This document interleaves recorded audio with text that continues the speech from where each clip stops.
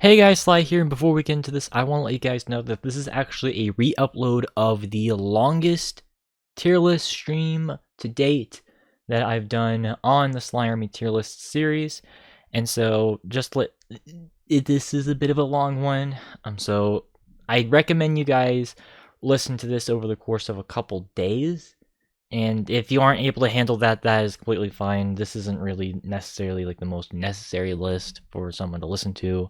I just wanted to talk about a bunch of games that I did play up until that point, because this was actually re-uploaded almost a year after this came out, because this came out of May 2022, and even then, this isn't even a complete list of what I played before then, because I remembered that I played other games such as Star Wars Empire at War and Medal of Honor Allied Assault, and so because of that, this list is a bit inaccurate, even compared to what I streamed a year ago.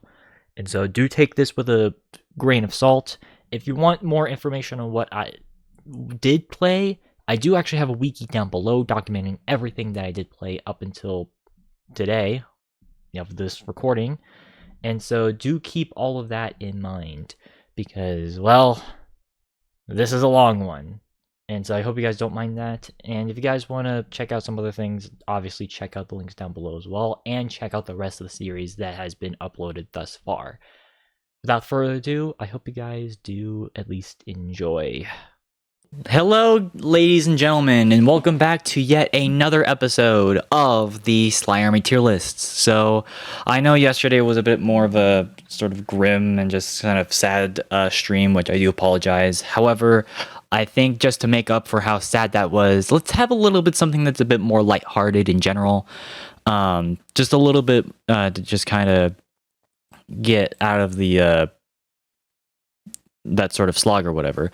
And we are doing another tier list. Unfortunately, it is not the Disney Channel tier list that we've been trying to hype up for a while, unfortunately, because scheduling was just kind of iffy for everyone. But instead of that, we have got an alternative. And this is actually a tier list that I originally actually wanted to do on my 10th anniversary for my YouTube channel. But I feel like if I were to do that, I could just redo that, when the time comes. But in terms of just how this is right now, and I completely forgot my new phone does not have Twitch on it. God damn it. Hold on, let me just make sure I do this. Sorry, it's just I'm trying to rush through this. But anyways, point being is that I decided that I am going to be ranking every single game that I actually remember playing on either YouTube or on Twitch. So, yeah, this is going to be an insane list. So, obviously, like I said, I was actually on YouTube before I moved over to Twitch. That's kind of where I did a lot of my content. And did a lot of, I guess you can call them hijinks or whatever. Actually, I'm going to turn that off because that's getting annoying. But yeah, basically, I originally started on YouTube on my channel, SlytheWarrior. For those who don't know, had that channel for at least a good 4.5 years before I switched over to Twitch in 2019. So that's where I got a lot of my experience when it comes to doing, content like this. And obviously, as a result, I have played a lot, and I mean a lot of video games, for both of my YouTube and my Twitch. Now, unfortunately, not all of my playthroughs for all the different games I played, I have saved, especially the ones that I had on Twitch originally, because I just, for whatever reason, I just wasn't thinking about saving them. So, which I guess I'll make just sort of a sub announcement is for all the games that I actually have played either on YouTube or on Twitch, but I didn't save, I will take the time to play through all of them again. So, on YouTube or on Twitch, but I didn't save. Okay, you guys can hear me. Okay. we get you, phone. We get you. But yeah, no. So yeah, no, that's pretty exciting, to be honest. With one exception, and obviously we'll talk about it when we get to that on the list. But yeah, no, I'm definitely excited about this personally because like a lot of these games I actually thoroughly enjoyed playing through, and it just sucks that you guys will never be able to see the original versions of those streams ever again. But that's why I'm actually considering redoing a lot of those streams and being able to actually save them this time. And hell, I might even upload them onto my YouTube, but that's a whole discussion that I'll have to have with a few other people that I know because of a few other things. But either way, this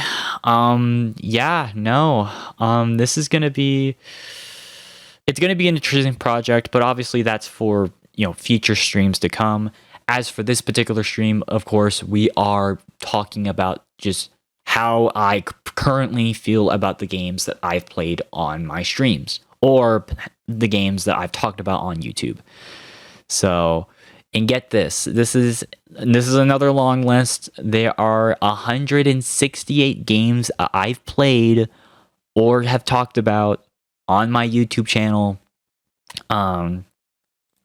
And like obviously showed gameplay because I feel like I don't know, but okay, let's just go over the rules first because I feel like there might be a few games where some people might be confused, being like, "Oh, why doesn't that count?" Let's go over the rules before we get into this. So, rule number 1. Source filmmaker. Well, yes, I use that actually pretty extensively in terms of both of my thumbnails as well as like my intros for a lot of my older videos on YouTube. That does not count as a game. It is a piece of software. There's a difference.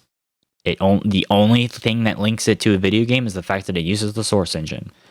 Everything else about it is just not a game. So that does not count. Number 2, games that I only explicitly talk about, but not actually show gameplay of, those don't count. So, for example, like the Souls series, I have talked about, a bunch of the Dark Souls games, but I've actually not played them on stream. Same thing with Sly Cooper 3. I have not played that game as of yet. Or, I'm sorry, I'm just trying to come up with something that I haven't played on stream yet. Sorry, I'm just trying to think right now. So it's the sequels, like basically just a bunch of sequels to games that I've played personally, but I've not played on Twitch or YouTube, i.e. Brothers in Arms 2 and 3. I did not play those on stream, but I will be ranking the first game. So that's just another example. It's got to be a game that I've explicitly played on stream. And again, if you see that shelf back there, I have a low-key just a shit ton of games, but I didn't play them on stream. So because of that, they will not count. That might be for a separate ranking of just games that I have just played overall, although that would be a long-ass list. But yeah, no, that will not count in terms of that. And then lastly, again,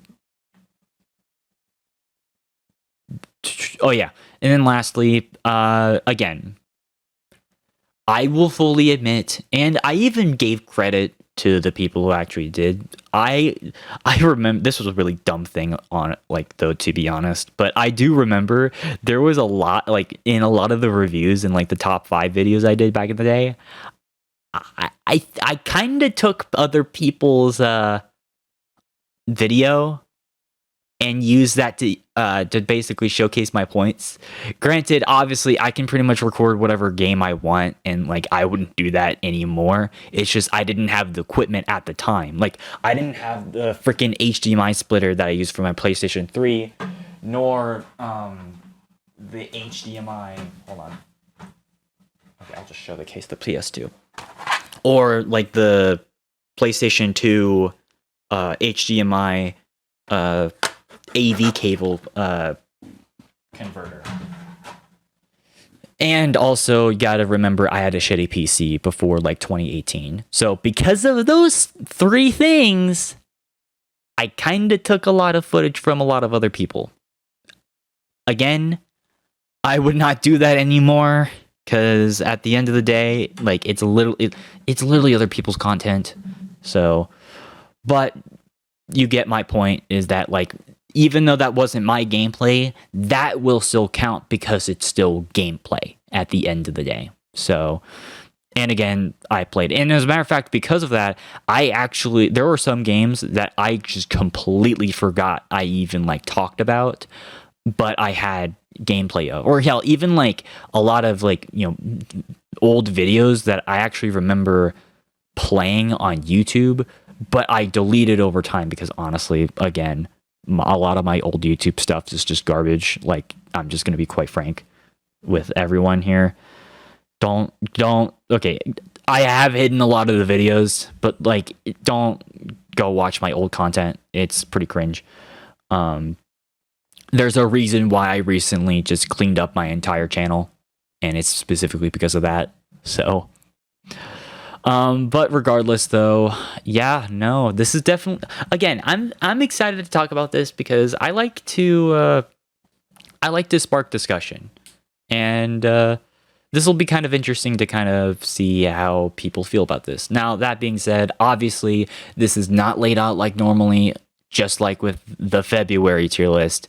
We've got 9 separate tierings, so we have the normal S, A, B, C, D, and F, but now we've got an average tier, so pretty much games where I really don't have an opinion. Like, I really just either don't really know how I feel about the game, or basically games where I just kind of feel like it's just average, you know, just flat. And then you've got games that are my favorite games of all time, or some of my favorite games of all time, God tier. That should be pretty obvious which games those will be in. But those are, in my opinion, just the best games and my favorite games that I played on stream or on YouTube. And then, of course, to take it away with the melon head, we've got it's not good tier. So, yeah, no, there are, granted, there's actually not a lot of games on this list that I would put in the not good tier list, or even the F tier, because I try to, like, play games that I know I would like. I rarely try to play games that I just either know suck or I just have a feeling they would be really bad. Because guess what? I like to have a really good catalog of games. So, as a result, I'm pretty stingy with the type of games that I play. So, but regardless, oh god, this is gonna be another long list. So grab some popcorn if you guys haven't already, because yeah, it's gonna be a bit of a doozy.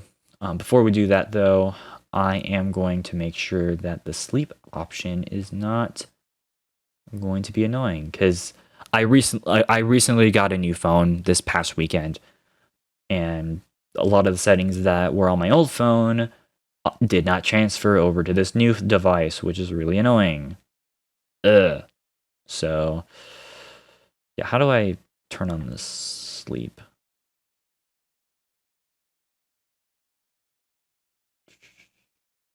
Is it under brightness? Sorry. Again, I just want to make sure that, like, I can actually see on multiple fronts, because I won't be able to, like, fully look at what happens on Twitch or whatever.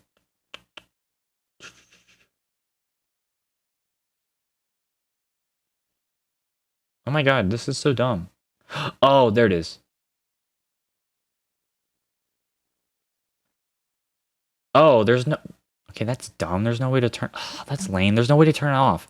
Okay, whatever. It's fine. Wait, is it still working? Hold on. I just want to check this. Okay, yeah, we're working. All right. So, I think...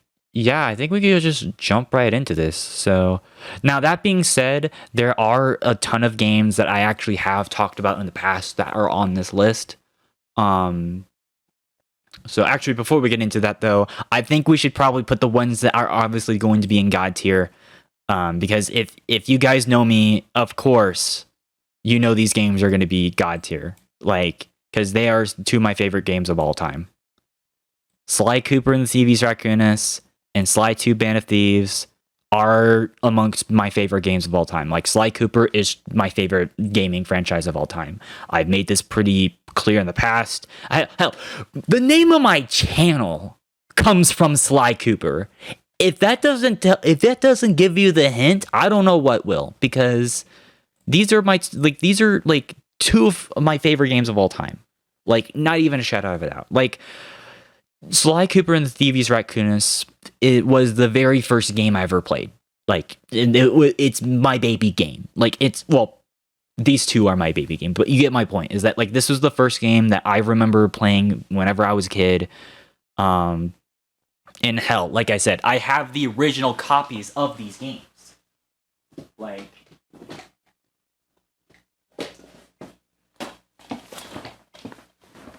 this is the same exact copy of Sly Cooper that I played whenever we originally got the PlayStation 2. This changed me as a human being. Without this game, I don't know where I would be, because this proved to me that not only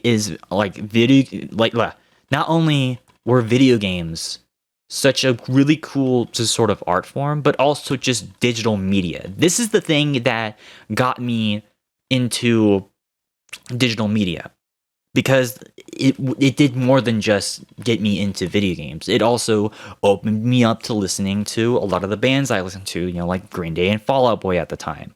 And then obviously, and it was partially because of the soundtrack as well, because the soundtrack is pretty badass in this game. But also, even like animated shows and like cartoons and stuff, because if you guys remember, whenever we did the stream back in 2020, it had like a comic book style of, like cutscenes, and that kind of reminded me, like, that was kind of also paying homage to, like Saturday morning cartoons, not to the extent that Sly 4 would do it, but it still kind of, had that vibe. And because of that, it got me into a lot of the shows that I would listen to, or not listen to, like I would watch. Like, ironically enough, without this, I would not like, I probably would have a completely different opinion on bands like Fall Out Boy and Green Day, but also even shows like Samurai Jack and Avatar: The Last Airbender, and even My Life as a Teenage Robot, which is, of course, those last two examples are amongst two of my favorite animated shows of all time. And I have to give credit where credit is due for this game introducing me to a lot of that stuff. And it holds a lot of memories to me, even though I will admit it is a flawed game. Like, anyone who says that this game is a perfect game is being dishonest, because going back and playing Vicious Voodoo, those levels just have not aged well, unfortunately, especially that really corny Miss Ruby boss fight and that terrible fucking swamp speeder level where you have to use the flamethrower to get the tiki torches. Like, that level is dumb. Like, and again, I love this game, but that part did kind of ruin it, especially whenever I did the actual like playthrough that 2 Septembers ago. But no matter what, though, the pros heavily outweigh the cons with this game. Now, as for Sly 2 Band of Thieves, this is my favorite game of all time. Like, there is not a single game that I have played that has impacted, like, Sly 1 obviously was the game that made me who I am, but this is the game that basically was basically the game that solidified that. And as a result, I have to respect this game. So, and quite frankly, I can't think of anything off the top of my head that is fundamentally wrong with this game. Like, there is no single aspect of this game that I would say is bad. The only thing is probably the last, like, the operation for episode 7 of Menace of the North. There were some kind of awkward moments, but again, those moments are super quick and like they aren't really that big of a deal, especially in comparison to the rest of the game. And this game is so damn good. Like, the combat, it works perfectly. You know, the enemies, while yes, it's a bit on the easy side, if you're a kid, it offers a really great challenge. It has a really engaging narrative. And it has a lot of social commentary on just a lot of aspects about police work, and that is something that I have to give credit where credit is due with this game.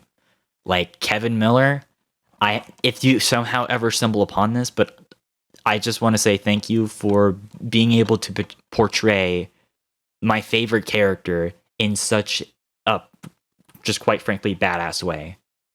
Because honestly, this game, like Sly 2 Band of Thieves, will always be in my heart as being my favorite game of all time. Like, there has been some games that have gotten really close to being able to take this over, but none of them have been able to capture that magic.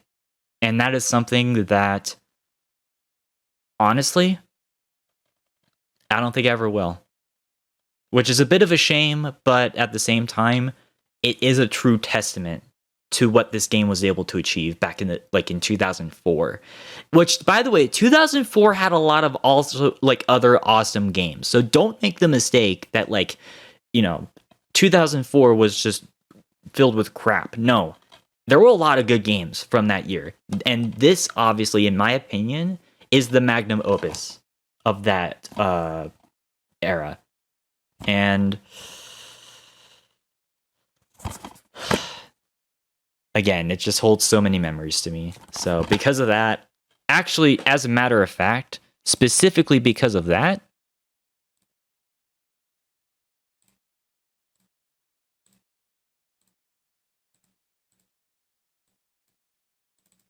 I'm gonna add a row specifically for for Sly, because this one is just the GOAT. So, and I swear to God, I will force Izzy to play these two games, because I'm still upset with that stupid fucking phrase he said, where he's like, because yeah, back in like February, he was like, "Oh, I've never played a Slykeeper game in my life," and I made fun of him for the past 3 months because of that. And damn, so if you're watching this, Izzy, I'm just doing that out of love. But anyways, so let's just kind of move on from that. I'm just trying to exemplify to you guys, though, that is my favorite game of all time. And nothing will take away. Like, no other game will take away from that. So, that being said, though, there's a lot of other games that we have to go through. Again, a lot of games we've actually have talked about plenty of times before, specifically in our Call of Duty, Battlefield, Total War, and our top 100 FPS games tier lists. If you want my opinions more or less like on those games, just watch those tier lists. I'm not really going to, go in depth too much for this list, specifically because I've already talked about a lot of these games in the past. So do keep that in mind. So because of that, I think we'll just move on to actually, you know what? Let's just go over the Call of Duty games that I've played, because it's just going to be most of it is just going to be the same that I've talked about in that tier list. So Call of Duty 2, this game's an A-tier game. It's the best out of the original trilogy. I think that it is a game that is a flawed game, but there's so many more pros that outweigh the cons, and it's at least an experience that if you want to get into an older Call of Duty, pre-Call of Duty 4, I recommend. So, as for Call of Duty 3, though, not so much. This game is extremely glitchy. There's a really weird, stupid, like, flare glitch involving with like weapons like the MP40 and like a bunch of other, metallic based weapons. It looks really bad. And just quite frankly, a lot of the characters were just not memorable. The fact that there are defenders of this game is actually kind of annoying, because it's like, dude, this game is just objectively bad, even for the time. Like, compare this game to Call of Duty 2, it's like night and day. Don't play this game. Like, sorry, just don't. So, not before I actually move on, I just want to address, these were games I played, like, I actually did top 5s on my old channel, so that's why they count. So and I will just let everyone know where some of these games come from. If you guys don't remember watching them on my Twitch, they are most likely from YouTube. So anyways, Call of Duty 4, I actually have changed my mind a little bit on this game, and it's specifically because of my most recent playthrough on this game. It's still a high tier, but I'm going to put it in A tier. The thing is that it is a solid game, and for its time, it was actually pretty innovative, especially in the multiplayer department. But the campaign really doesn't have a story. Like, there's a general story that plays through, but like not nearly as much as there is in Modern Warfare 2 or 3, and obviously the new game that came out. So because of that, and also just the stupid glitches on the PlayStation 3 version, like, that was inexcusable. Like, the fact that, like, every time I play All Gillied Up, the mission that is the most popular out of this game, by the way, the fact that that mission keeps getting glitched every time I play it pisses me off. And as a result, I can't put it in S tier anymore. I will still put it in A tier because of what it represents, and the fact that, it still can be fun playing it. And also, even though I'm not counting Modern Warfare Remastered in this, mainly just because it's mostly the same game, except multiplayer has like new weapons.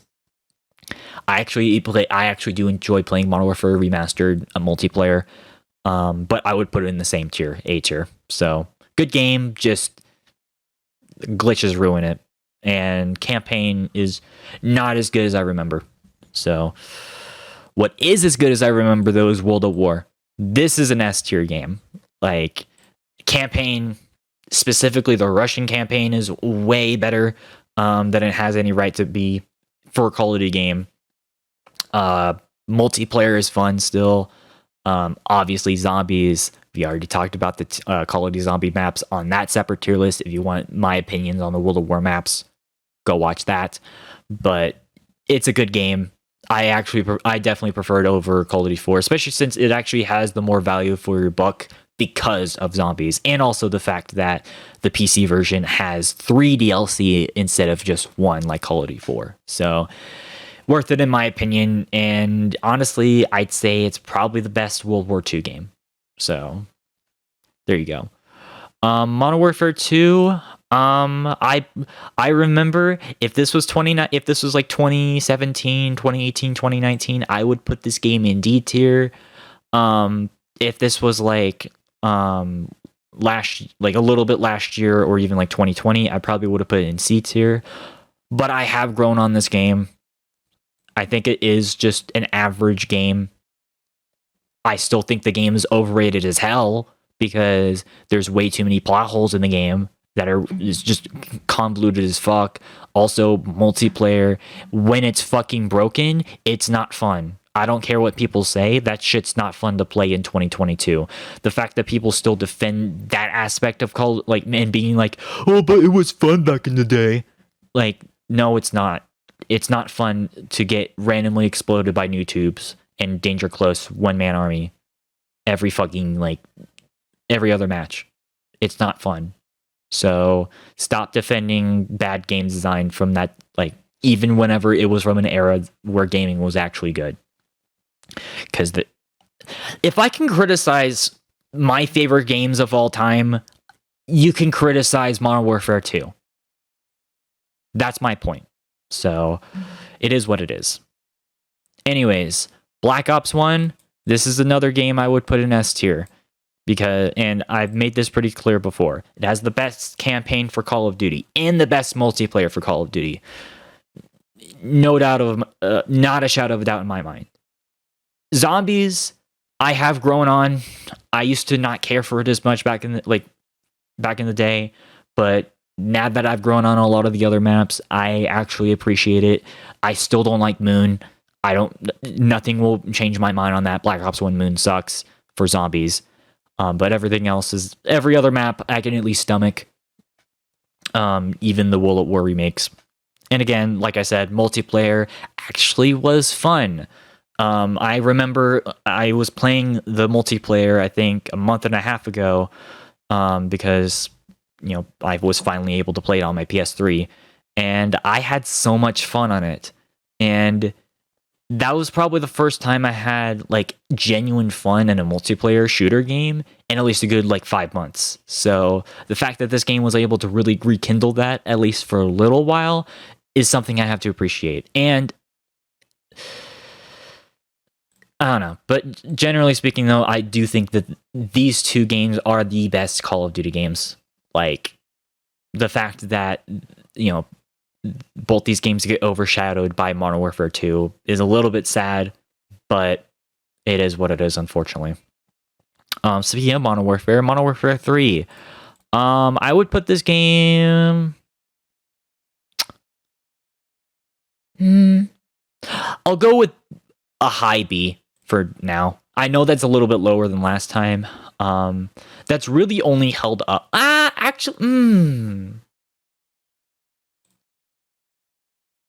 Okay, I'll leave it at B. Because, yes, I like it more than Modern Warfare 2. Because in terms of its multiplayer, I actually enjoy it way more.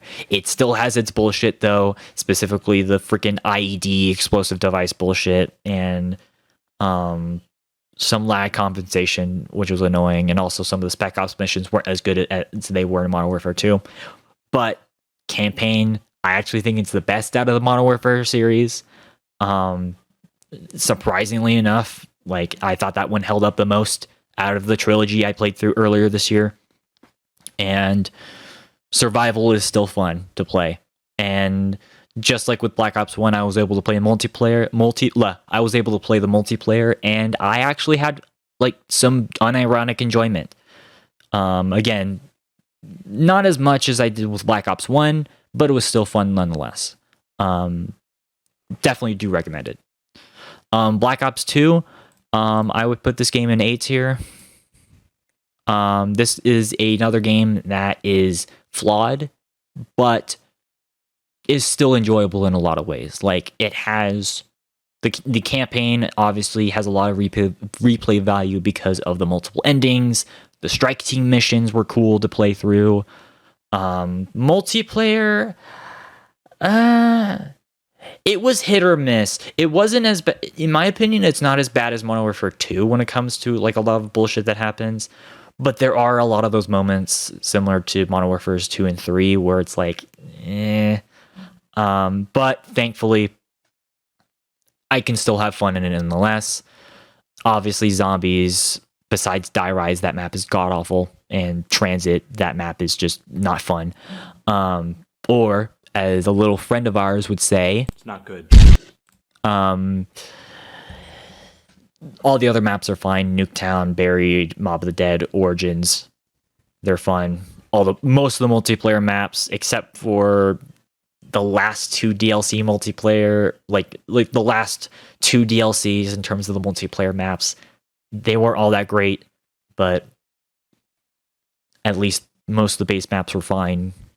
In like the first two DLCs in terms of multiplayer was good. So overall, do recommend this one. Ghosts, D tier. This game is just not really that fun to play through. Campaign is a slog. It's just a slog to play through.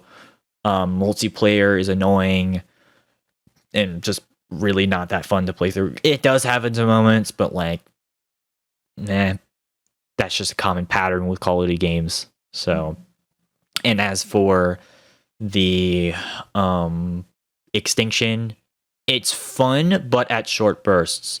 Unlike zombies, it's just not as fun. And because it's more Left 4 Dead style as opposed to the horde based style. obviously because of my feelings about Left 4 Dead, I'm just kind of sick and tired of it. So, which I know that kind of reveals what my opinions are about that in a little bit, but it is what it is.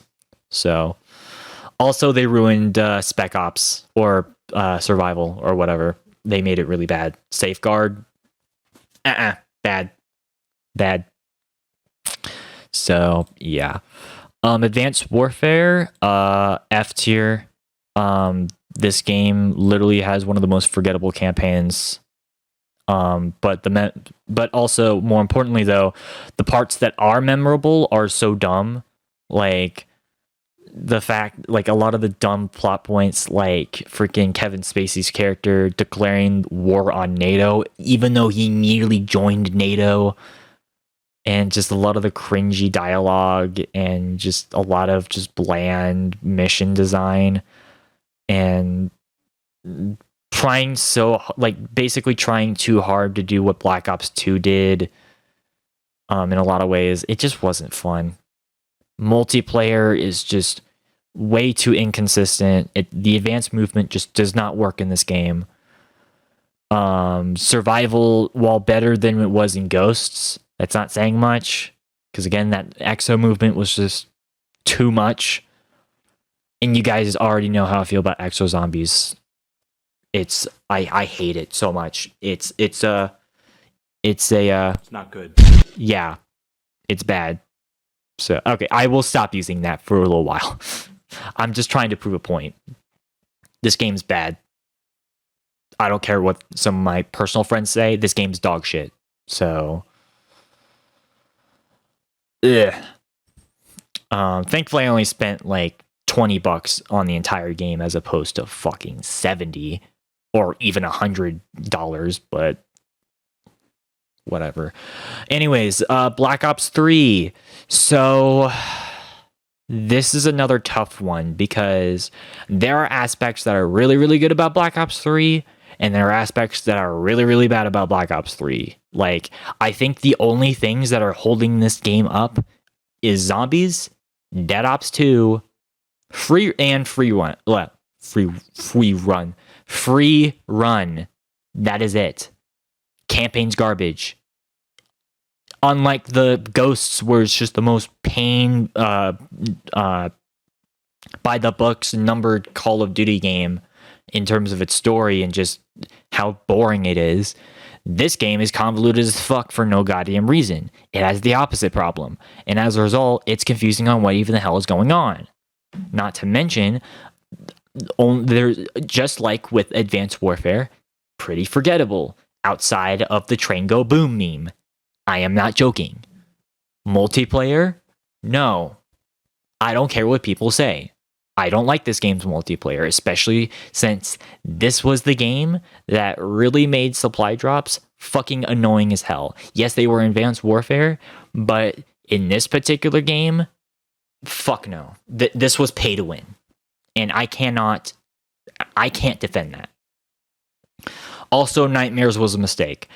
So because of that, but again, zombies is what really holds it up, and zombies is really damn good in this game, especially with customs on PC. So, which, you know what? Just for the hell of it, I am actually going. You know what? Fuck it.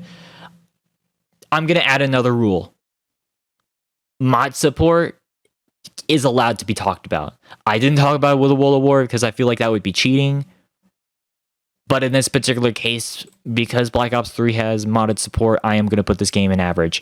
I would have put it, if it did not have that mod support, and if it didn't have Zombies Chronicles, this game would be like easy D tier, maybe even F. It's that bad. Like those two aspects, campaign and multiplayer, are that bad. So whatever, let's move on. Infinite Warfare. Surprisingly, same tiering.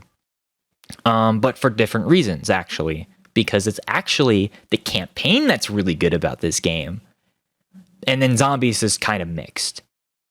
Multiplayer is still trash, but it's at least more tolerable than Black Ops 3 because you're able to unlock everything, and also they actually have the ability to turn off the freaking jetpack stuff. Thank the gods, but it's still not fun to play through. And again, zombies is hit or miss. I only really like 2 of the maps in this game, and it's not even 2 of the maps that a lot of people like, i.e. Raven of the Redwoods and Shaolin Shuffle. I know those aren't popular maps, especially Shaolin, but I'm sick and tired of playing 80s nostalgia bait Spaceland. I'm sick and tired of that. Again, go watch my zombies tier list for that. So, but yeah, overall though, I'd say it's just an average game overall. So, World War II. So, this is the game that really got me into live streaming. I streamed this a lot when it came out, whenever I was on my YouTube channel before I did Twitch. But I will admit, this game, okay. I don't love this game as much as I used to, but I'm still going to put this game in B tier because multiplayer did just enough for me to where I can still at least respect it. Campaign, don't even bother with. It's an average by the books Call of Duty campaign. If you guys seen my playthrough of it back this past February, you know exactly what I mean. It's pretty by the books. And then in terms of zombies, it is pretty hit or miss in this game. I'm a bit more positive than most people about this in terms of zombies in this game more than most, because I actually do like the Final Reich. I do like the Shattered Throne. And I don't completely hate that one map. I can't think of it off the top of my head. Darkest Shore. And Grossenhaus was a nice, fun distraction of a map. Tortured Path was really fucking stupid. And the Frozen Dawn was a complete waste of a map. So, though I will take it over Exo Zombies. I can't stand Exo Zombies, but whatever. That is a whole other, well, we just talked about it, so like you know my take on that. And again, though, multiplayer actually had some fun moments, especially when it came to the war game mode. I really liked this version of war in Call of Duty. Yeah, it was basically sort of like Operations or Rush from Battlefield, but like in a smaller scale, but at least something. And also, I had way more fun in this game than I did in any of the past 4 Call of Duty games that were released, which we'll get into a little bit. So that's at least worth something. And also just a lot of the, free customization that they did with this game. The way that they handled unlocking weapons, I thought was way more reasonable than in the other Call of Duty games that came before this. So because of that, I do have to respect it. But I do recognize that in terms of Call of Duty games, it's not the best. So that I do hold a candle for. So, but whatever. That being said, I'm going to move on to the last Call of Duty games, and then I'll start reading comments, because I'm sorry, I see some people in comments. So, Black Ops 4. D tier. If you know, you know. And God, okay, this one is actually a bit more of a sad story, because I remember whenever I actually did a review on this game when it came out back in 2018. And my God, my opinion on this game has changed significantly after I did that review, because I made a huge I fucked up with that review. I dearly fucked up. I gave that game, I think I gave this game like a 7 out of 10 or something like that. I would probably give this game like a 4, maybe even a 3, because okay, first off, I don't like Blackout. I don't like Battle Royale. I'm sick and tired of it. And because of that, that's already 1/3 of the game that I'm not even going to bother with. Second thing is multiplayer. while it was better than Black Ops 3 and Infinite Warfare, I will give it that. It just did not have enough content at launch, and it just did not have it didn't have enough content throughout the entire life cycle for me to go back into it. They focused way too many resources on their one-time battle royale that they didn't even expand upon. They just completely replaced it with Warzone. And as a result, this game paid the price in multiplayer. And then you get to zombies, where it also paid the price, where, quite frankly, I hate the fucking move. I hate the mechanics that they changed in this game. I hate a lot of the, just quite frankly, just a lot of the bullshit that they decided to do with the story and like the level design, and just how they completely nerfed everything across the board. It was just not fun for me, at least, other than 9 and Ancient Evil. And Classified. Those are the only 3 maps that I actually will say that I genuinely liked. That's only that's 3 out of 8 maps. That is not a good ratio. And because of that, I really don't like this game. And again, I'm even getting sick and tired of playing 9, because that's the only map that people fucking play, and I'm sick and tired of playing that map. I'd rather play any other map on any of the games that I talked about, except for like Die Rise and fucking like any Treyarch game other than fucking Die Rise and Transit, over like 9, if I'm gonna be honest. Like, I'm sick and tired of playing that map. It's not a bad map, I'm just tired of playing it. So, but you get my point, is as a packet. Oh, and also that stupid like not campaign where it was just a series of tutorials. No, bad, really bad. The fact that even got past the quality insurance thing is just sad, because that like it was, that should have been just completely scrapped. So I don't like Black Ops 4. And the fact that this was this was the very first game I've ever pre-ordered, by the way. I never pre-order. This is the one of the 2 exceptions that I pre-ordered, and this was bad, at least for me. So overall, I don't like this game. So, no. Modern Warfare 2019. So,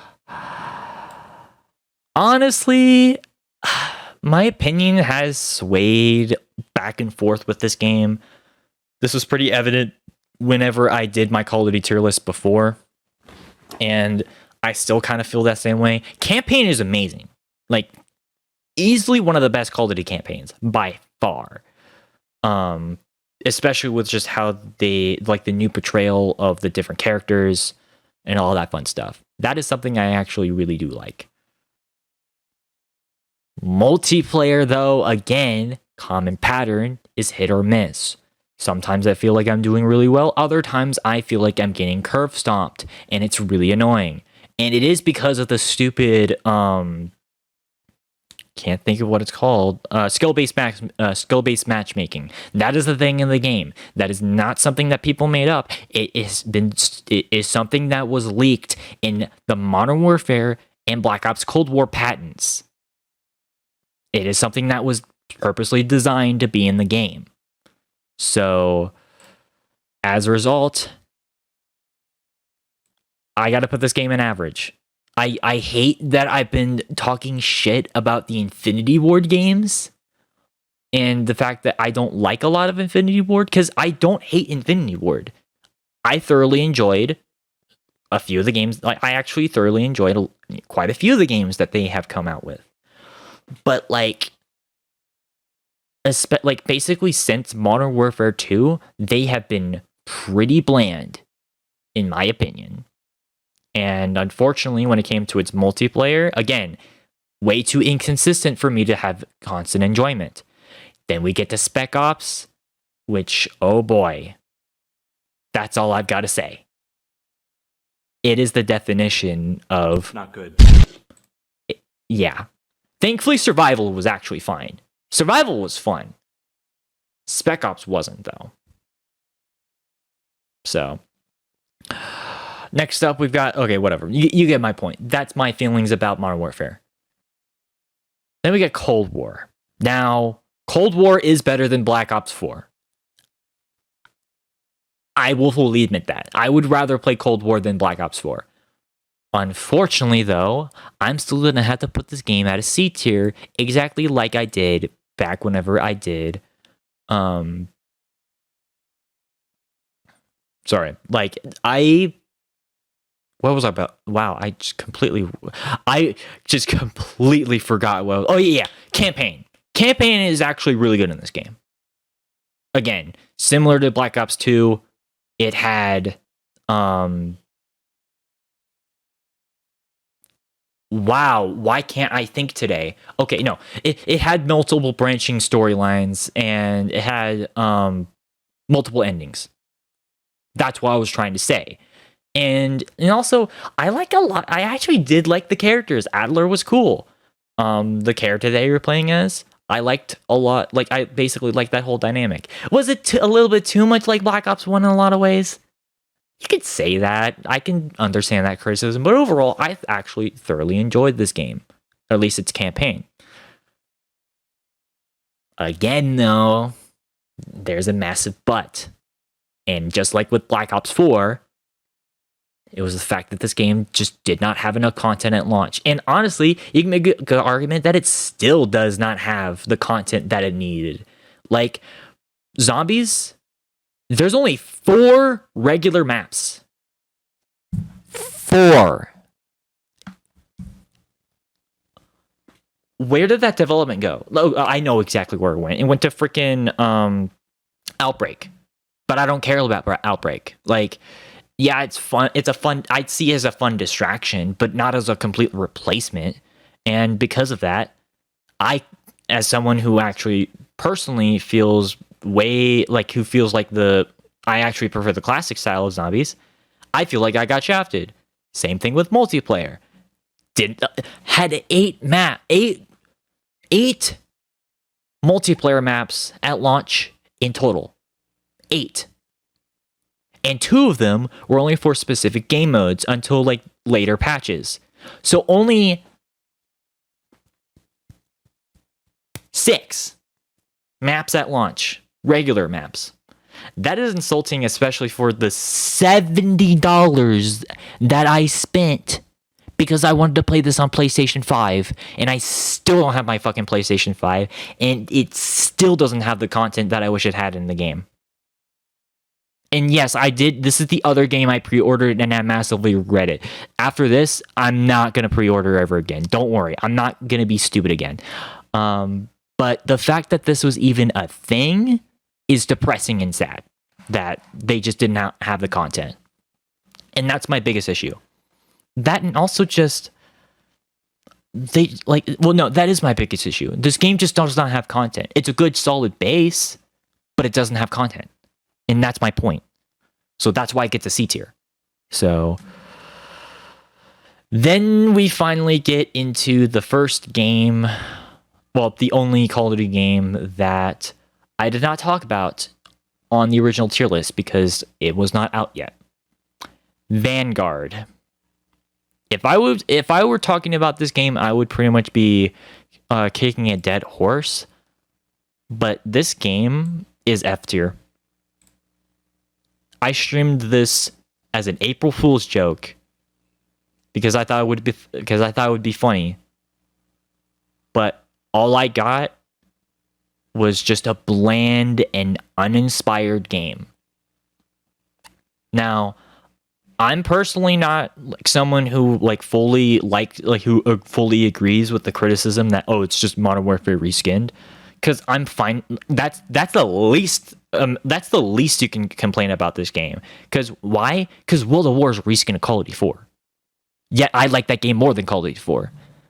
But why is Vanguard F tier? It's because there's nothing new with the game. Progression is way too fucking off. I.e., having no incentive to really play the game. And the fact that there's a lot of moments that just take you out of the game. And like, as in like, it does not feel like a World War II game. Like, and granted, a lot of people would probably give you 1,000 reasons why, some of which are actually kind of justified. Others I actually don't agree with at all. But my whole point with this game is just there's literally like tons of way better World War II games to play. Don't buy this game. It's not worth it. Granted, I didn't play like the campaign, yet that campaign looks garbage. Like absolutely dog shit. And I refuse to play that campaign. Like, unless if someone gives me $60 in a donation, I'm not spending money, or $70 or whatever. I'm not spending money to get Vanguard and playing that damn campaign. You have to give me money in order for me to play that campaign. I'm not playing it because it's bad. It looks bad. And Zombies, from what I can tell, is even more lazy than they were with Cold War.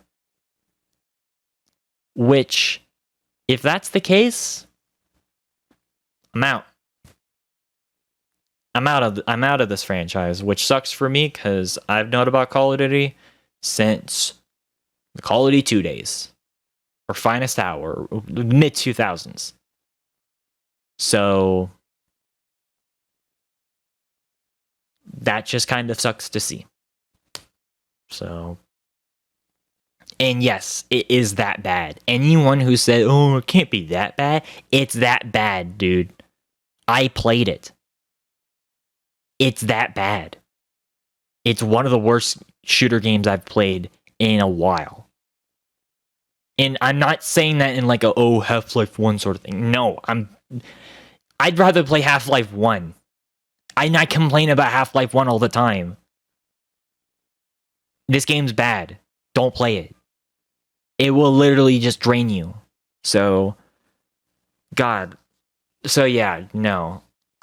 Don't play this game. It's not fun. So, that being said, yeah, that's kind of a mostly updated version of my feelings about Call of Duty games. Before I move on, I'm going to read the comments. So, yeah, I saw that for Infinite Warfare. I don't know. Yeah, it's classified as fun on Black Ops 4, but it is what it is. And no, that is not B tier, that is S tier for where World at War and Black Ops 1 is. God tier is above that. And then GOAT is above that. So that's how that works. But anyways, yeah, no, that's how I feel about the Call of Duty games I have streamed and talked about on my channels. So let's move on to Battlefield so that we can get that out of the way. Battlefield 2, S tier. And honestly, I low-key kind of want to put this game in God tier because this has become one of my favorite games of all time. I really like Battlefield 2. Yeah, it's really dated in a lot of ways, but that's kind of the charm with it, is that it feels like it is of its time, but that time period is just what I love. You know, the mid 2000s had so many good games, and this is no exception. 2005, and it's just such a good raw experience in order for like a multiplayer game, and it had bots, which is awesome to play around with. Now, granted, in terms of me being able to play with mods for this game, I actually haven't really tried it out yet, but there are a few mods that I actually have found that I would love to play with for this game. Especially with like the bot support, because this is one of the games that actually does have bot support, and which is awesome, by the way. More games should have that. But yeah, no, to me, that would just be so much. That would be so cool for me to play. Because, oh my god, that would just be so much fun. But overall, though, I do recommend Battlefield 2. Even if you have to do a lot of workarounds in order to play online, it's still fun playing online. So, because there's still at least 2 active servers that I know, one for North American servers and one for European servers. So you're pretty much good to go in either region. So, and yeah, it's definitely a fun experience. So, yeah. Unfortunately though, we're not talking, the next game that we're going to be talking about is not 2142 because I only showed trailer footage of that game and not actual full-on gameplay. So unfortunately, we're going to have to skip to Bad Company 1, which is a game that I still do not like. Need I say more? Need I say more from what I said and talked about from the stream that I did 2 months ago, 2.5 months ago, 3 months ago, whenever the fuck I played this game? This is the example of a game that has aged poorly. And unlike Battlefield 2, where it is a dated game, but you can still have fun with it, this is an example of a game that you cannot have fun with. Campaign, too much of a slog. Writing is cringe at best and dog shit at worst. Multiplayer, you can't even play multiplayer anymore. And if you can, good luck trying to find a match that has more than like 4 people in it. But even from before that, I remember not really enjoying the multiplayer because of how wonky the hit detection is. And even worse, it's just how clunky and just a lot of the dumb design decisions that they did. And just lazily just remaking like half their maps with the same exact layouts as maps from 2142, but more condensed. Need I say more about this game? Like, I don't even need, like, do I need to say anything? I might actually put this shit in F. Actually, you know what? I'm gonna put this shit in F tier. Because that's the one thing that insulted me is the fact that they just lazily just reused layouts from 2142 maps. So bad company. Bad. So okay, in all seriousness, if you like the game, that's fine. You can obviously like whatever you want, which is something I forgot to mention at the beginning of the stream. If you guys actually enjoy the games I don't like, good for you. Matter of fact, go ahead and like them. I will just not bother playing this game ever again after my stream. I will still have it in my collection because I like having a collection of games. Especially games that are console exclusive, which that's another thing about this game that was insulting. The fact that this was a console-only game. You could not play this on PC. This was like one of the first... No. This was the second Battlefield game that was exclusive to consoles. And it's not fun. Need I say more? Anyways, let's move on. Bad Company 2.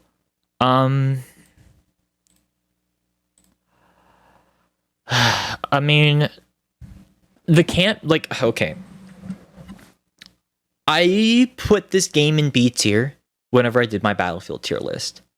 However, considering what I had to go through on my PS3, I have to put this game in average.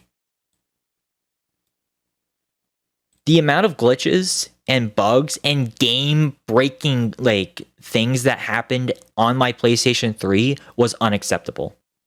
Especially for a game from 2010. Like, by that point, you'd think there'd be quality insurance, but no. Dude, you saw my stream. I had 2 hard crashes on my goddamn console. I had to restart everything and shit. You saw it on the damn stream. If something like that happens, that's not on me. That's on the damn game. And also, again, just playing this game, like, multiplayer is really inconsistent. Sometimes you can actually have really fun moments in this. Other times, you will be sweating your fucking ball, like, you'd be sweating your full thing off. Because it's like, bruh. So as a result, this is an example of a Battlefield game that it does have a certain appeal, and while I actually understand it, it's just not for me. So, I'm sorry. Battlefield 4, though, that's a game for me. Although I think the objective place would probably be A tier instead of S tier. I put it in S tier in our first tier list, like in the Battlefield tier list. I think I probably put it in A tier, similar to Call of Duty 4, specifically because of the fact that the campaign is the thing that kind of holds this game away. It's better than Battlefield 3's campaign, admittedly, as there are more memorable moments, but just it kind of just feels worthless to play after a while. And also just the fact that it almost predicted World War III happening in 2020, because the game takes place in 2020, and yeah, that aged almost pretty well, I know. And again, a part of this is also just the fact that I'm just sick and tired of playing Battlefield or just multiplayer PvP games personally. And so the appeal for me is just not nearly as it was like 2 years ago for me. Don't get me wrong. This is another game that I streamed a lot, and I'm proud of that. Because Battlefield 4 fucking slaps. I just don't play it anymore because I just don't care anymore. So that's my updated opinion on that. Hardline, though, I mean, it's an average game. It's really not that bad. The only thing bad about the game was, funny enough, some of certain game modes as well as the campaign. But the campaign is enjoyably bad, which is something that you don't see a lot of in a lot of games. And I love that. So, but unfortunately, though, there are some like esports wannabe game modes that are really dumb in this game, unfortunately, and they do kind of ruin the experience. So, as a result, I'm just going to put an average. It's not the worst Battlefield game like some people would make it out to be, but it's whatever. And unfortunately, this is going to be a hot take, but Battlefield 1, C tier. Though I think I'd rather play it over Cold War. This game suffers from the same exact issues. Not enough content to justify the price, especially with how long they took to release the DLC in comparison to Battlefields 3 and 4. It is insulting that they took like 5-6 months to release content for this game. Like, dude, like you're where's the fucking content? Like, stop like delaying this shit. Granted, I know exactly why, which we'll get into that reason later. But in terms of comparing this game to other Battlefield games, it just doesn't hold up to the same candle.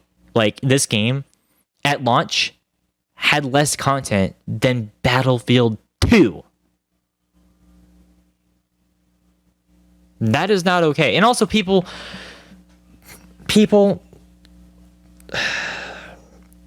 as granted, I am someone who actually would rather have a game work before, like, I would rather have a game get fixed later than never get fixed. But at the same time, this is an example of a game where it should have been fixed at launch in the first place. Because people forget how many bugs and glitches there were whenever this game came out. Like, especially involving the fucking blimp and horses flying around and, like, the hit detection being wonky. Like, people forget that. And this game had a lot of that when it was first launched. And some of those problems still pertain in this game. So, as a result, yeah, I have to put this game in C tier. Granted, if you would have asked me back in 2017 how I would feel about this game, I would put this game in like A tier.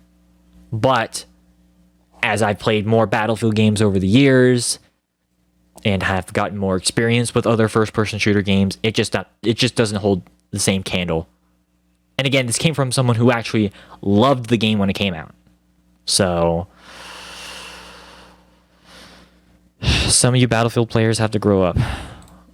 And I'm saying that out of love. Anyways, Battlefield 5.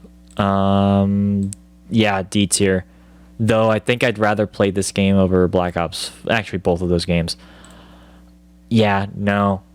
This game, just similar to Ghosts. Well, no, similar to Black Ops 4. And similar to Battlefield 1 and Cold War, did not have the content that it needed at launch. And it still does not have the content that I wish it had. Like, this game is just so empty and void of just content. That, not only that, but also that whole battle royale thing that they tried doing with Fireteam Bravo, that was or Fireteam or whatever the fuck it was, that was a bad idea. Shouldn't have done it in the first place. The fact that they had to release certain parts of the campaign for DLC was insulting. And while I actually didn't hate the co-op, the cooperative mode, because it was basically kind of like a Spec Ops for Battlefield. It was actually, that was probably the thing that I enjoyed the most, ironically enough. Unfortunately, not a lot of people cared about it, and as a result, can't really play in like a full lobby anymore. So, but yeah, no, Battlefield 5, I really don't like. And similar to Vanguard, it just has an identity crisis where it just doesn't feel like a World War II game. As a matter of fact, it just feels like Battlefield 1.5, because that's literally what the game is. It feels nearly identical, except for the fact that there's more assault rifles than there are SMGs. So, it is what it is. Actually, so yeah, that's all the Battlefield games and my update on all of those. But before we continue, I am going to get a drink because my throat is already hurting, so I'll be back. Yeah, I decided to get multiple drinks this time because... God, my throat. Oh, wait, hold on. Okay. Alright, next up, we're going to talk about the Total War games that I've streamed or played on my YouTube channel. And again, I'm just going to skim through these because I've talked about them plenty of times in the past. Medieval 2 Total War, God tier. I love this game so much. Like, if there was a tier above... Okay, well, there's a tier above it, but like, honestly, this is one of my favorite games of all time. I love playing through the campaigns. I like the Grand Campaign map. The battles, while they can feel a bit dragged on, it is a bit more on the realistic side since this is, the Middle Ages. That's just kind of how combat worked. And I just love being able to just sort of see a lot of those battles, especially that one battle I remember doing back in 2019 with a group of players. That was really fun to comment on, like do a lot of commentary on. So that was pretty fun. And again, the modding scene for this game makes this game even better than it already was at launch, especially when you consider the fact that this game's expansions, the Kingdoms expansion, which added 4 campaigns instead of just one new one. It was so much fun being able to play through all those except for the Teutonic one. I don't know. I never cared for the Teutonic. Well, okay. Crusader one was my favorite Kingdoms expansion campaign. I feel like either Teutonics or Britannia was probably my least favorite. But Americas was fun. And again, if you want to count the modding scene, this game was made even better as a result. And because of that, I love this game so much. So, again, shout out to Medieval 2 Total War. If you guys haven't played it, I highly recommend it. It is a grand strategy game, though, as well as like a... I don't want to call it an art. It's like a hybrid between like a grand strategy and quasi RTS. I don't know. Look up footage. Look up footage for the game if you're interested. I like it. It's such a damn shame that it's a 16-year-old game though. God, that makes me feel old. Anyways, next up, Empire Total War. I'll put this game in C tier. It's not the worst game. As a matter of fact, I actually prefer this over Napoleon. I hate Napoleon Total War. But with this game, like, the campaign, it actually is kind of cool because unlike most other Total War games, the campaign has different like theaters of war that you're able to go through, as well as like small like different trade routes that you're able to send your ships in and do that, because this takes place during colonial times, 18th century. So like American Revolution, War of Austria Secession, Great Northern War, that sort of stuff. It takes place during that time period, and because of that, you rely more on, even more so on like colonial imperial like empire building rather than just expanding just your influence. Okay, let me rephrase that. Like, it's more about this one's okay. No, it's actually the reverse. Whereas most Total War games, you're more about expanding your actual physical territory. This one is more about just expanding your influence. And in concept, I actually do appreciate that. The biggest problem, though, is the AI is really dumb on the campaign. So it makes it really easy for you to cheese it, especially since I'm pretty sure you can beat this game in like 5 turns if you're playing as like Great Britain, which is just, or like the UK, which is like super funny to me that they did not play like that. Creative Assembly and Sega did not play test that, but whatever. It's a thing in the game. Unfortunately, though, what does really hold this game down is unfortunately ground battles. AI might be really dumb, but in a funny way in the campaign. But in when it comes to like the actual battles themselves, they're dumb, but in a more annoying way, and I hate it. So because of that, it kind of balances out to a C tier. So again, and also Warpath campaign, it was a fun distraction, but overall though, not a great game. But honestly though, hot take, I'd rather play this than either of these two games, so like I'll at least put it in C tier. But like, man, if you want to take this game and actually play it seriously, download this mod called Darth Mod. It basically improves the AI. So that's my recommendation, at least. Thankfully, we don't have to talk about Napoleon Total War, because we get to talk about Shogun. And this game is an A tier game. Yeah, A tier. Or is it S tier? I think it's A tier for now. Sure, it's got its problems. In terms of AI pathfinding, like, granted, every Total War game has AI pathfinding issues, even in Medieval 2. But in this particular case, like, this was honestly, like, you can make a good case, though, that this is, like, the least buggiest game out of all the Total War games, which is something that you gotta commend Creative Assembly for. And that's something that I at least appreciate. And by the way, I'm not counting, like, okay, well, Fall of the Samurai and Rise of the Samurai are pretty much a part of this game, so I'm gonna throw those 2 expansions in here as well, and they are really fun to play, especially Fall of the Samurai. I highly recommend that, as well as like all the unit packs, which unfortunately, that is the main reason why I probably will put this game in A tier instead of S tier. It's because this was the first game that really technically Empire, Napoleon was technically the first game that really nickel and dimed you when it came to units, but this was the first game where it nickel and dimed you for factions.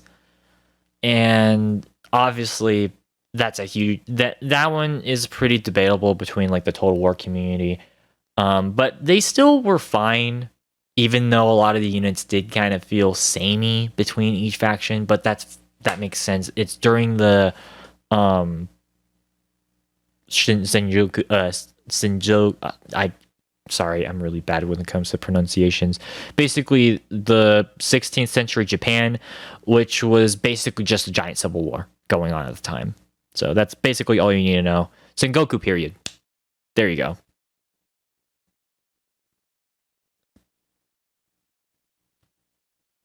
Yes, Sengoku period. Which is something that is actually kind of cool, especially since that's not really focused a lot, at least in Western schools. So, as I grew up in, schools in, what's called the West, it's kind of cool to be able to see at least a part of Japanese history that isn't really talked about a lot in, the classes that I was in for like school and stuff. So, but overall though, um, good game. Definitely good game.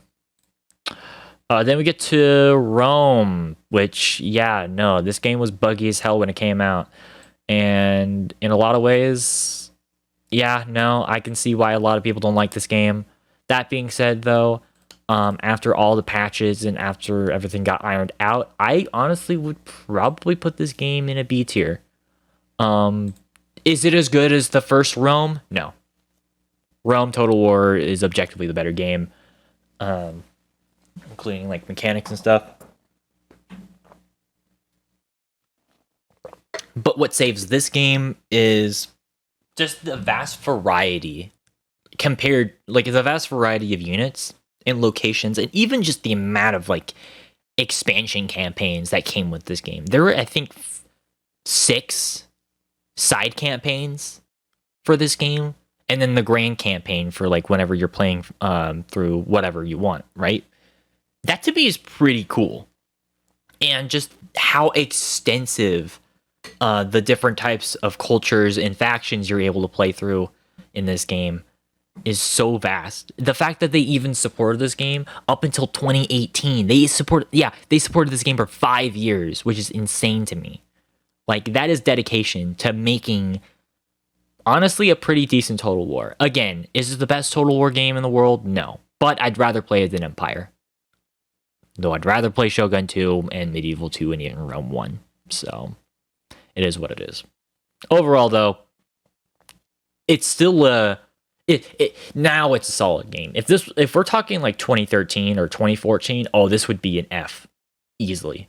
But after all the patches and all that stuff, fun stuff was around, it's a solid B tier. Though again, it should have been like that when it first came out. So don't make it seem like I'm just making excuses for the game. So, yeah. And then finally, we get Total War. Oh, no. We get Attila next. That's right. So, Attila. I would put this game in B tier as well. But I think I'd rather play this over Rome 2. Because, why do I say that?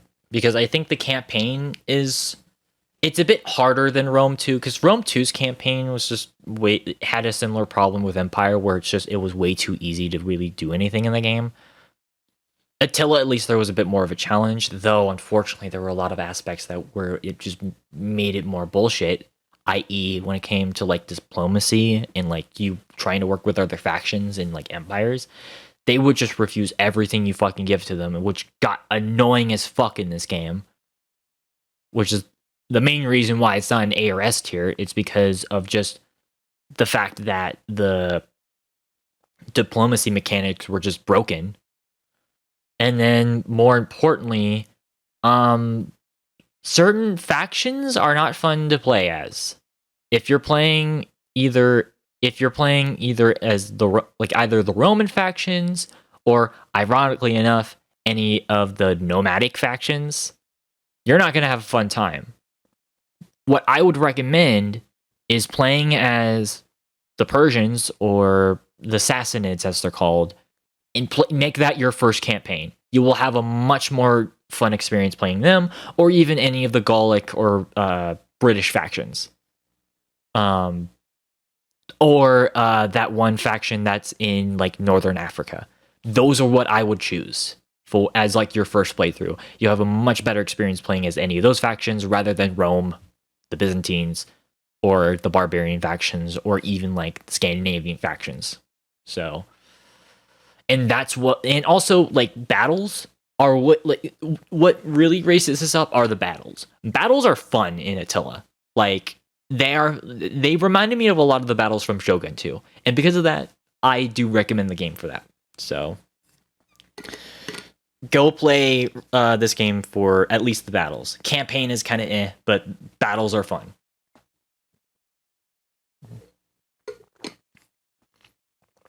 And then finally, we get to Total War Warhammer 2.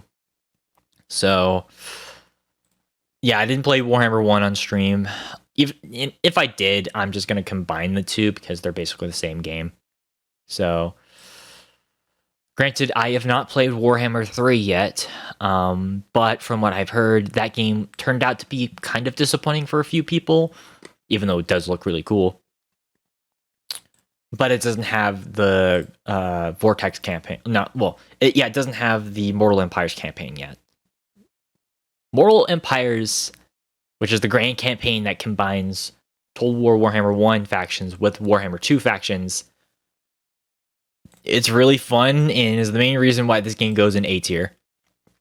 Like, oh my god.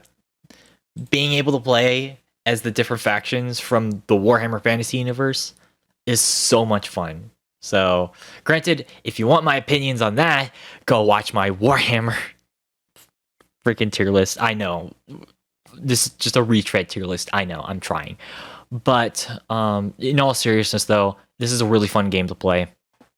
Especially if you're able to get a friend in, like, co-op campaign. That's really fun to do. I guess just sort of the one thing that is kind of annoying is it kind of makes the actual Vortex campaign, which is like the base campaign, just kind of pointless to play. Like, I never touched that.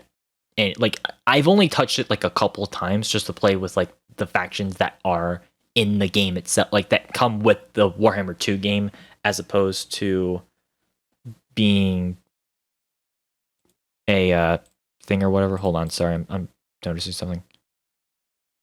Oh, never mind. We're still live. Sorry. I thought we got shut down. Anyways. Yeah, no. Like, just because of that, though, and also just siege battles being the lamest thing in the fucking world. Like, siege battles suck in the first two Warhammer games. I heard they got way better in Warhammer 3, but I can't say anything because I don't have the game yet. But because of those two main things, I do have to put this game in A tier. And as opposed to S tier or even God tier. So, though the monsters and being able to use like different creatures and shit, that is really cool to see. So I will give the game that. Unfortunately, though, it's just held down by like two critical weak spots for the game. So, oh, and also just the constant buffing and nerfing of different like AI factions, that got really annoying, but whatever. All right, last category of different games before we move on to games that we haven't talked about at all on this stream, like in any of the tier lists. So let's talk about the games that we talked about in our FPS tier list. So BioShock, A tier game. I might even actually go back and play this and put this game into S tier because I do I recently got the game on PC because for the longest time I actually had it on my PlayStation 4 through the BioShock collection. I recently got it on PC and I remember I play tested a while back and it was so much fun playing through on PC. So, and because of that, I might at some point be able to put this game in S tier because it's such a solid story and it's such a solid world, like the city of Rapture. And obviously, you know, BioShock's like lore and like, you know, in-universe explanations for things can be an entire podcast episode in and of itself. But just to keep it short, I love the story. I actually really like the story. I appreciate it. And it even has some of the best side characters and side villains in any single game. Like Sander Cohen alone is like super fucked up, but in an interesting way. And he's so like he steals the show as it really should have been the main villain of the game, but he's not. And then I don't know. It's just such a cool game to play through. Again, I'm putting in an A tier specifically because I did play it on console whenever I did stream it, and it wasn't the best time, but I did get the good ending, thankfully. So I didn't get the bad ending or the neutral ending. So it is what it is. Mm-hmm. Yeah, it has multiple endings. So, but yeah, no. It is definitely it's a game that I definitely recommend. Granted, I'm not like the biggest BioShock fan. There are way more people who would probably explain that, like who are way bigger fans than I am, but who knows? Maybe I will be someday. So, all right, next up. It's a game that we did talk about. Oh, Doom. Doom 2. Actually, we'll throw in Doom 3 as well. We didn't talk about Doom 3, but we'll throw those in as well. Doom, yeah, I would put this game in God tier. Like, not just because of what it represents, because, like, obviously, it was the game that solidified the idea of first-person shooters being a legitimate, thing in the gaming industry. Obviously, Wolfenstein 3D was the game that, refined it. This is the game that popularized it. And that alone is something that you have to give, credit where credit is due. Not only that, but also, just the level design is iconic for like there's so many like iconic things about this game. The level design is iconic. The weapons are iconic. The heads-up display is iconic. Enemies are iconic. And the reason why they're iconic is because they work so well. And even after 3 decades, it's actually still a playable game. Like, despite what some weirdos will say on the internet, this game has aged well. This is a prime example of a game where, and I will say this, I was born after this game, but I can still have fun playing it. Like, it's one of those timeless classics that anyone can enjoy, like, no matter your age. So, I mean, I guess the one thing that's a little bit disappointing is just the dated control scheme. Because whenever I originally played this game, I actually had to use the original setup where it was like, it's really weird to showcase, but basically, like, arrow keys, obviously. But the shooting was this. So you moved with the right, with your right hand, and you were shooting with your left hand, which is completely different from what you're used to. And also keep in mind, your looking controls and your shooting controls were originally on the keyboard, which admittedly can be pretty awkward for people. But there is a version of this game called GZ Doom, which basically fixes that. Look it up on like YouTube on how to install it. But it's basically a source port of the game where it fixes the controls, and it has a lot of different quality of life improvements for the game, and makes the game even better, and honestly even close to GOAT tier.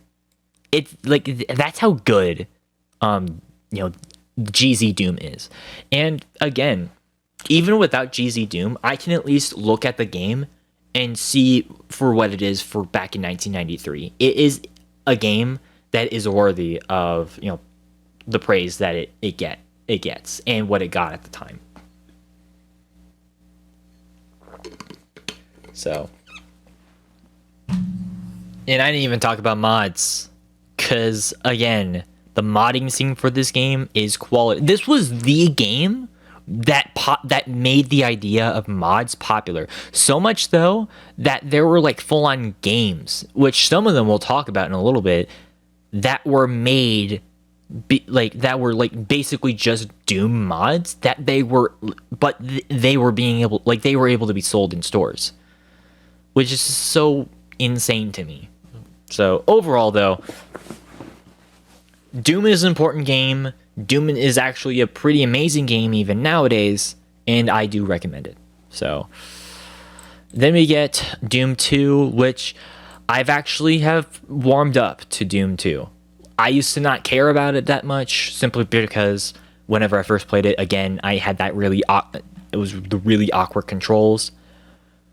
But after I played it this past fall with GZ Doom, honestly, I would put it in the same tiering of, I would put it in S tier. And this is also sort of just combining master levels for Doom 2. That's the main reason why it's not in God tier, is because of master levels and just also some weird kind of cryptic bullshit. Because unfortunately, a lot of games like during the 90s and even like the 80s and even the early 2000s, there was a lot of cryptic bullshit that a lot of game companies did, and it was really dumb and annoying. But it's still a quality title, especially with that GZ Doom source port, and I recommend anyone play the game with that source port as a result. Even if some of the later levels, as well as the master levels, are kinda annoying to play through. So it's still a fun experience. Especially that John Carmack Easter egg behind the Icon of Sin. So that's pretty nice. Alright, next up, and we're not counting Doom, Final Doom. That's kind of its own thing. It was marketed as a separate game, but I haven't played it on stream yet, nor Doom 64. So we're just going to move on to Doom 3, which I actually did stream back in 2018 on our very first Halloween extravaganza. And honestly, I would put this game in A tier. It's an underrated game. It's pretty underrated. As a matter of fact, this game actually kind of scared me. I know it's a Doom game.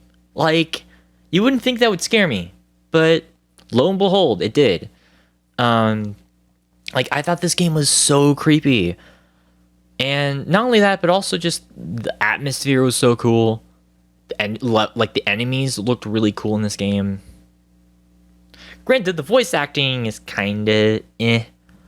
And I'd say that's probably the main reason why I wouldn't put this above A tier, is because that there were some definitely some cheesy moments, and also I didn't beat the game, unfortunately. I just didn't have enough time whenever I did stream it on my YouTube channel. But it's still a game that I would still recommend to people, even if it plays completely differently from any other Doom game. Like this game kind of is a hodgepodge of different gaming tropes that were going on at the time, because like it wasn't really a Doom style of game anymore, but it really wasn't like a scripted like it wasn't like completely like every other scripted linear sequence of shooter either, but it also had reload animations, and it kind of felt like, you know, if you were playing Half-Life 2, which oddly enough this came out I think before Half-Life 2. So but yeah, no, overall though, I still recommend this game. I think I still think the game, you know, plays fine. Granted, I haven't played it in a while, but it's still a game that if you haven't, at least check it out. Even if it's not the best Doom game. So, because I know there's some people who hate this game, and I'm pretty sure Izzy's one of those people who does not like this game. I like the game because I see it as not necessarily like completely like Doom, but honestly kind of more of a prequel game, because it's kind of basically what it is. It's basically a prequel game, and I'm pretty sure this game was even like made canon in as a prequel to the next game we're about to talk about, Doom 2016, but we'll get into that a little bit. But again, it's a game that I would recommend. So, all right, Doom 2016. I streamed this once back in 2019. Or was it 2020? I don't remember exactly when, but I do remember I streamed this game once. Therefore, it counts. And I would put this game in S tier. I don't know if I'd put this game in God tier because, I mean, I played it. Actually, funny enough, I played it on console whenever I first played this game, and I almost beat the campaign, but I ended up not doing anything with that. But I streamed the PC version of it like once, and this game is actually really fun. Like, granted, I don't think this game is as good as the original, but it's really damn close. And if you could get that close, that's a pretty good testament to your, like, that's a pretty good bar right there for you to be able to almost reach that same level of quality as your original version. So,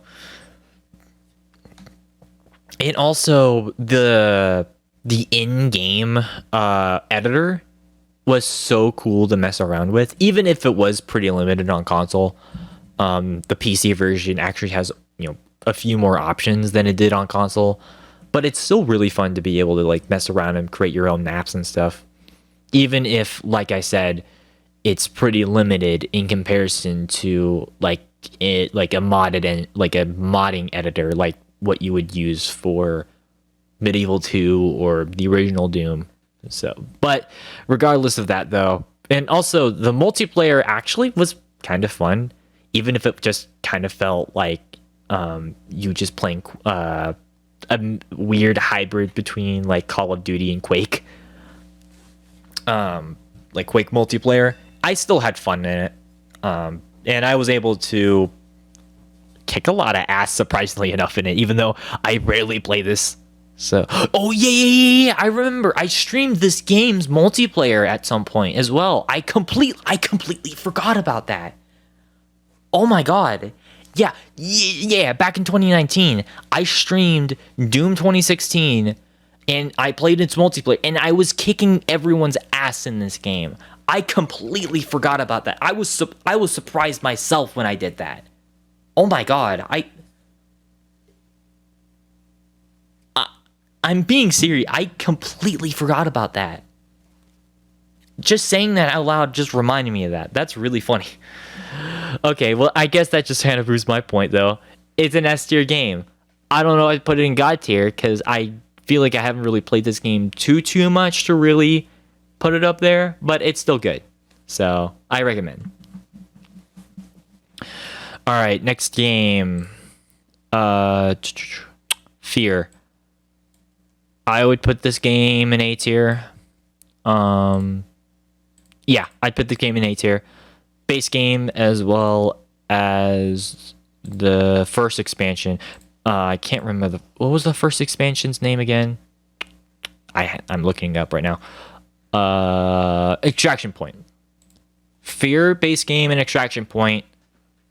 Solid experiences. Perseus Mandate dropped the ball quite a bit, but if you want like a really cool and just different first-person shooter, I recommend it. Has a lot of horror elements in it.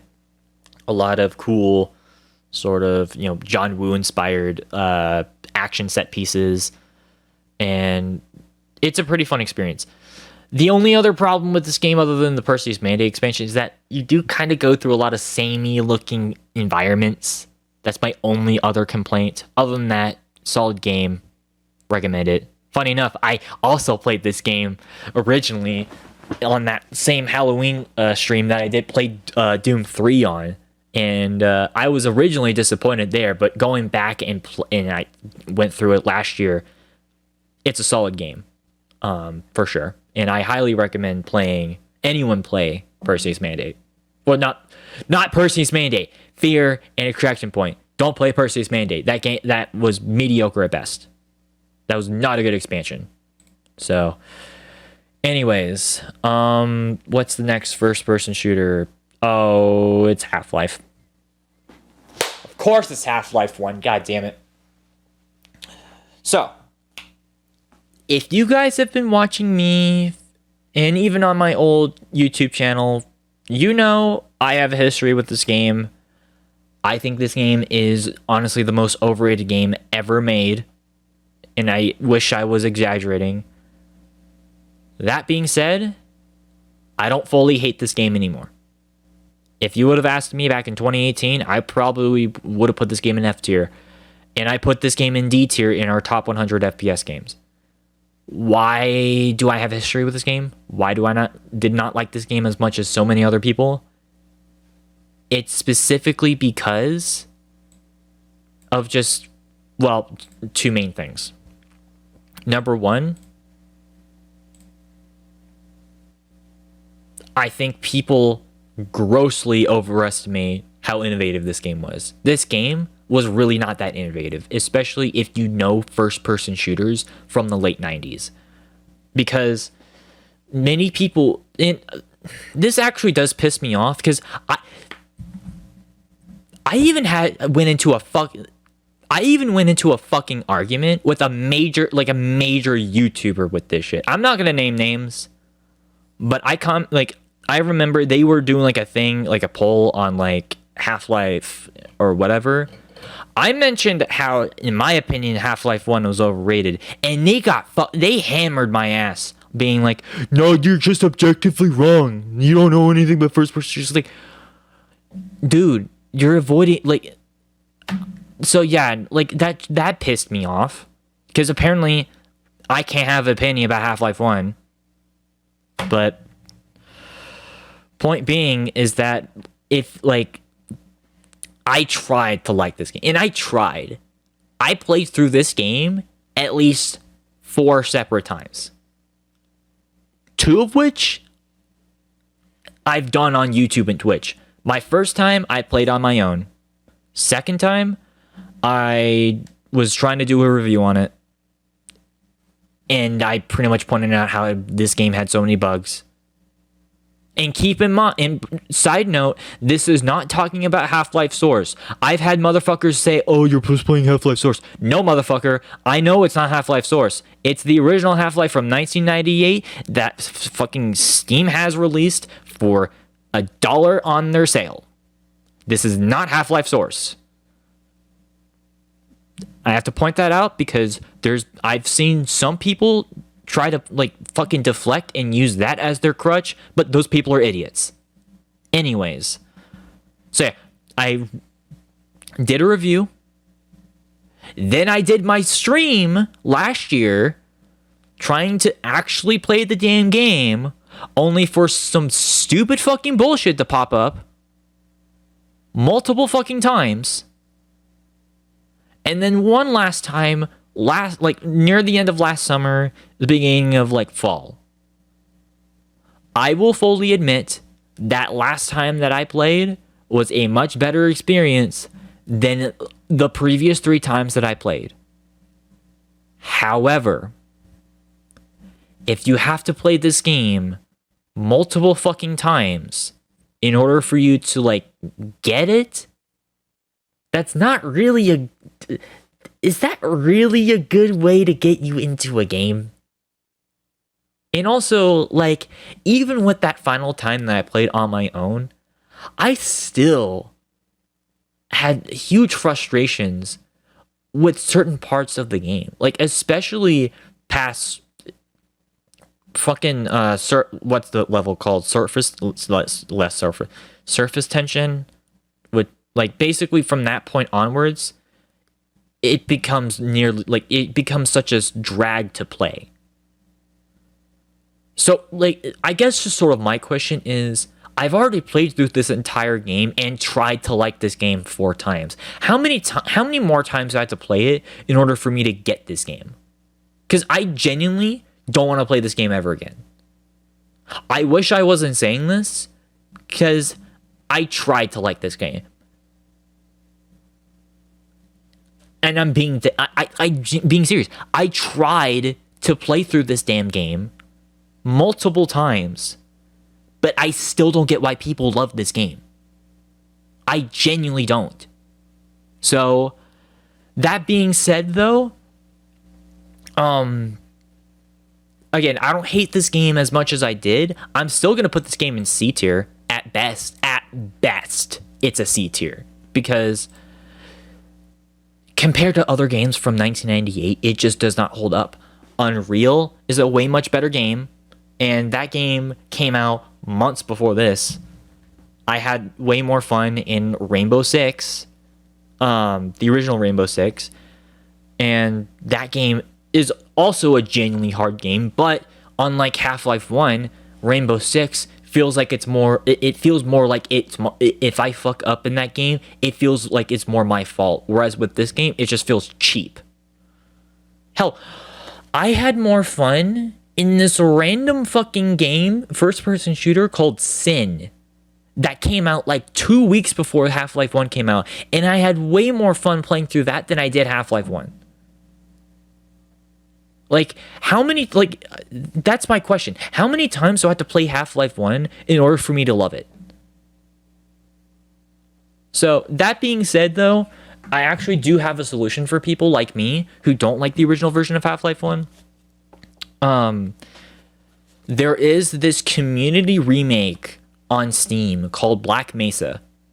It is a complete overhaul remake of the game. Like, it remakes many of the levels, and it redoes the combat. And I have to say, the people who made Black Mesa are really talented people, because this is one of the, like, this is honestly one of the best remakes I've ever played. Like, hold on, actually, I'm gonna pull it up for you guys.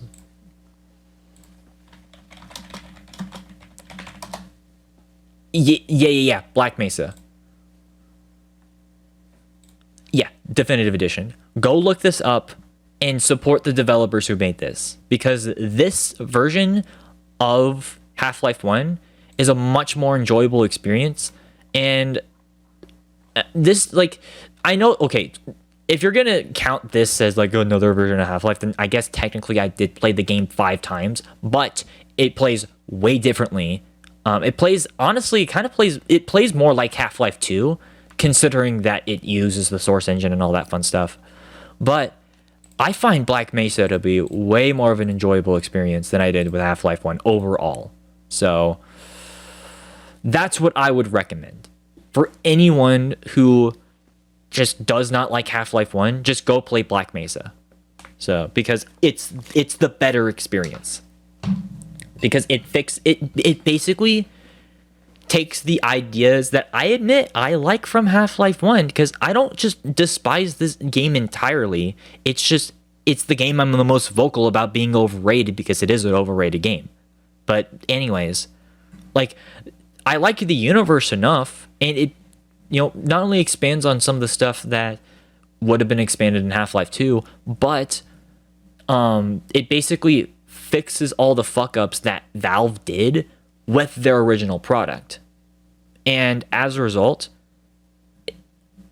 I can and that's another thing. If anyone wants me to, let me know if you want me to stream Black Mesa, because I'm willing to actually stream Black Mesa, because again, I genuinely like playing through. I've been playing through that, you know, on occasion ever since I got it this past December.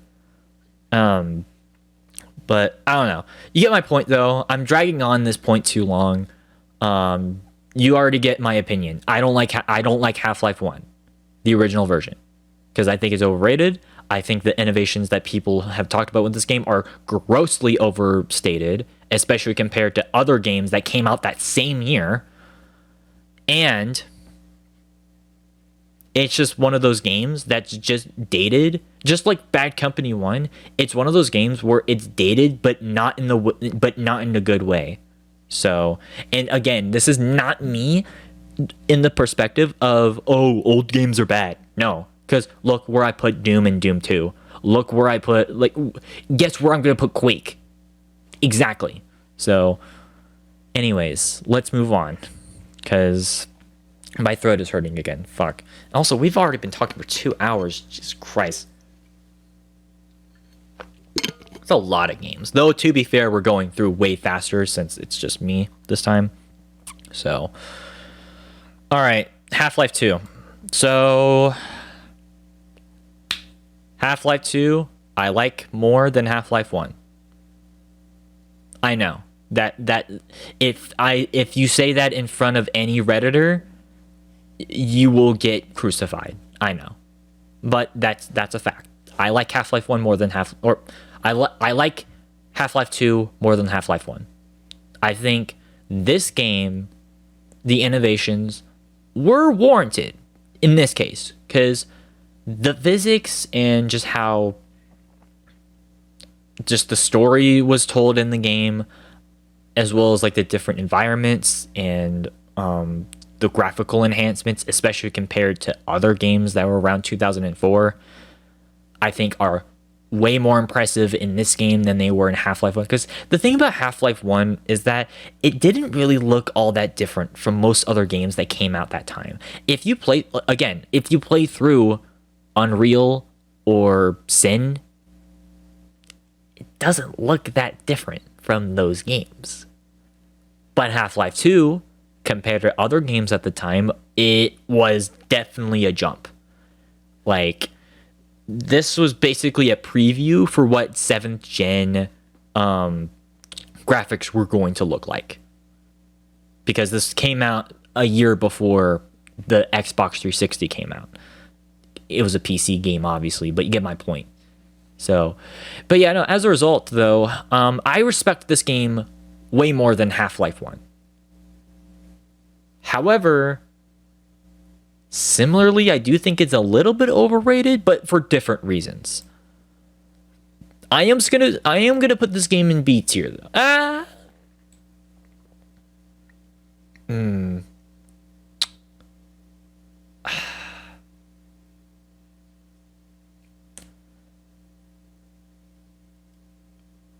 I like this game. Well, okay, I can't decide if I like if it's the game I like more, if it's the engine I like more, because that's my biggest thing, is that it does. I do agree with the criticism from people that this does feel more like a tech demo than it does like an actual game at points.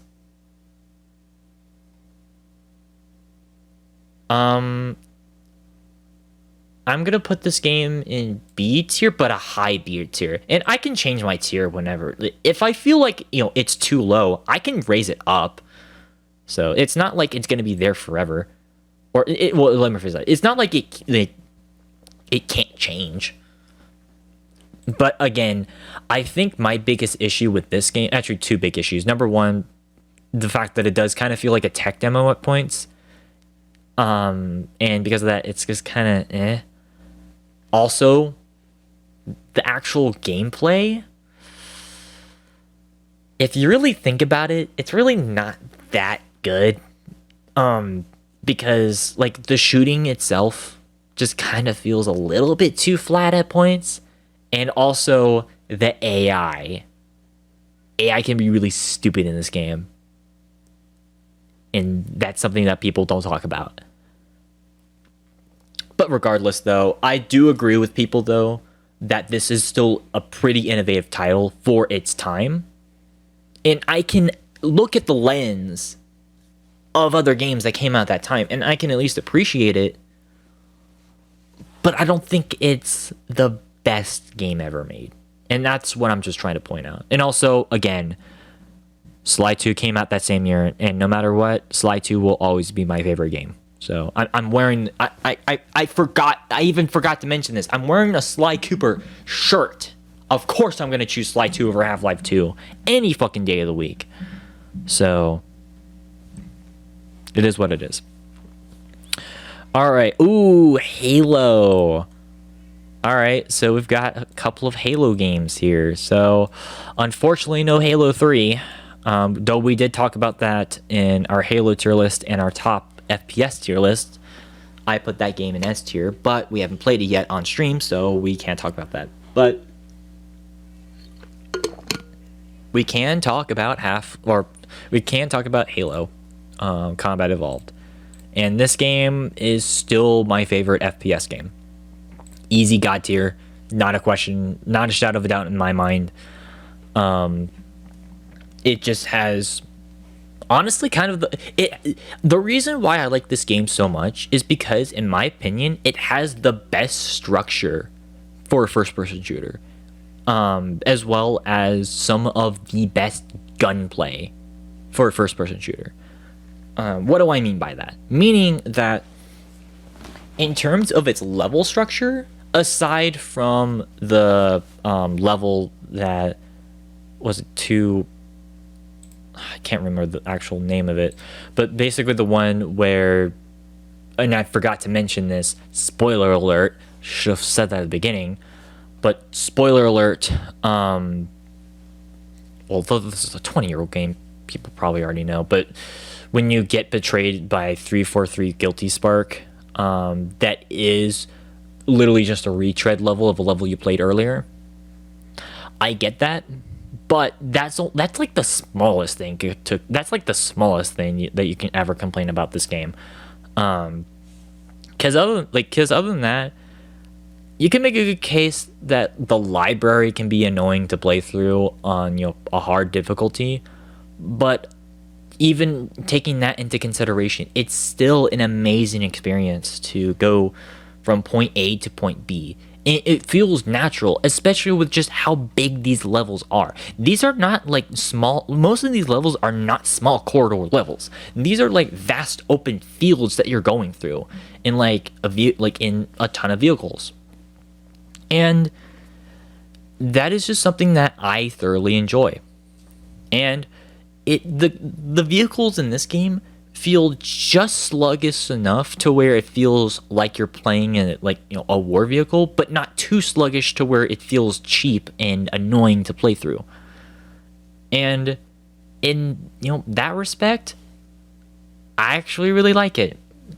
And also just having that right balance of the different enemy types and their functions, and you quite frankly get one of the best modern, obviously an early example of it, but one of the best of what you would think of as a modern first-person shooter. It takes the best aspects from a lot of the Doom and Quake clones in retro shooters and combines it with the more structured and linear style of games that something like Medal of Honor was doing at the time. So I have to give credit where credit is due. And again, this one is just a bit more personal for me because I've grown up with Halo for a long time. So, and yes, that's coming from someone who played that, but obviously it was through my cousins where I was introduced to Halo, which I thank them for that. But whatever. I don't really want to talk about this too much because I feel like I keep just gushing about these games. You get my point. Halo is my favorite first-person shooter of all time, and nothing I think will ever change that. That's why it's at God tier. Now for Halo 2, I would probably put this game in B tier. I think, yeah, I'd put this in B tier. I think this is the weakest Bungie era game. I know there's ODST, but we'll get into that a little bit. But just thinking about it, I honestly do kind of feel like this is the weakest Bungie era game. Simply, and it's not because of its story, because the story is actually pretty damn good. Even if there's some slight plot, some small, minute plot holes, though not nearly as bad as Modern Warfare 2. Also, the cutscenes on the anniversary edition of this game, chef's kiss. They're so good. But that's obviously anniversary edition. Cutscenes in the original Halo 2, I guess they're passable for that time. Even if the texture work really, if I have to be real with you guys, the texture work for character models were not good in Halo 2. That's one of the reasons why it's at B tier as opposed to A tier. The other main reason is because of multiplayer. Now, granted, I will fully admit this, I am not the biggest Halo multiplayer person. That just was never my scene. But But in this particular case, it goes into Modern Warfare 2 territory in terms of bullshit. Granted, not nearly as bad as that, but BXB with the battle rifle, no. That was dumb. Also, the only Halo game to not feature the assault rifle, which is a really bizarre move.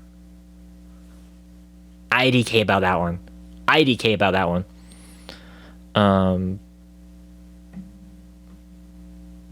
Honestly, that's pretty much the only complaints I have about the game. Well, I guess the weapons are just a bit too weak as well.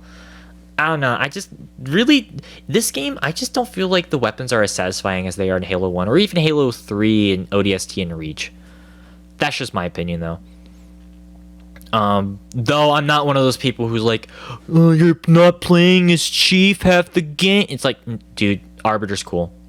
Like, fuck off. You're just being a hater. Arby's cool. Like, Arby's cool. I liked playing as him.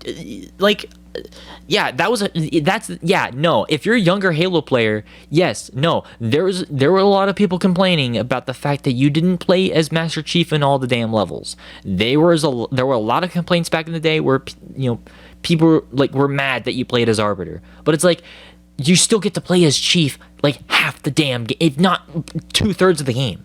It's not that big of a deal. It's not like Halo 5 where you purposely get shafted from playing Chief. In this particular case, it's justified, especially since Arbiter is actually a cool character. So, it is what it is. Whatever. Anyways, let's move on. Halo Wars. I'd say average.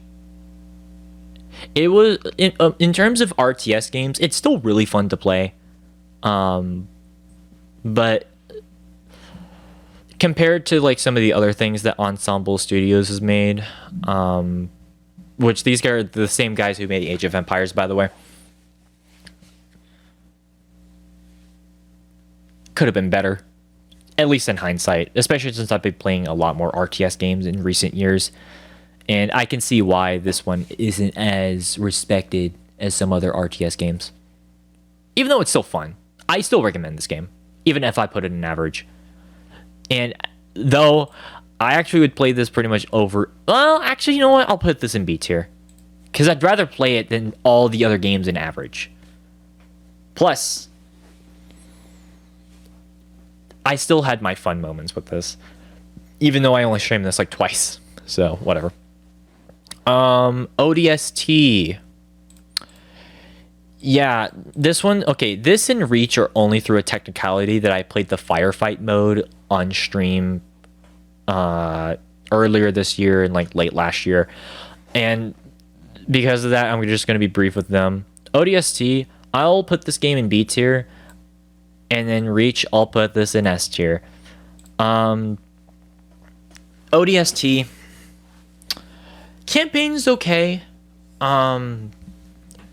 Granted, I wish it was just a little bit longer, and I wish there was more varied locations, because you're just in a giant city the entire game, which is a bit annoying. And for $60, this was not this shouldn't have been $60. 40 at the most, and even that's a stretch for what really should have been a $20 game, but I digress. Or a $20 expansion to Halo 3, but I digress in that regard. What does really save this is Firefight. Firefight is so much fun. I recommend anyone who has MCC or even a copy of ODST and just play this game for Firefight. I've had so many fun, many hours played on Firefight, similar to Call of Duty Zombies, and it's so much fun playing. So, yeah. And same thing with Reach, except with Reach, it has a better campaign. And, get this, I've been playing, I have actually, in the past, week, sort of during my off time, I've actually been playing quite a bit of Halo Reach multiplayer, and I've actually had a lot of fun in Halo Reach multiplayer, if I'm going to be honest.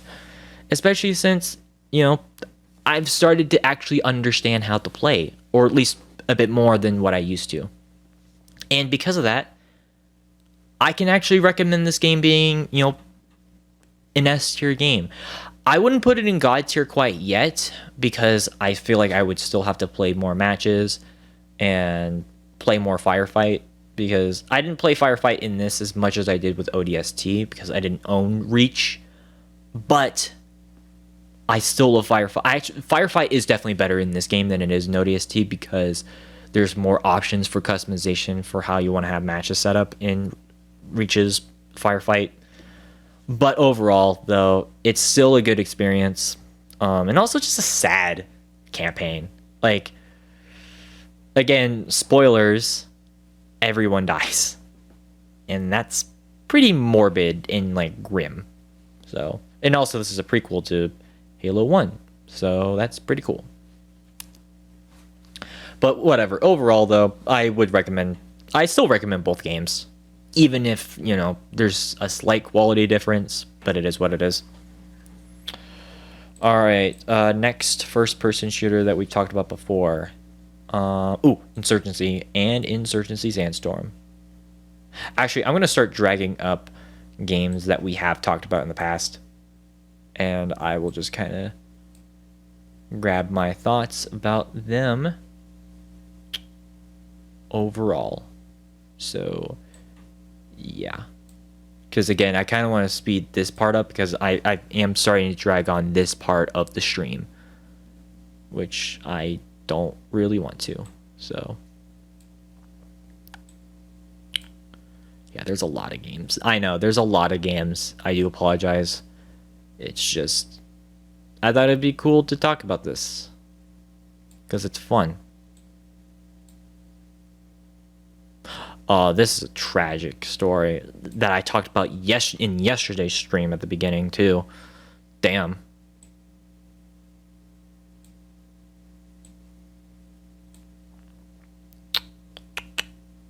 Oh, yeah. Of course, Unreal. And then, oh, yeah.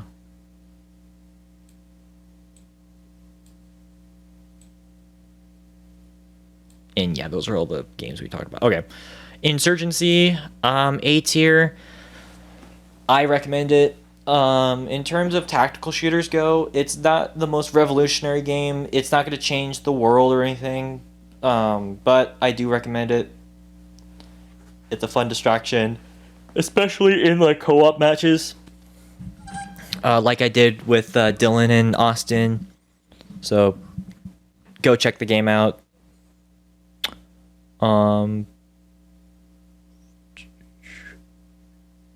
And then, okay, yeah.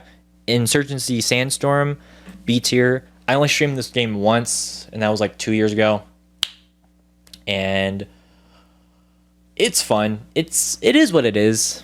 But I can't really rank this one too much specifically because I feel like I would have to play the game more for me to really give a full ranking for this. But from what I remember, it's fun, but I don't remember. I don't think it was as good as the original. That's just sort of my stance. Oh god, Left 4 Dead 2. Honestly, I hate to put it this low, but I'm just sick and tired of playing Left 4 Dead 2. Granted, that's partially like it's partially just due to the fact that like this was one of the few games that me and like all my other friends share. The only other games that we share by a technicality is Team Fortress 2, which unfortunately we'll have to get into that a little bit. And then, but yeah, no, I'm just sick and tired of playing this game. It just, especially since this game, while yes, it does try to vary things up a little bit, it just does not do enough for me to really want to go back to this game. Like, I might go back to it on occasion, but like, man, I am just winded with this game. So that's my stance. Next up, Medal of Honor. This is the original 1999 game. This is a game I actually talked about on my YouTube channel on a video. Actually, same thing with Half-Life 2 now I think about it. Half-Life 2 and sorry, what other game? Yeah, no, Half-Life 2 and this game I pretty much showcased gameplay on my YouTube channel for. And I did talk about this game a little bit in our top 100 FPS games.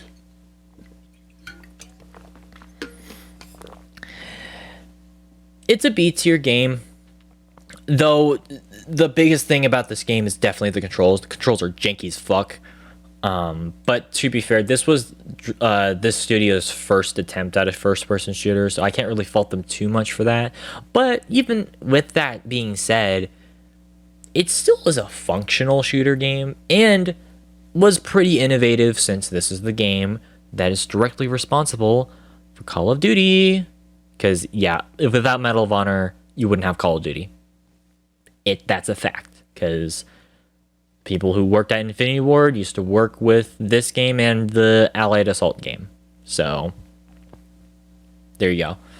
And also, obviously, for its time, I can at least respect it. And again, it's not the worst controlling game. It's just a bit awkward, though you can remap a few of the buttons, which is something I can give credit where credit is due. So, yeah. Excuse me. Okay. Ooh, Quake. Quake is god tier for me. Like, this has quickly become one of my favorite first-person shooters of all time. And like I said in the top 100 FPS shooter games, this has become, in my opinion, id Software's magnum opus. There's no other game, in my opinion, where both changed first-person shooters overnight and was honestly flows as well as this game. Like, I can't really think of like one, like maybe the fact that like there's not that many boss fights in this game. That's probably the one thing I'd say is probably a complaint. But other than that, the base game, as well as the 2 expansions that came out with this game, are so worth your money. They are so much fun playing through, and it's just a blast. This is just a blast to play. And again, is proof to the haters who are like, oh, Half-Life 1, Half-Life 1, Half-Life 1. No, motherfucker. Quake was the game that changed. Quake and Unreal were the games that changed the genre overnight. Dude, this was the game that coined the term first-person shooter. You realize that, right? Like, so whatever, you get my point. I love this game. It's becoming one of my favorite first-person shooters of all time. Even getting close to actually kind of taking over Halo. It's that good. But that being said, though,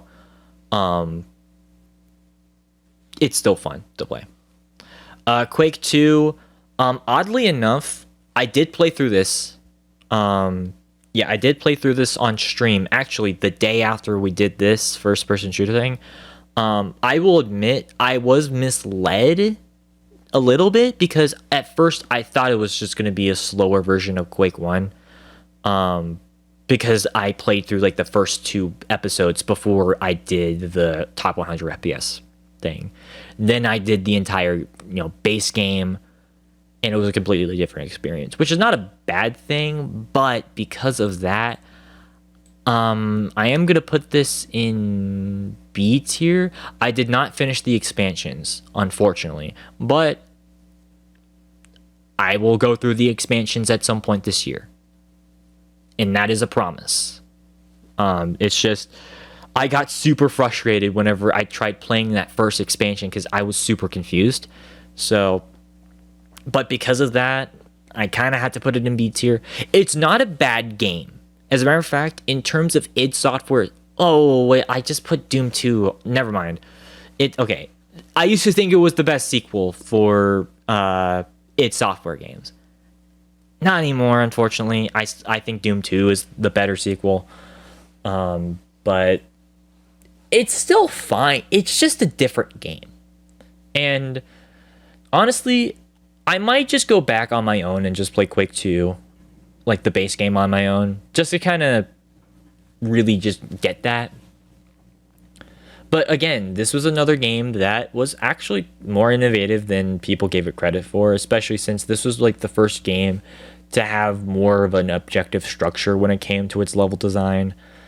Again, this was a much slower game, so you were kind of more reliant on knowing like instead of like, you know, like circle strafing and like fast-paced shooting, this one was more reliant on just sort of like, I don't know, whatever. It's just sort of, okay, I guess just sort of like just knowing where you need to go as opposed to taking out all the enemies like most other shooter games were at the time. So again, that's something that people like saying Half-Life 1 did before, but no, motherfucker. Quake 2 did it a year before, but I digress. So, but whatever. It is what it is. Rainbow Six 3.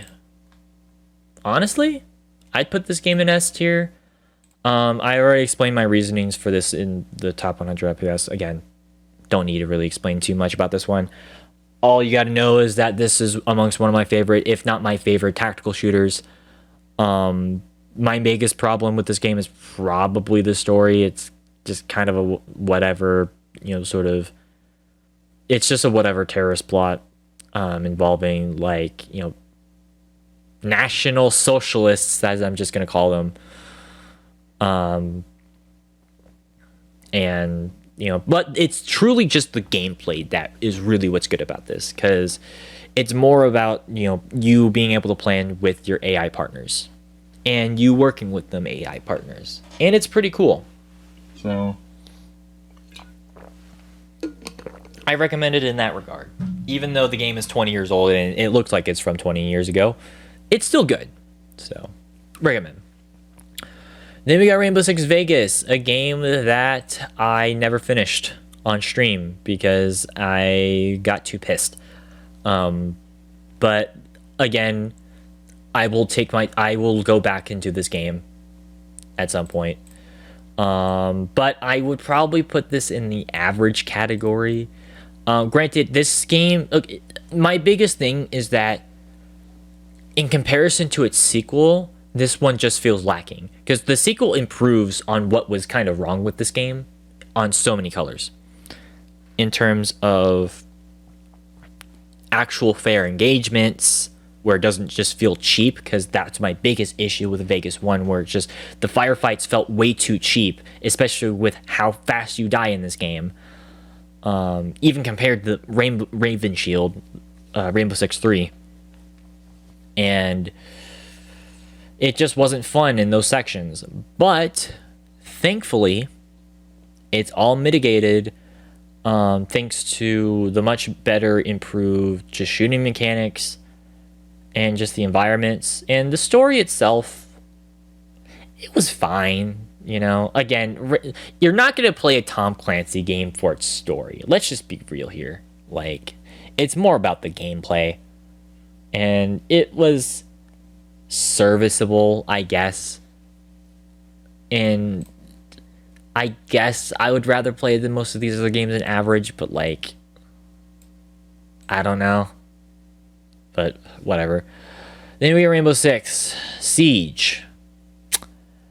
And this is a game that I have always had really, really, really mixed thoughts on. So overall, though, I think I would still probably put this game in C tier. Excuse me. Because this is kind of jumping the shark in terms of quality. Because compare this game to Rainbow Six 3, and hell, even Vegas 2. Night and day in terms of quality.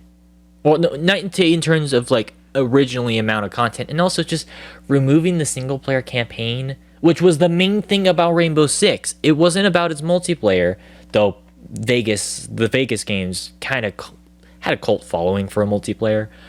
Like, you took out the main thing that people went in and replaced it for multiplayer. Now, granted, people might say that, oh, that's just a better thing because like Siege has a huge community. Fine. I concede to the fact that like Siege is more popular than the other games, and it's partially because it is a PvP game. But that's my main thing why I don't care for this game. It's because it's a PvP game. I'm sick and tired of playing PvP games. And I just want to be able to play. Sometimes I just want a PvE game, which this game had that, but it was such a pale in comparison to the terrorist hunt that was in Rainbow Six 3 and the Vegas games. Because like those two, like the Vegas games and Rainbow Six 3 had such a good cooperative PvE. Like they were so much fun. And it just kind of sucks that this is just a watered down version of what that was. And they even watered it down even more in more recent updates. And that makes a man sad. Because this was a much better franchise. And a much better overall package. Now, I know Rainbow Six Extraction's out, but I heard horrible things about that game. So, ouch. But overall, man, I just don't vibe with Siege. I'm sorry. I tried. Though I actually was really good in some of the more recent updates on PC, surprisingly enough. I was actually kicking ass, but doesn't matter if I don't care. But again, I'd rather, suck at a game that I'm enjoying rather than being really good at a game that I just don't care about. So, whatever. All right, Star Wars Republic Commando. This is one of the first Star Wars games on the list. Yeah, we have streamed this game 2 years ago. I did not save the playthrough on this, unfortunately. But going back to this game, average. This is another game where I kind of feel like people kind of overhype because it's not a bad game, but it does feel like a slog to play through in certain levels. Like seriously, there are certain levels in this game that are just borderline unplayable, and it's super frustrating. But there are also some really cool moments, like Delta Squad in the game. They're actually cool people, but again, does it really matter if it's the gameplay that kind of sucks? I don't know. So, and again, I'm not looking at this through the lens of modern game. I'm looking at it even for its time, and even for its time, there were just better shooter games. Fear came out that same year, 2005, and I have a way better experience with that. So that's just me, though. So I know some people are different, but whatever. All right, Team Fortress. Again, this is just gonna this is actually I'm seeing a common pattern with Valve games here. I just don't care. This is okay. To be fair though, this one is just more of a case where it's just I don't care. I recognize that obviously for its time it was a pretty cool game.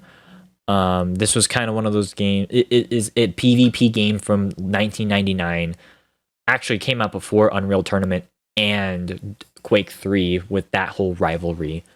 But it kind of was similar in that regard, where it was one of the first, PvP only shooter games that came out. And I can at least, respect it for that. But again, as someone who's not really a PvP person anymore, I just don't care. So I'm sorry. And also just how awkward it is to try to kill people, because this is a game that does have a big skill gap, and it is kind of annoying. Which, speaking of skill gaps in Team Fortress 2, damn, dude, this was another game I did a lot of content on back in the day, and back in the day I had a lot of fun with this. Unfortunately, though, in more recent years, and countering out the experiences that I had, this pains me to put it, but it's average. If I obviously with yesterday's podcast, we did brush on a little bit, but unfortunately, this game has a bit of a bot issue, but not like the offline bots that I like.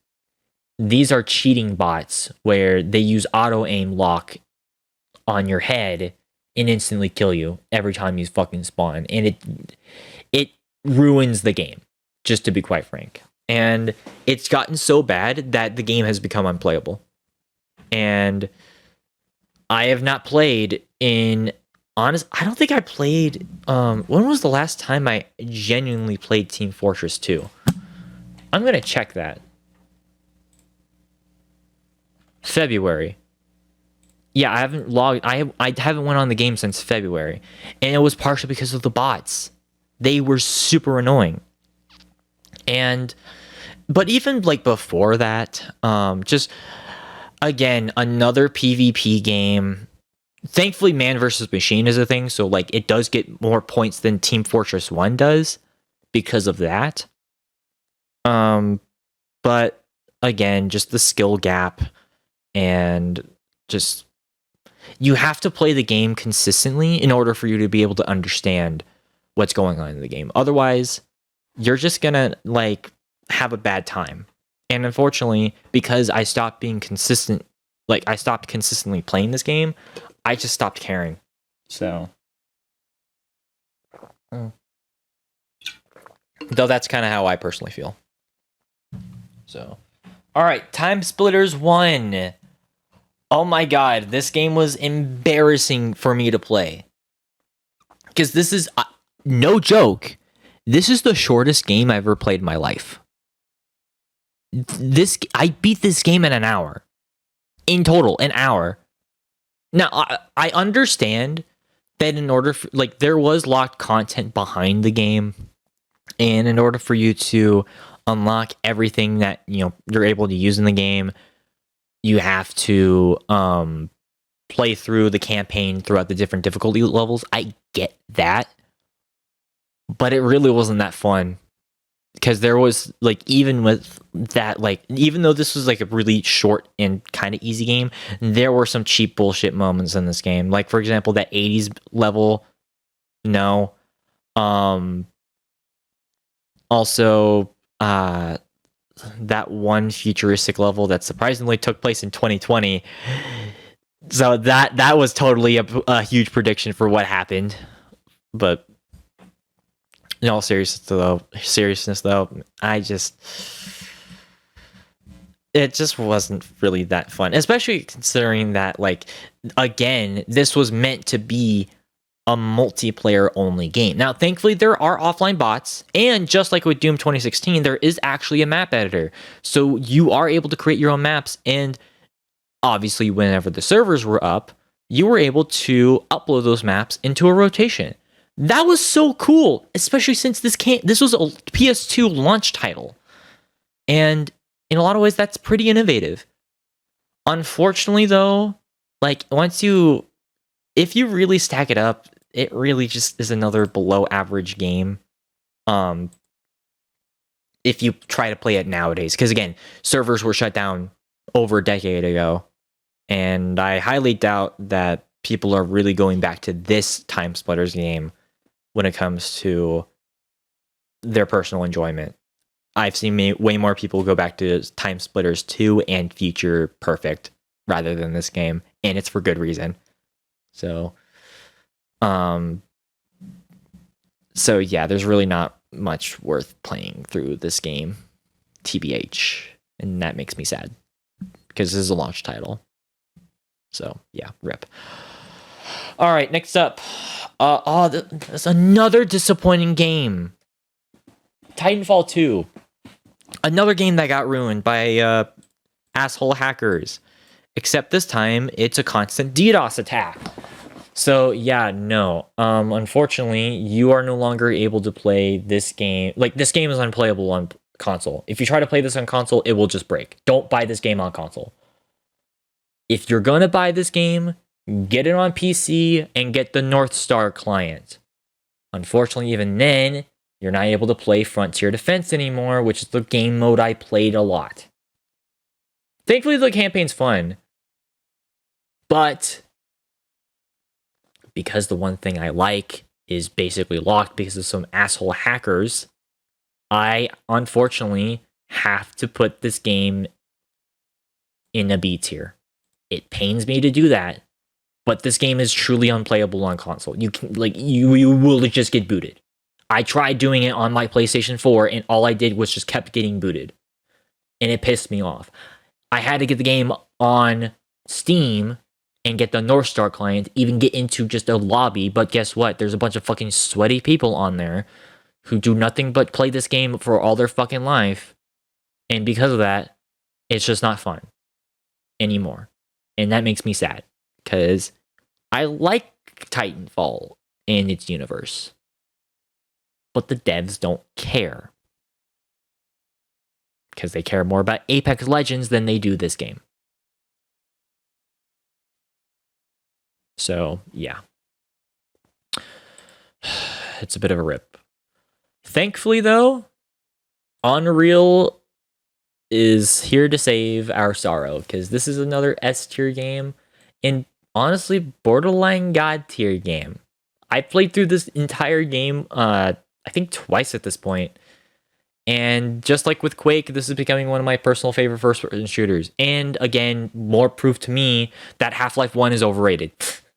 Because, again, this is...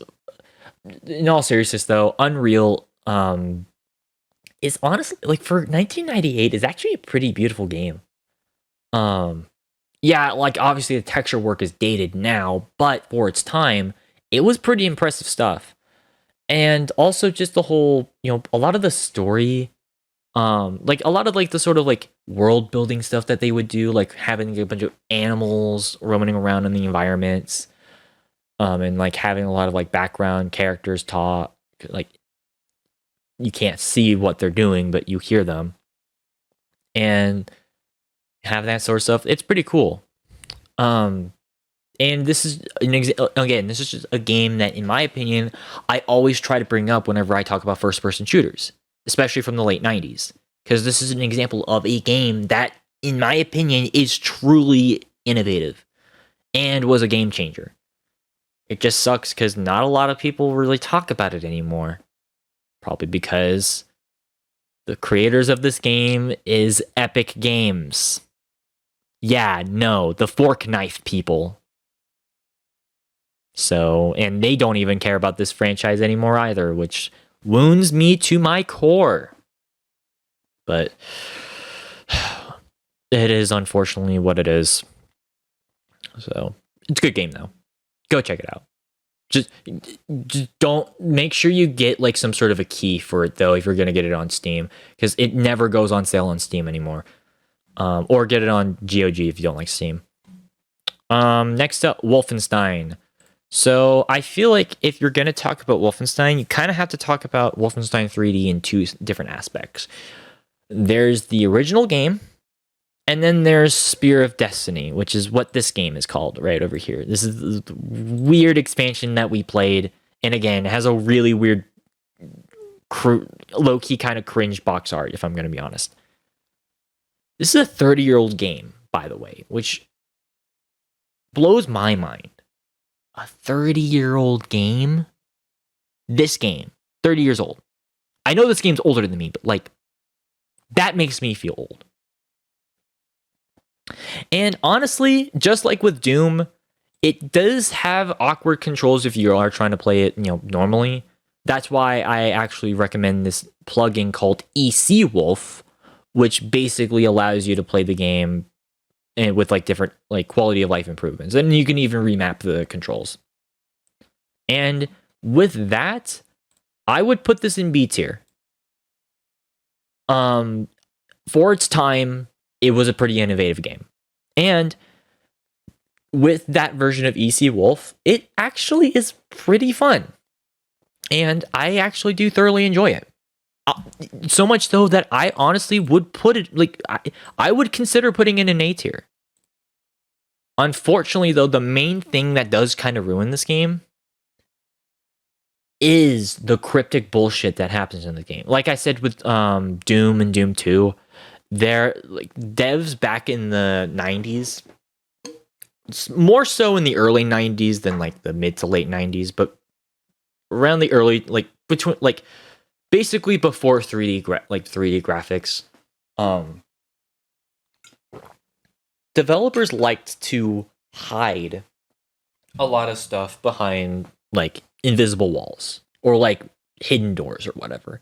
Which that's fine if you're trying to give them like a reward or something.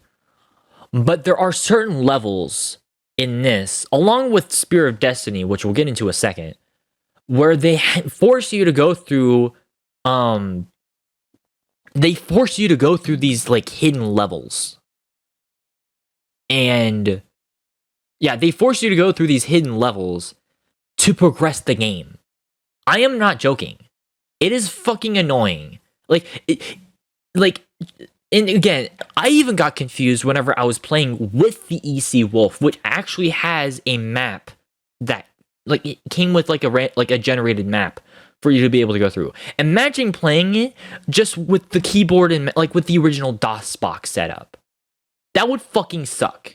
So, that being said, again, it's one of those games where it's like, it's a very niche game for like it's for very niche people now, but I still cautiously recommend it.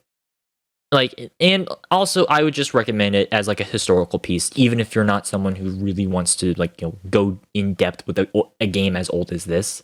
I still recommend it as like a historical piece because it is a big part of gaming history. So, can't say that much for Spear of Destiny. As a matter of fact, I'm going to put this game in D tier. No. Even for its time, this game is fucking stupid. Like, especially the expansions that this game has, which would be, like, if we're talking about just the expansions for Spear of Destiny, oh, this easily would be not good. But thankfully, Spear of Destiny base is average, so it kind of weighs out a little bit. And also, I will admit, the final bosses are actually kind of cool because you get to fight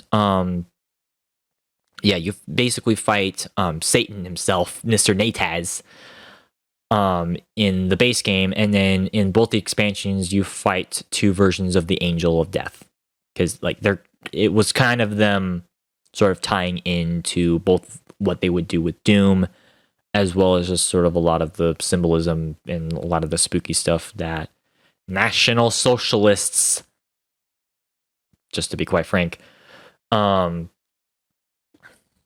like sort of like, there were basically conspiracy theories about that sort of stuff. I don't want to get into it for obvious reasons, but it's kind of cool that they did something like that. And like I said, the boss fights, those final bosses are actually fun, even though the ghosts are fucking annoying, but that's a whole other thing. It's just unfortunately that every other boss kind of sucks in the game, and the level design is confusing, especially in the expansions, which they changed the sprite word for the expansions, which is confusing as fuck, and it really is a drag to play. So that's why it's at D tier. And again, if you look at the box art, it says it all. It's just going to be nothing but cringe. So, again, I personally wouldn't recommend it, but if you want to go back to it as a historical piece, I guess. But even then, why bother? That's my thing. It's just, why bother? But whatever. All right, last game that we have talked about before we get into stuff that I'll just be doing a slight review for some of the stuff. Return to Castle Wolfenstein. Surprisingly enough, I streamed this for an American Independence Day sort of stream, which was kind of funny. I'm gonna put this game in A tier because it's good, except for the third act. The third act does drag on too long because it's just a little bit too hard, especially. Oh, and also the freaking the snow, like the lab levels where you fight those super soldiers. Those guys are fucking annoying too. Other than those two things, it's actually pretty fun. So even if it is over, like, okay, it's not as over the top as some of the other Wolfenstein games. As a matter of fact, I'd say this is probably, ironically enough, the least over the top Wolfenstein game, but it's still over the top when it comes to like a few certain things. But I don't know. Overall, it's fine. I recommend it. Especially since this was actually made by a lot of the people who would eventually go into Treyarch of all people. So a lot of the people who worked on Call of Duty Zombies from World at War and like the Black Ops games, they actually were a part of the studio that made this game. So I didn't know that until years later, but I thought that was kind of funny. A lot of the people who worked on... Okay, shut up, me. So, but yeah, no. I recommend. And yeah, I recommend. Sorry, I'm just trying to think. But overall, though, those are all the games that we have talked about before in other tier lists. And we're almost 3 hours in this. Yay. Oh my god, this is... Yeah, again, I do apologize that these lists do take a long time. Like, I've been trying to see if I can get these lists to not be as long as they are. It's just really hard to do so, like, to be honest. So, but that being said, I honestly do kind of want to go from just the games that are going to be in this bottom tier and then just kind of work our way up. So just so that we can end on a positive note, especially since we didn't end on a positive note yesterday. So, all right, what are some games that I would classify as not good?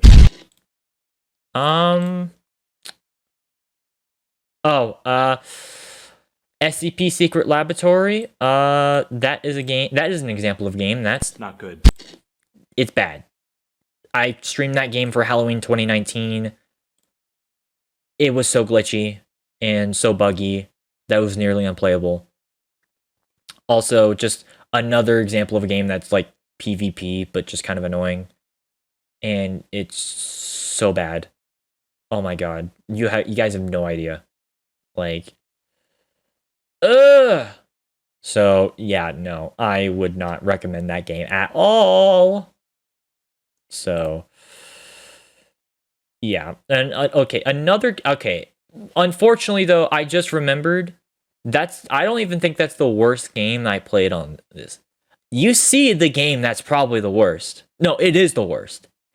Aliens Colonial Marines is a game I streamed 2 years ago. Back in April of 2020. Because there was like a whole like bundle on Steam of Alien games. Like the franchise Alien. And Alien is like one of the few movie horror franchises that I actually kind of liked, simply just because it doesn't really feel like a horror franchise. It kind of feels like an action franchise, like a horror action hybrid. But oh my god, take it away, Fantano. It's not good. This has got to be one of the worst games I've ever played in my lifetime. It's really bad. Like, and I wish I was exaggerating. But all the reviews that everyone has made on this game back in the day, back in 2013, are true. This game is dog shit. It is truly one of the worst experiences that anyone would ever play. Because... But here's the other thing. Like, you know what's just kind of fucked up and sad about this? Part of the reason why this game sucked as bad as it did was because the developers fucked up and mistyped a part of the coding in the game that broke the AI. What the fuck? Who the fuck does that? Like, yeah, because of that one crippling flaw, this game turned out the way that it did. And guess what? They paid the price for it. Sega and Gearbox, They paid the price, and this game was panned by critics, and it's for good reason. That being said, just like with freaking Call of Duty Vanguard, I don't think I would play this game ever again unless if someone paid me to play this. I refuse to fucking touch this game. It's genuinely one of the worst games I've ever played in my life. It is bad. It is dog shit. So, and thankfully I was able to refund it before the threshold time of me having forced to keep being forced to keep the game. Thank God, because this game is horrible. Don't play this game. Don't play Aliens Colonial Marines. God damn it, people. Go play Alien Isolation, which we'll talk about obviously later. But it's like, why would you play this game? Why would you play this game? Why? So yeah, no, fuck this game. It's bad. It's dog shit. Don't play it. So yeah, that in my opinion is probably one of the worst games. It's the worst game on this list. So unfortunately though, the pain does not end and I hate to do this to Dylan because unfortunately he did have some recent stuff happen to his life. But in a jokingly matter, no more room in hell.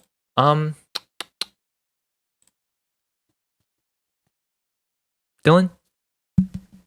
Do you realize that, like, you got scammed with this game? Do you realize how just bad this game is?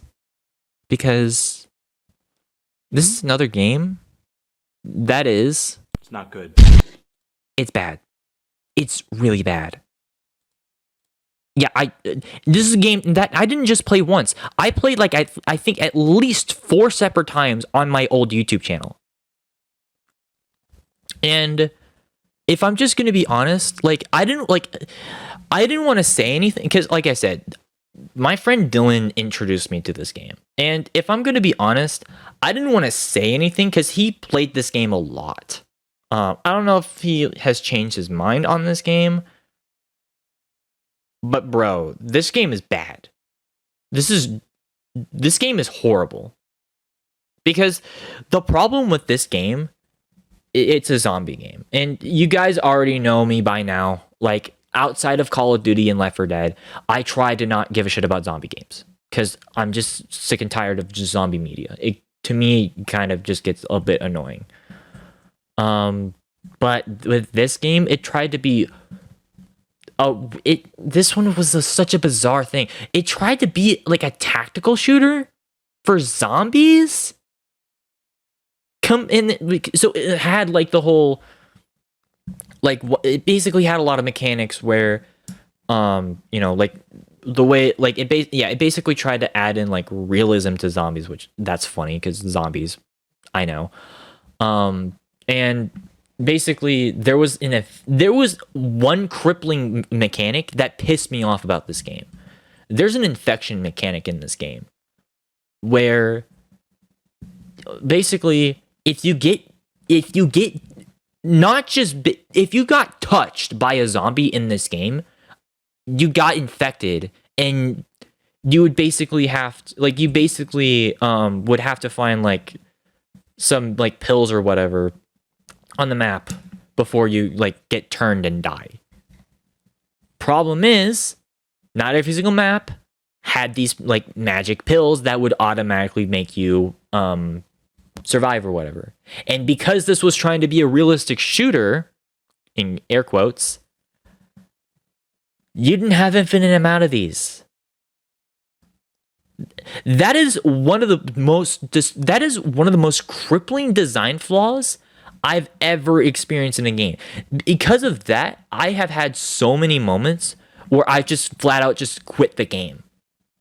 Because I hated that mechanic so fucking much. It was such a bullshit mechanic. And again, because it was trying to be like a realistic shooter or like a tactical shooter, you die like super fucking quick. And you barely had any ammo. I get, again, I know it's trying to be a survival based, like a survival, like zombie based experience, but that it wasn't fun. Like, you have to find that fine line between realism and having a fun and like game in like fun time. Like, this was just a slog to play through. And I swear, I am never playing this game ever again. It is a bad game. It is the definition of a bad video game. So, yeah, no, this game sucks. Don't play this game. Even though it's free, don't play this game. There's way better free games that are like that you can play with your time. And we're going to talk about one of them in a few minutes, or not in a few minutes, but later on. But you get my point. This game is horrible. So, yeah, bad. Don't play this game.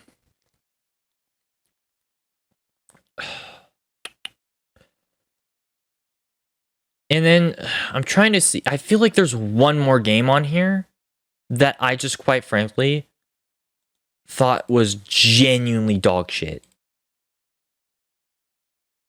Because again, thankfully, I didn't play a lot of like horrible games. Because again, I try to avoid that stuff. So,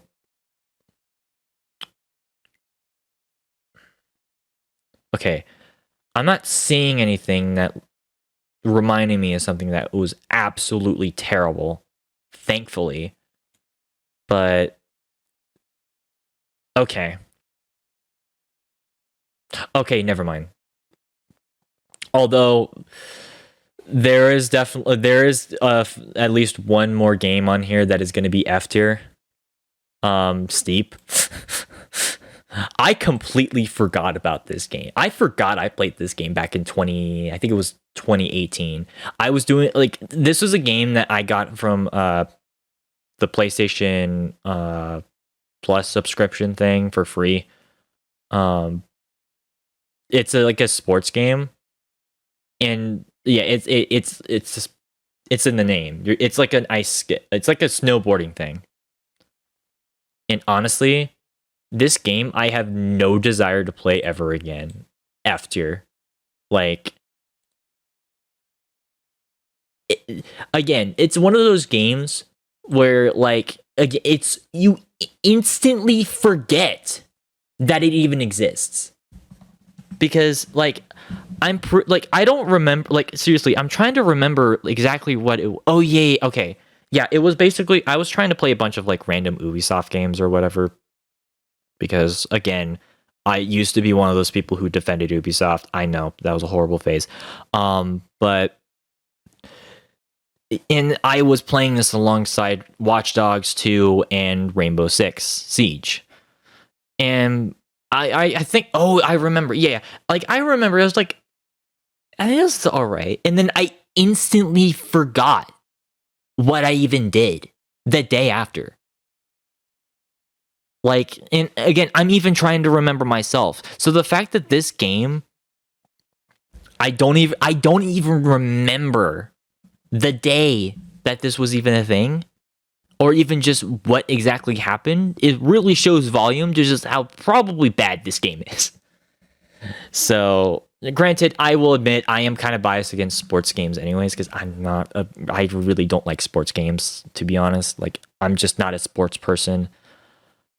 But like, dude, this was, even for Ubisoft, for a game from 2016, this was just cringe. So, yeah. Mm-hmm.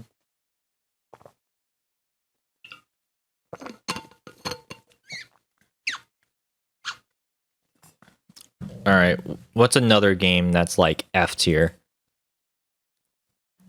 Feel like there's another one in here.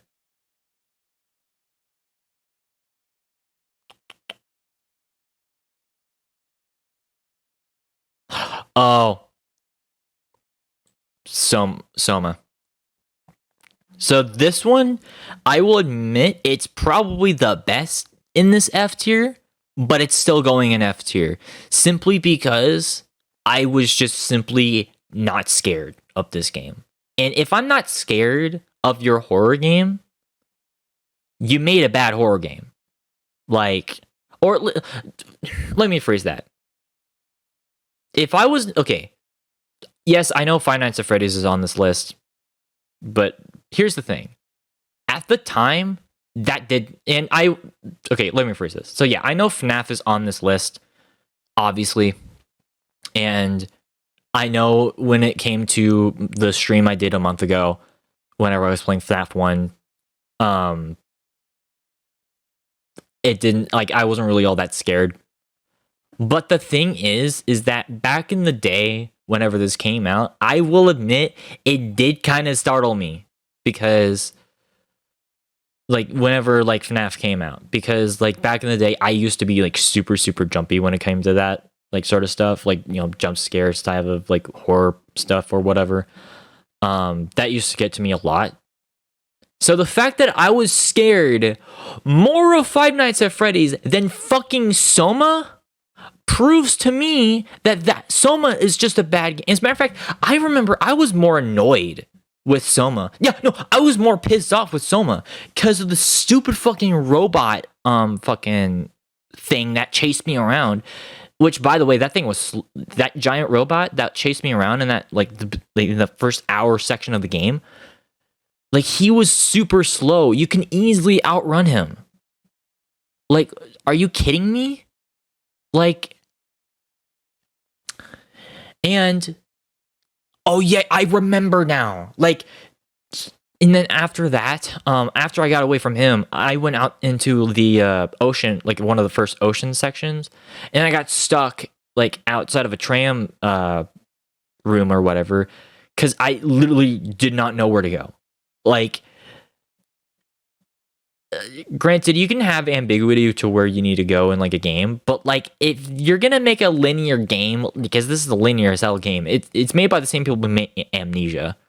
If you're gonna make a game this linear, at least make it somewhat coherent to where you're going to go. They didn't do that either. They didn't make it easy to navigate, and they didn't make the game scary. Which, in my opinion, is a criminal offense to a game that's supposed to be a horror game. So, because of that, I have to put it in F tier. Like, granted, maybe my mind will change. Well, yeah, maybe my mind will change at some point. Maybe, you know, at some point in the future, I'll play through this game again. I'll try to give it a second chance. And, you know, play the game thoroughly. Maybe it was just because I might have been playing a glitched game. I genuinely don't know. But because of just that is just my stance on this game as of right now. So, but yeah, no, it is what it is. Actually, you know what? I have to concede as well. Going back to FNAF, I think there is just one more game that is, I think, really does truly deserve the F tier, especially in retrospect. Yes, in 2016, at the beginning of 2016, with my own money, I paid for FNAF World on Steam 6 years ago, 6.5 years ago, whenever the fuck this game came out. And man, I defended this game a little bit too much. Because remember, I was a FNAF fan back in the day, and then for a good 4 years, I kind of stopped until you know the story. If you've seen the other tier lists, you know the story, but you get my point. I think I have to be real with myself. I have to put this game in F tier. Because just like with Steep, this is another game where at first it doesn't feel all that bad, Yeah, it's granted, it's basically a Final Fantasy ripoff. Like, it literally just plays like Final Fantasy 1, which we'll actually talk about in a little bit. But, well, not in a little bit, but later on. But, you know, it kind of, like, yeah, it might just be a ripoff of Final Fantasy, but, like, it could have been, you know, it seems alright, right?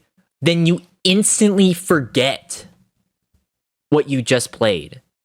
And I mean instantly forget. Like, so much, dude, like, seriously, I didn't play this game. Hold on.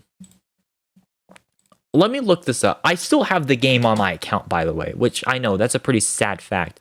Yeah, no, I didn't play this game for a good, like, 5 years until I booted this game back up in January. That's how little I stopped caring about this game after this game came out. So I think just because of that, I think it really does deserve the F tier. Granted, I don't think this is the worst game I've ever played. Because again, F tier does not mean that the game is the worst game I've ever played in my life. Because at the end of the day, it's really just a Final Fantasy clone. But boy, oh boy, was this a disaster, even for the creator of the game, which obviously you know my opinions on him. He's really kind of iffy at best and sounds like he might be a douchebag, but that's besides the point. Point being is that this was definitely a dumb idea. And also FNAF World, dude, that's really a dumb name. You know me.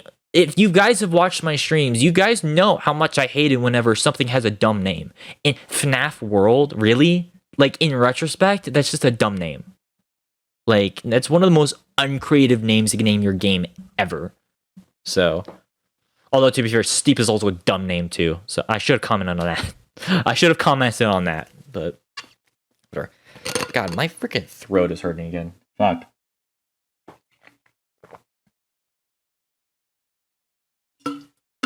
So yeah, no.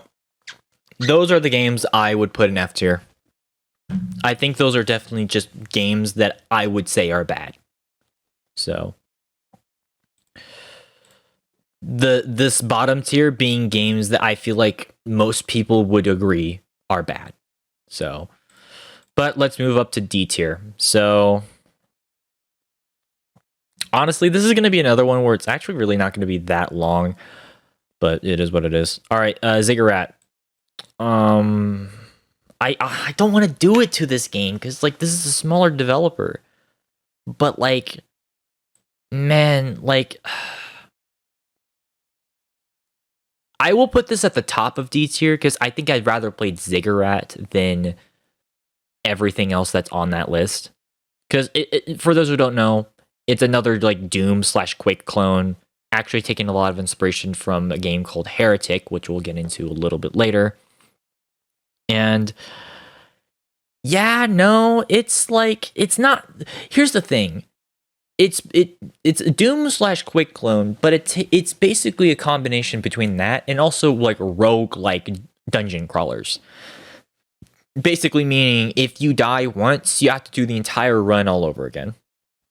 Which, I mean, that's not necessarily a bad thing. I guess just sort of my thing is that I just need to get into more roguelikes, but I don't even know if I can do that because, like, I don't know. I personally just hate the idea of, like, if you die once, you have to do the entire thing all over again. That shit would drive me up the fucking wall if I played more roguelikes like that. Because there's only 3 roguelikes in this entire list, by the way. This, Hades, and Risk of Rain 2, which we'll get into those a little. We'll get into those later. I know I keep saying that, but you get my point. I also keep saying that, but whatever. So, I guess just my thing about this is that there's really a super limited amount of weapons, partially because there is a class system, which, to be fair, is very similar to that of Hexen Beyond Heretic. Which, if they were trying to do a throwback with that, I guess. But this is a game from 2014, not 1995. I'm wishing for a little bit more like innovation for this game, at least a little bit. And also, there's some really weird enemy designs in this, like freaking exploding carrot people, and I can't even remember. Dude, okay, just now thinking about it, this game is... I think I defended this game just a little bit too much whenever I played this game. Because, like, God, this is really starting to become hard for me to remember exactly what's in this game. So yeah, no, I think because of that, that really does showcase that this game really probably deserves the D tier. Again, I hate to talk down on a smaller developer, but it's like, man, you should have made a better game. And speaking of, the people who made Deceit, you probably should have made a better game. Because this is actually, you know what? I'm going to put Dead by Daylight here as well, because I really don't like either of these games. So we'll start with Dead by Daylight. I'm sorry. This is just another example of a game where it's just, I just don't care. I acknowledge that it does have its fan base, and for those people, more power to you. You guys can like this game whatever you want, but this is just an example of a game that I just don't give a shit about. Like, again, I'm not even the biggest horror fan anyways, so like, that's already a mark about that.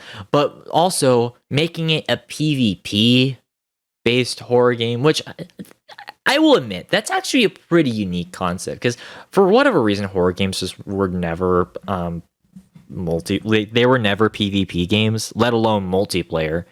So that's kind of cool. Again, though, I just really don't care, especially just the whole idea of like just certain parts of the community that I've encountered in this game whenever I was doing like offline matches with a few of my friends, whenever they would do like a free event for like Halloween or something like that. I just, honestly, it was just not really that fun to me. And also with just how certain perks just break the game, ruining the balance, and also essentially making it pay to win if you try to buy a lot of the licensed characters. Yeah, that really does break the balance for stuff, and it basically makes it pay to win, because these are not given to you for free. You have to pay for new like killers and survivors, which is, by the way, survivors, they don't even get their own perks. They're just literally reskins of each other, even the licensed characters. So it's like, what's the point? So, but yeah, no, like honestly, this is just an example where it's just, I don't care.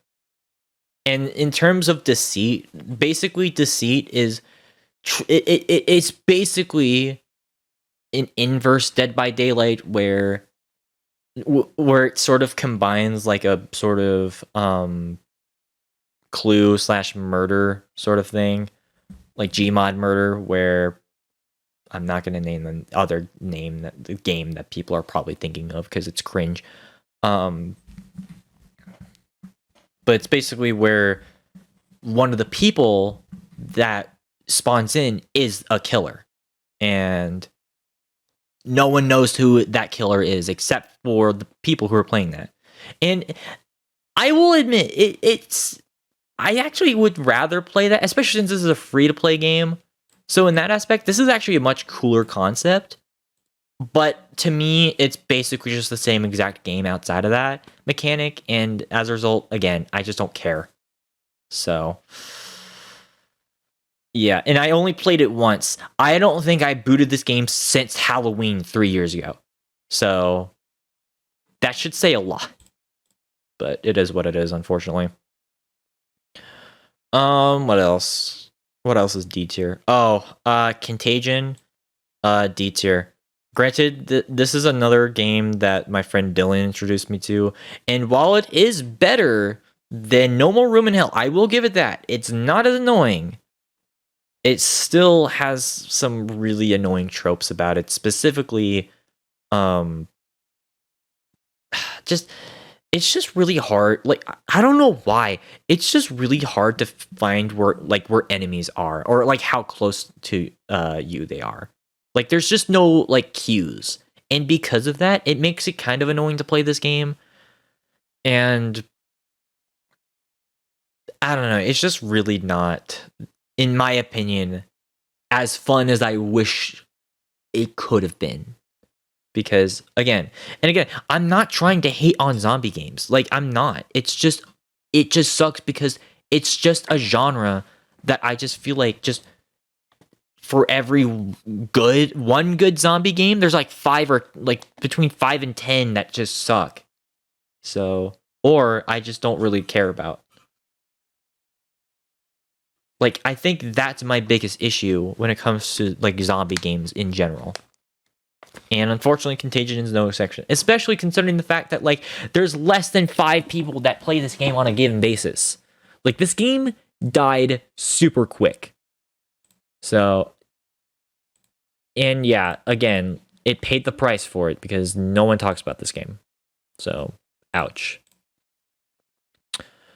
Yeah, I'm trying to see, is there any other game that I would put? Oh, this is gonna piss some people off. But honestly, Vanquish is yet another game I find to be hella overrated. I would personally put this, well, okay, actually, I'll put this in like low C. I played this game last year, and I thought it was one of the most generic shooters I've ever played in my life. Like, because for those who don't know, this is a third-person shooter made by the same people who made the Bayonetta games. This was sort of like a one-off experiment for them. And oh my god, this was one of the most, and I mean it, this is one of the most boring, not okay, this was one of the most by the books and just boring and generic shooters I've ever played. Like, oh my god.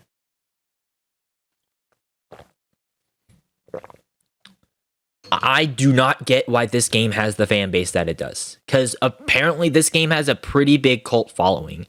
And I don't get it. Because everything that this game did, that people praise this game, just like with Half-Life, people that praise this game and say, oh, this game is so unique and different, it's like, no, this is like literally the most tropey game I've ever played. The story is bad. Granted, I know it's partially trying to be campy, but like, it just doesn't work. The voice acting is super annoying, trying to be a rip-off Metal Gear Solid, and it doesn't help that Steve Blum, the man, the myth, the legend himself, I know, but it doesn't help that he voices like, I don't even know who your sidekick person is. Like, is he a villain or an antagonist? Is he a protagonist? I don't fucking know, because he's always switching sides and it's super annoying. And then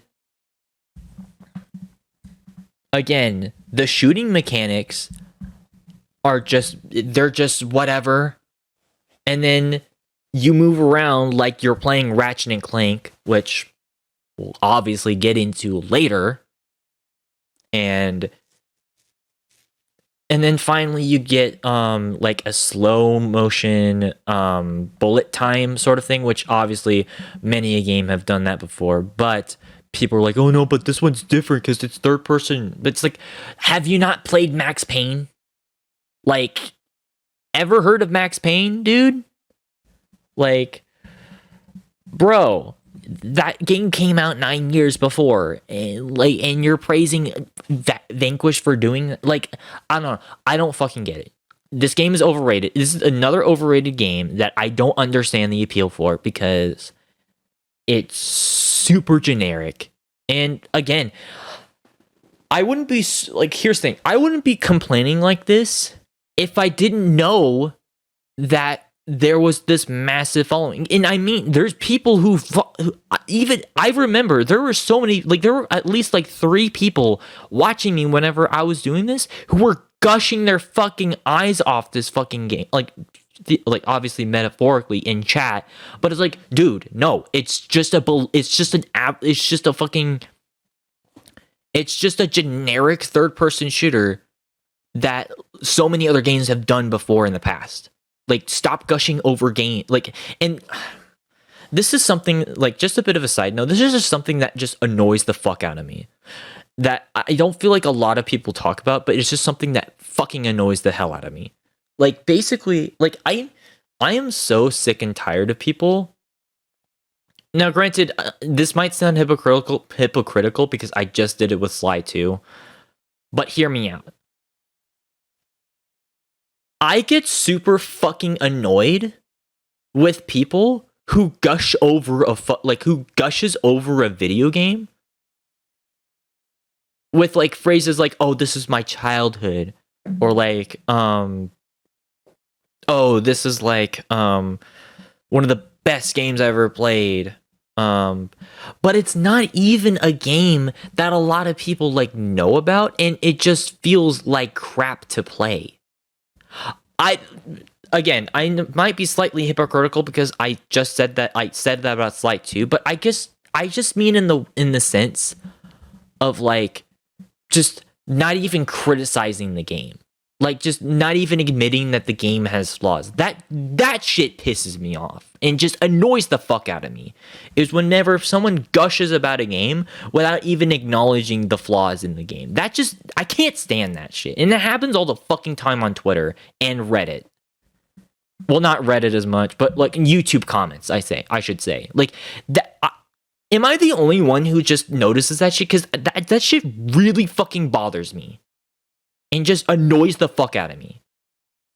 So, and unfortunately, Vanquish is one of those games where it's like people gush over. And Half-Life 1 is where people fucking gush over it without acknowledging the game's flaws. Like, I can't stand that shit, man.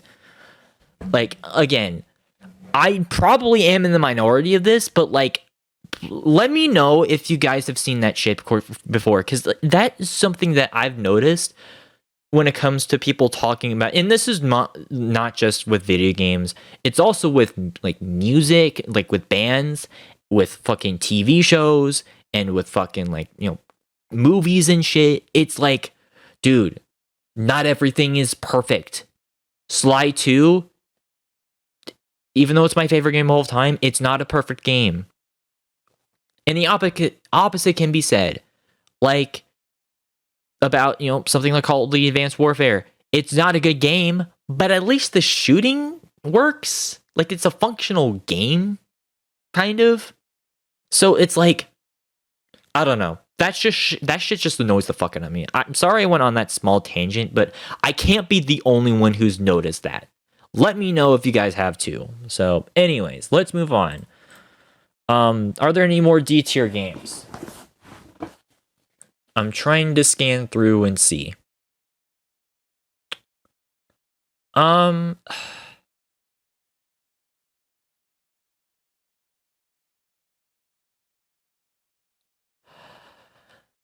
mean, okay.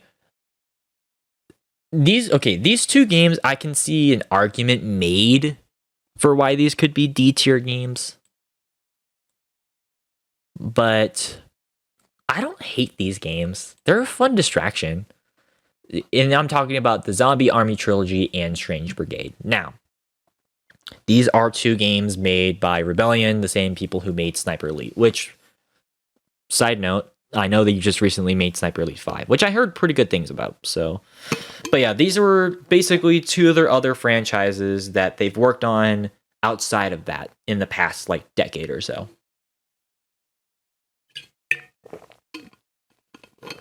And honestly, I actually think they're fine. I would probably put both of them in C tier. Which I know that like is a lower tier or something like that, but it's still a game that I would play because like they're fun distractions. And again, unlike Vanquish, where it's like people gush over like that game, even though it feels generic. I don't see a lot of people gush over Zombie Army or Strange Brigade. And because of that, I'm at least more forgiving about those games in comparison. So, and they're basically the same game. The only difference between them is Strange Brigade is more, it's about like you're shooting down mummies, which is actually kind of a rare thing. You don't see a lot of games that has like mummies in them. So the only other game is this Resident Evil clone, but whatever. But yeah, no, they're fine. It's a bit generic, unfortunately. So, also, I just remembered there is another D tier game on here. Five Nights at Freddy's 4 D tier. Honestly, which by the way, I think I did say in the stream in some of my more recent streams that like, oh, Five Nights at Freddy's 1 was the only game that I played. That is actually not true. I just completely forgot about it because I did a damn review of the first 4 Five Nights at Freddy's games. I completely forgot about that, if I'm going to be honest. And yeah, no, I don't like FNAF 4. Not because, oh, you're too scared of it or whatever. No, it's because I hate the mechanic of you having like to use your fucking, like being able, like basically the mechanic of you having to have, like basically having, wow, I am stumbling my words. I'm sorry. You having to have your ears be listening to the sounds of the monsters going in the room. If you are deaf, you are fucked. This game, like, you would not be able to play this game. And it's kind of one of those games where it's a little bit ableist as a result. Not only that, but also, I feel like this is just an example of a game that kind of jumps the shark in terms of the mechanics, because this is a completely different game from the rest of Five Nights, or this is the first game that was truly completely different from the rest of the Five Nights at Freddy's games, which is not a bad thing. As a matter of fact, I will fully admit, from what I've seen from Sister Location, that's a game I didn't play. But in terms of differentiating from like the older games, that one seemed like it did fine. But this game, no. Because again, I just feel like with this one just kind of feels cheap. Especially considering the fact that originally, guess what? This is something that not a lot of people would tell you. But originally, if you were playing, like originally in before Scott patched it, you were able to cheese the entire fucking night through, like basically the entire game through. Because if you stood in front of where Foxy were to spawn or whatever, and just flash the light there or whatever, and just stay there, you would just cheese the fucking night, and just beat the game by doing that. He has patched that, so like he will, like Foxy, there will just be an animation where Foxy will just rush in front of you or whatever, and he'll just do his normal jump scare. But the fact that that was even a thing really does just drag this game down. So that, and also Scott just still refused to add back a custom night. And again, since this was another game released like 3-4 months after the previous game, although this one was a little bit longer of a gap, but because of the fact that he kept releasing games in such a short amount of time, quality drop, man. It was there. And actually, now I think about it, I'm gonna also put Five Nights at Freddy's 3. I'm going to put this in like low C tier. Because it suffers from a lot of the same issues that I have with FNAF 4. Well, FNAF 3 and FNAF 4 just have the issue of just taking way too quick to develop your game. And as a result, they're just not really that fun to play through. And in FNAF 3's case, not really all that scary, especially with that lame spring trap jump scare. Honestly, like the fact that like, you know, I used to think that was scary is honestly a bit lame, because that has got to be one of the worst jump scares, at least in this series. So it's not the worst jump scare. Like, I don't think it's the worst jump scare in any horror game. I've seen way worse, but yeah, no, FNAF 3 was just kind of, you know. So actually, I feel like at this point, I kind of want to just get rid. I just kind of want to move on from FNAF from this point onwards, because I already know people are going to be like, FNAF sucks. It's like, shut up, kid. FNAF 1. I would put this game in B tier, because again, when this game came out, most horror games made you actually have to move around. This one did not do that. And again, I will fully admit, I was actually at the time, I was one of those people who was scared. Because again, horror is subjective. That is something that I think people need to realize, because in this particular case, it was actually kind of creepy, especially with how uncanny the models looked. Now, obviously, with the releases of like different like parody videos and just what the community's come up with for the past 8 years, obviously the sort of like spooky elements went away for this franchise.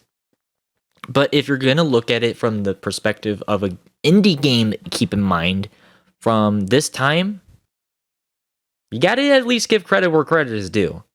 Now, that being said, it is not the scariest game I've ever played. I have pretty much laid that down plenty of times before. And as a matter of fact, we're about to talk about some horror games that I think are way scarier.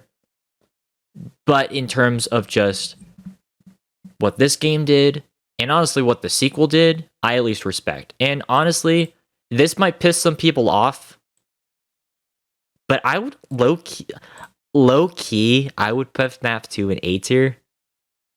Because again, this is the game, in my opinion, where it's more fun because of the mechanic. Like, this is the most fun game, I feel like, because you have to deal with like so many different threats, but the threats still feel fair. If you don't pay attention to where a character is coming from, that's on you. That's not on some Q bullshit or whatever, like with what FNAF 4 did, where it's kind of an ableist thing. Whereas with this, you actually have a visual cue to where where like an enemy pops up, or what, like one of the animatronics pops up or whatever. And there are some like kind of creepy jump scares in this game, like the Bonnie one. Like, that's kind of horrifying. I think the one crippling flaw with this, and also just the storytelling in this game, like, and I've always made this comparison, the way that FNAF 1 and FNAF 2 stories were told is very similar to how the Call of Duty Zombies Easter eggs were told in World at War and Black Ops 1, where it's very vague on what's going on and what's even being presented to you up front, but with a lot of the visual stuff in the background, you can kind of piece a story in your head. That's something that I do like. Unfortunately, though, the one crippling flaw about FNAF 2, and this is something that I've talked about with plenty of my friends who are actual FNAF fans, because again, there's a huge divide between our friend group on this, on like the FNAF, whether FNAF is cool or not, whatever, I'm not getting into that.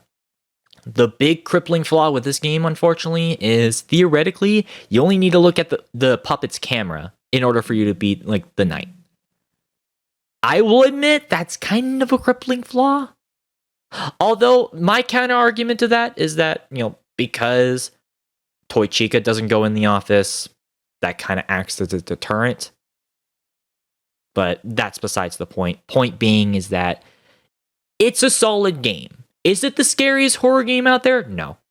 Like, again, we'll get into Silent Hill and Dead Space in a little bit, but you gotta at least look at it through the perspective of like someone who is afraid of jump scares, and through the perspective of someone who is afraid of something like this, or like Chuck E. Cheese or whatever. Because again, when it comes to this type of horror, it's more subjective. Dude, the fact that I was more scared of FNAF 2 than fucking Soma should at least tell you at least a little bit something. So that's my take on that, on like the whole FNAF thing, but I think it's about time that we move on, because there's quite a few games I still want to talk about that are C tier. So one of them being Heretic.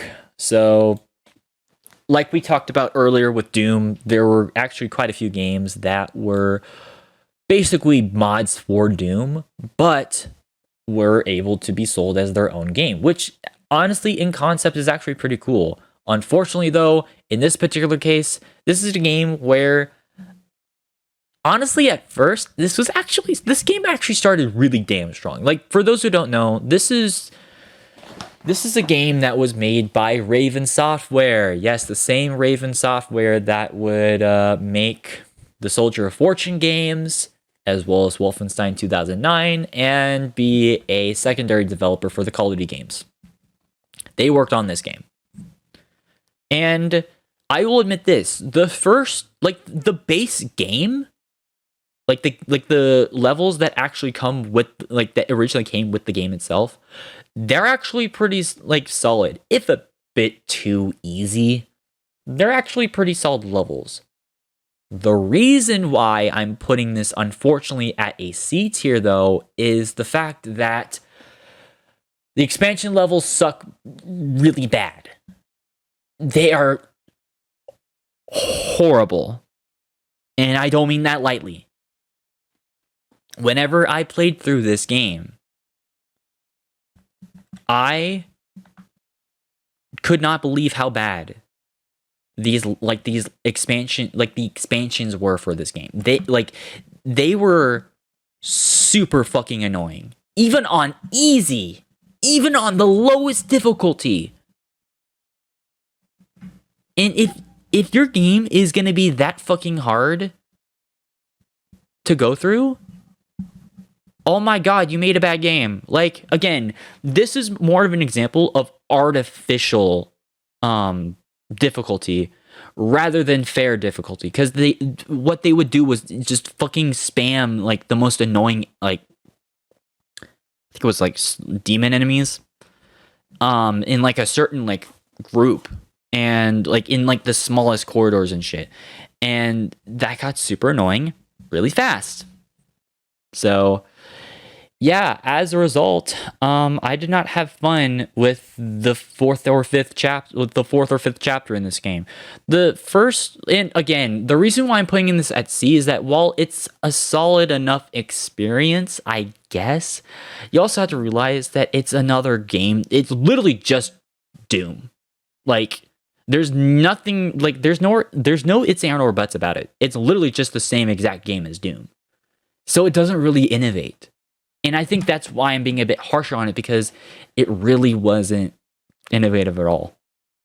And guess what? Unfortunately, just like Vanquish, apparently there's people who claim that this is one of the best games of the 90s, which that blows my fucking mind, because it's like, dude, you clearly have not played Doom or Quake or any of the Final Fantasy games from that decade. Come on. This is not one of the best games of all time. It's just simply not. It's not a bad game. It's just an average game with really shitty expansions. So, yeah. Bad. So, all right, here's another one that's probably going to piss some people off. And this is coming from a Sony fan. Or someone who grew up on PlayStation. Horizon Zero Dawn. I got super bored of this game. and the cutscenes insulted me. Because of that, I'm putting this in C tier. Oh my god. This, like, okay, to be fair, a part of it is due to the fact that I didn't realize that this was an RPG game. Like, I assumed that this was going to just be like a action adventure game. Similar to that of like, I don't know, fucking Ratchet and Clank or something. But no, it's a fully fledged RPG, which I'm not complaining about it being an RPG. I'm complaining about the quality of life and certain mechanics in this game that are so fucking annoying. So, first of all, Aloy. I did not like Aloy as a character.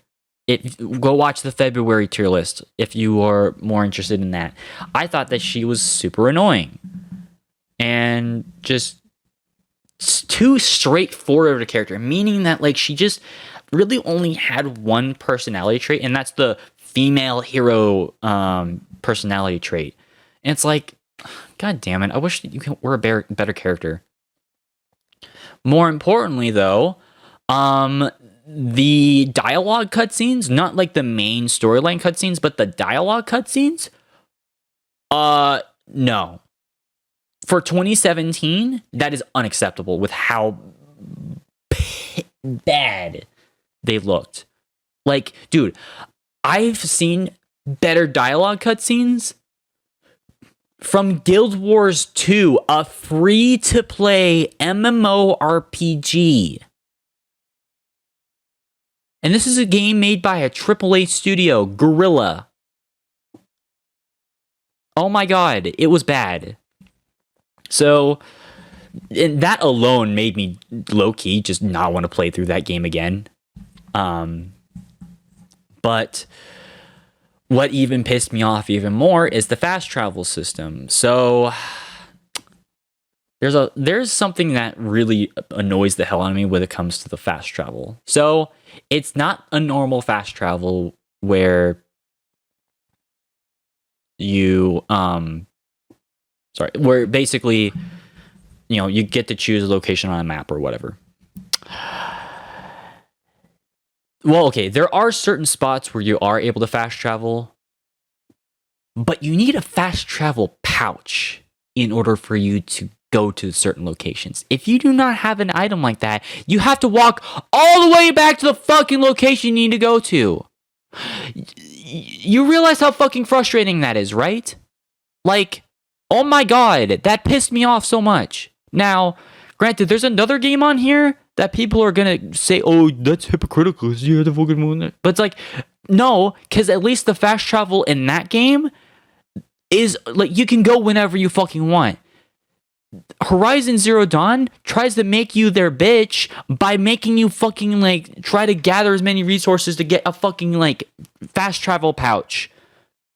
You know how fucking annoying that is? Like, you can't, like, basically, the fast travel, you can't go wherever you fucking want. Which, in my opinion, for an open world game, is a crippling flaw.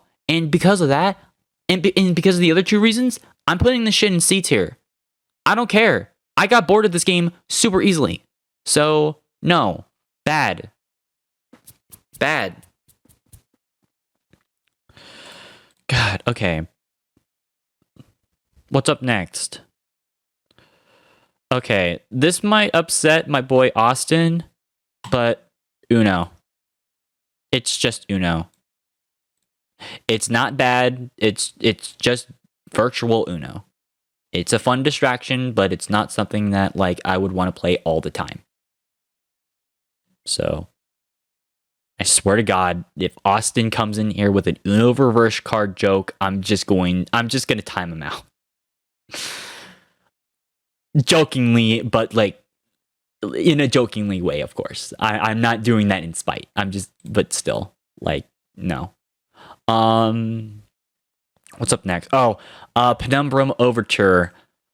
C tier as well. I mean, this was, funny enough, the people who made Amnesia and Soma, this was their first game. I played this for Half Halloween 2019, the same day I played Soma. And I will admit, for their first game, it wasn't bad per se, but it just was super confusing because it felt more like it just felt more like a corridor simulator than it did a horror game. Granted, this was probably more of a setup for what would come in Black Plague, which I heard was a much better game and had much higher stakes. But in this particular game, I just didn't feel like I was really threatened at all. And it just wasn't really too scary. And because of that, yeah, no, that just like with FNAF 3 and 4 and Soma, I can't put it above a C tier. Because, again, if you don't scare me, you're not gonna really So, which actually, now I think about it, I really should have put these games on here. Slender the 8 Pages. A game that literally wouldn't work the first time I tried playing this back in 2018. Like, it kept crashing. And when we tried playing it last year for half Halloween, I just was not scared. So, I'm going to put it in D. No, okay. Actually, you know what? I'll put this one in C tier because I know this one, the concept is spooky. Of course, it's about Slender, the giant faceless monster who steals children in the middle of the woods. Like, it's Slender. The character that's in front of the new metal band Korn's first self-titled album cover. Yeah, that's Slender. So, but yeah, no, it's just a shitty horror game. Although, to be fair, it was actually for a game that was made like overnight by one guy. I can at least give him credit. What I can't give credit for, unfortunately, is Slender the Arrival. Which, okay, to be fair, I think I'll probably put this in the same tier, C tier. But, dude, this one's more upsetting, though, because every time I try playing this fucking game, there's always some bullshit that fucking happens. Because I tried playing this Halloween on, this previous time, and there was some stuff that was going on. And then we tried playing this last month, only for some bullshit to fucking happen. Thankfully, it was resolved. It's nothing too serious. But it's like, dude, it's like reality does not want me to stream this game for whatever fucking reason. I don't fucking know why. But, That being said, though, I mean, this one, okay, I think this one is a bit spookier. So, because of that, I'll put this up in here. Like, put it right there. But it's one of those games where it's like, I can't really have an opinion because I barely went outside the first 20 fucking minutes of the game. So, and that makes me mad. Because I want to play it because it looks scary, but I can't really make an opinion about it too much. So, unfortunate. Alright, oh, this one hurts. Marathon. This is an example of a game that honestly I have completely changed my mind on. Because, again, similar to Quake 2, I remember talking about this in the top 100 FPS games. I only played like the first, I think it was the first 6 levels of the game. And those are fine. Like, those are when you first play through Marathon, this game is actually not that bad. However, once you start getting around whenever you get to the levels when you're closer to AI partners, they're not with you the entire game. They're only in it for certain levels. But once you reach that first level, man, this gets nosedive really fucking quick, and I regret saying this game was S tier, because this, honestly, it's more like closer to a D tier game than it is S tier. And I don't want to do this, because it's made by Bungie, The same people who made Halo. And I love Halo. But oh my god. This game, this game came out in 1994. So like we already had several games for us to talk about that came out at that time that had much better quality. But this game, here's the biggest issue with this game. Convoluted level design. This is something that and this might piss off some Bungie fans, because yes, there's some hardcore Bungie fans, but like, this is something that a lot of people don't like talking about, and there's only been one review on YouTube who's talked about this, and they got slammed for it.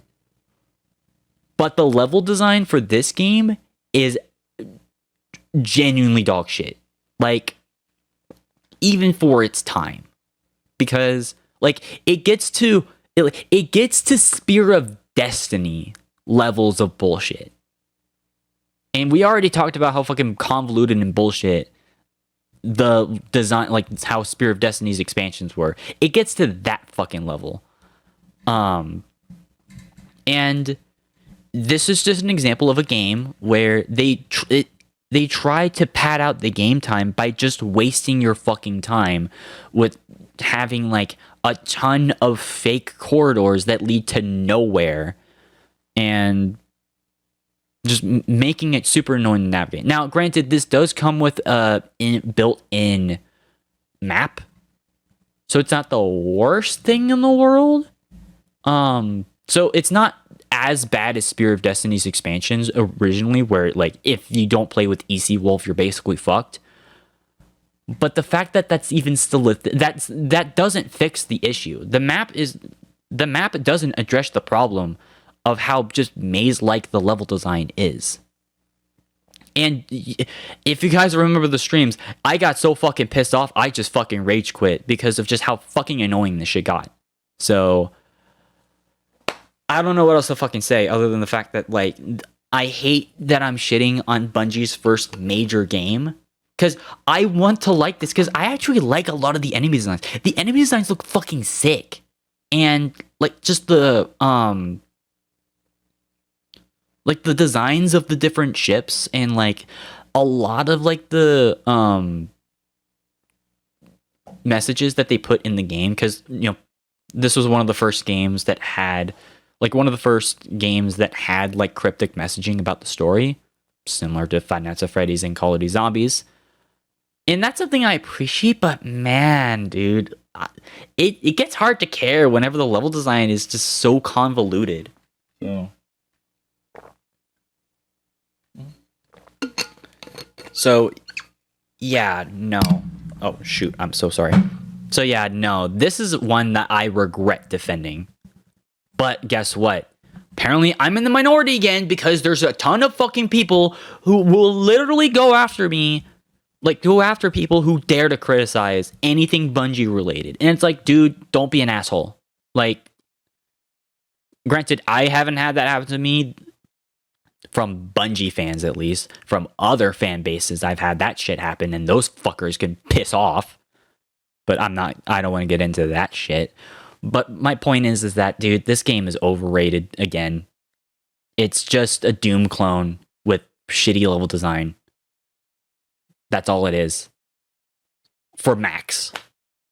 Back in the day. You can play it on Windows. Because there's been fan ports. But it's like, this game sucks. Let's move on.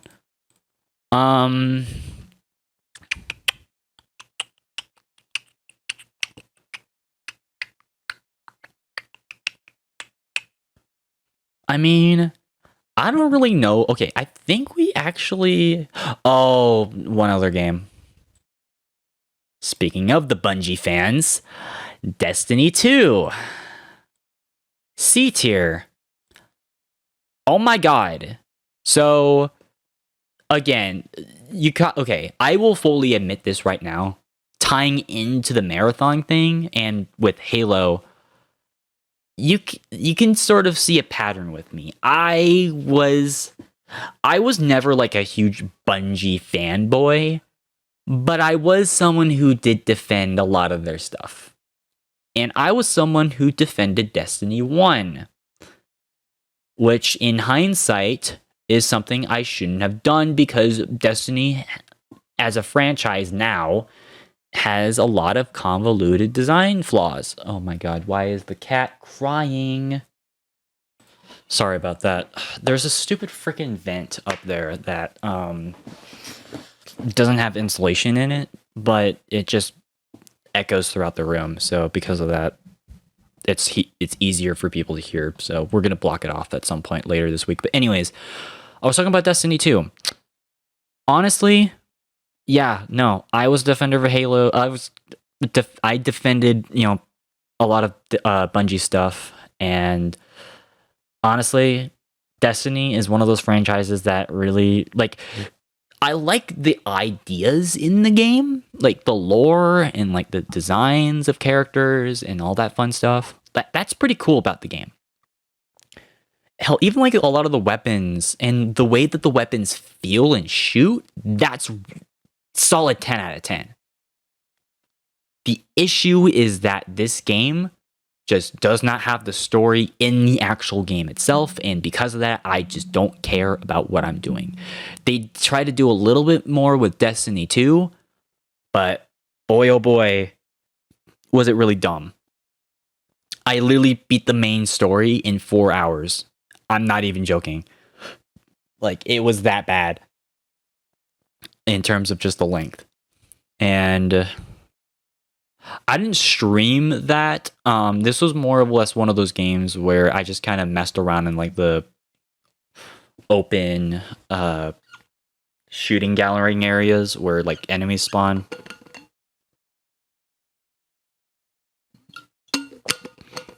So that's why this is on the list. But man, from 2018. But man, this game is just not fun. So, and we'll throw in Destiny 1 with this same thing because they're basically the same game. And yeah, no, this is just not. No, this is like seriously. And also like the loot, how the loot shoot, like how you get the loot in the game, because this is like an RPG FPS hybrid game, right? Like it's a looter shooter. Like, so because of that, you have to get you have to get new guns by grinding, right?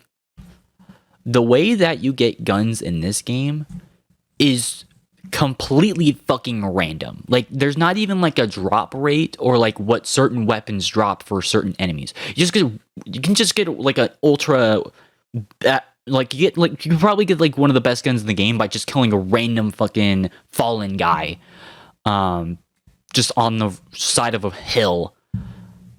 And then if you're fighting like the final boss in the game or like one of the big bosses, you can just get some random shitty pistol.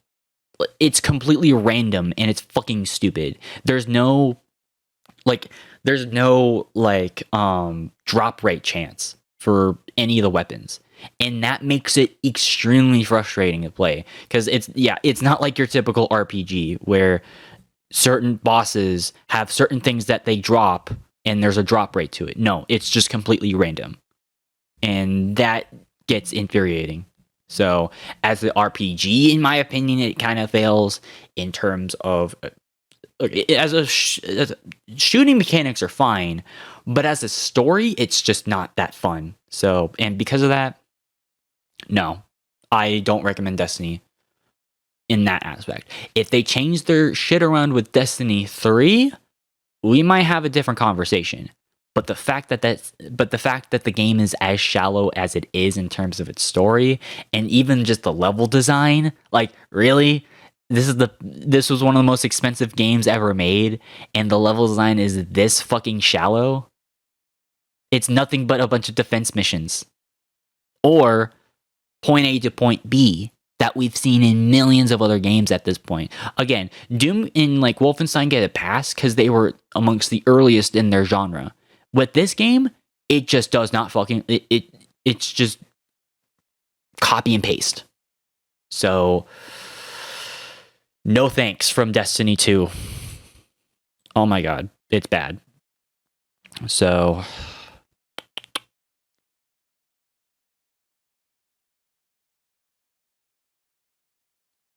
sorry, I'm just trying to see. Is there any other game on here that like I would definitively say, oh shoot, I forgot about one game that really should have been in D tier. Styx, Master of Shadows, D tier. This is a game that I played in March of last year. It's a stealth game. And I understand what the developers were going for this game, because this is like a fantasy based one. You're playing as a goblin, like a night goblin or whatever. And because of your size, you can't really go on the offensive. Like, you kind of have to go more defensive, which I would have been fine with if the combat wasn't such dog shit. Like, here's my thing. Like, if you get surrounded by a ton of enemies, you're basically fucked, because the way that combat works is through a parrying system. Like, you can't really attack people unless if they're stunned or if they are behind you or whatever. And considering that I played a lot of Splinter Cell and Sly Cooper in my life, this mechanic feels way too fucking janky. And it feels more bullshit than it does fair.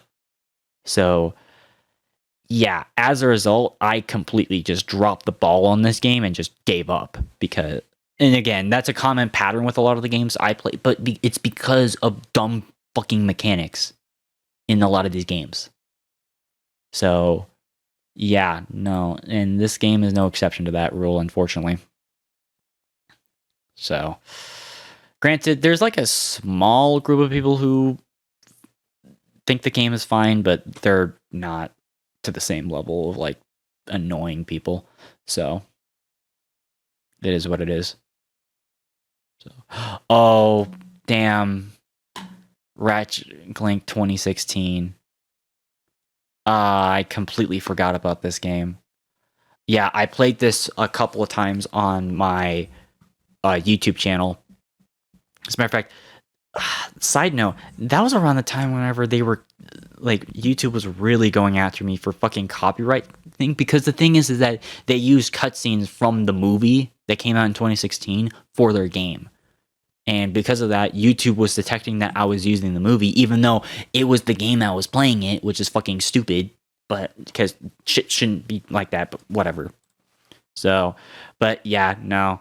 Like, okay, and you know what? I'll put this in a low C because it does have its moments, but man, this is easily one of the weakest Ratchet and Clank games. And I'm a huge fan of Ratchet and Clank. That was one of the games I grew up with during my childhood. And to see this game come out the way that it did and just be a shallow version of the original game, yeah, it's rough. Which we have the original game on here, which I'm excited to talk about, but not this game. Nah, dude, don't get this game. I heard Rift Apart was a much better experience. If you want a good Ratchet and Clank game, I guess you can play that, or just play one of the original games on PlayStation 2. Don't get the PlayStation 3 versions of those games. That's a whole other thing. I'm not talking about the future games. I'm talking about the ports of the PS2 games on PS3. Those ports are bad. So, but whatever. You get my point. This is just not fun, or not as fun as I wish it was. So, all right, next up, Layers. Well, yeah, Layers of Fear. Yeah, C tier. Granted, I never played PT, but it just looks like a knockoff of PT. PT being the Silent Hills demo that people rave about. Unfortunately, I can't play because I didn't know about that for like the week that was out. So, ouch. But this kind of served as sort of an alternative to that at the time, which that's like not a bad thing. And as a matter of fact, I think I would probably put this in like higher C, maybe even average. Actually, you know what? I'll give Bluebird Team the benefit of the doubt because this was, I think, one of their first games. And just to be kind to them, I'll put this one in average because it was spooky enough. Just sucks that the gameplay I had is just choppy as hell. I do apologize for that. Again, I didn't know how to my freaking thing didn't know how to properly set up, so. But yeah, no. It was fine, I guess. Again, I'm trying to think, is there any other game that I would put lower than average? I think we're finally at that point where we can just start putting games in the average tier and above, which is good because, yeah. Oh, Mirror's Edge. Never mind. This will probably be the last game that people will be pissed off with me about, but honestly, I would put this game in. This game I would for sure put in D tier. If you saw my gameplay of this from earlier this year, you would exactly know why I don't like this game. The shooting sucks. The platforming just does not work. And again, I don't like first person platforming. It never worked. It didn't work in Half-Life 1. It was the crippling flaw of Doom 2016. Even though I put that in S tier, that's the other thing that kind of brings it down. And in this game, it's no exception. It's fucking annoying. And the fact that this game has really bad optimization, I crashed. I remember I tried streaming this game last year and it crashed. And then while I was streaming it earlier this year, it crashed again. I think it crashed twice now I think about it. So 3 times. Yeah, no. This is a bad game. Not bad. Well, this is another overrated game. It's not that good, people. If you think this is like amongst one of the best platformers you played, you need to play more platformers. Cuz this game is just not good. Or even just action adventure games in general. This is the mark of a badly designed game. So yeah, no. I can't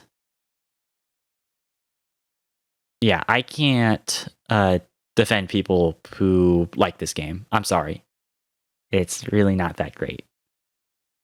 So, all right. Well, one more game just to piss some people off. Cisco and Seats here. It's just not my game. Funny enough, I forgot I actually streamed this once. Of all things, I streamed this on like one of my randomly selected game streams because I wanted to be unique and quirky. Back in like late 2018, I played CS:GO. I completely forgot about it, but I did. And again, it's just another example of a game where it's just not for me. Though, to be fair with this one, it does have AI bot support, so because of that, I can at least play PvE. So, actually, you know what? Because of that, I think I might put this... you know what? I'll put this up in average because of that. Because I actually really love playing PvE with bots, especially on a lot of the custom maps. It's just a stupid fucking thing, though, that they keep removing maps. That's something that I don't... And I'm not just talking about removing from rotation. I mean, like, removing it from the actual game files. Yeah, that's a thing that CSGO developers love fucking doing. So... yeah. Alright.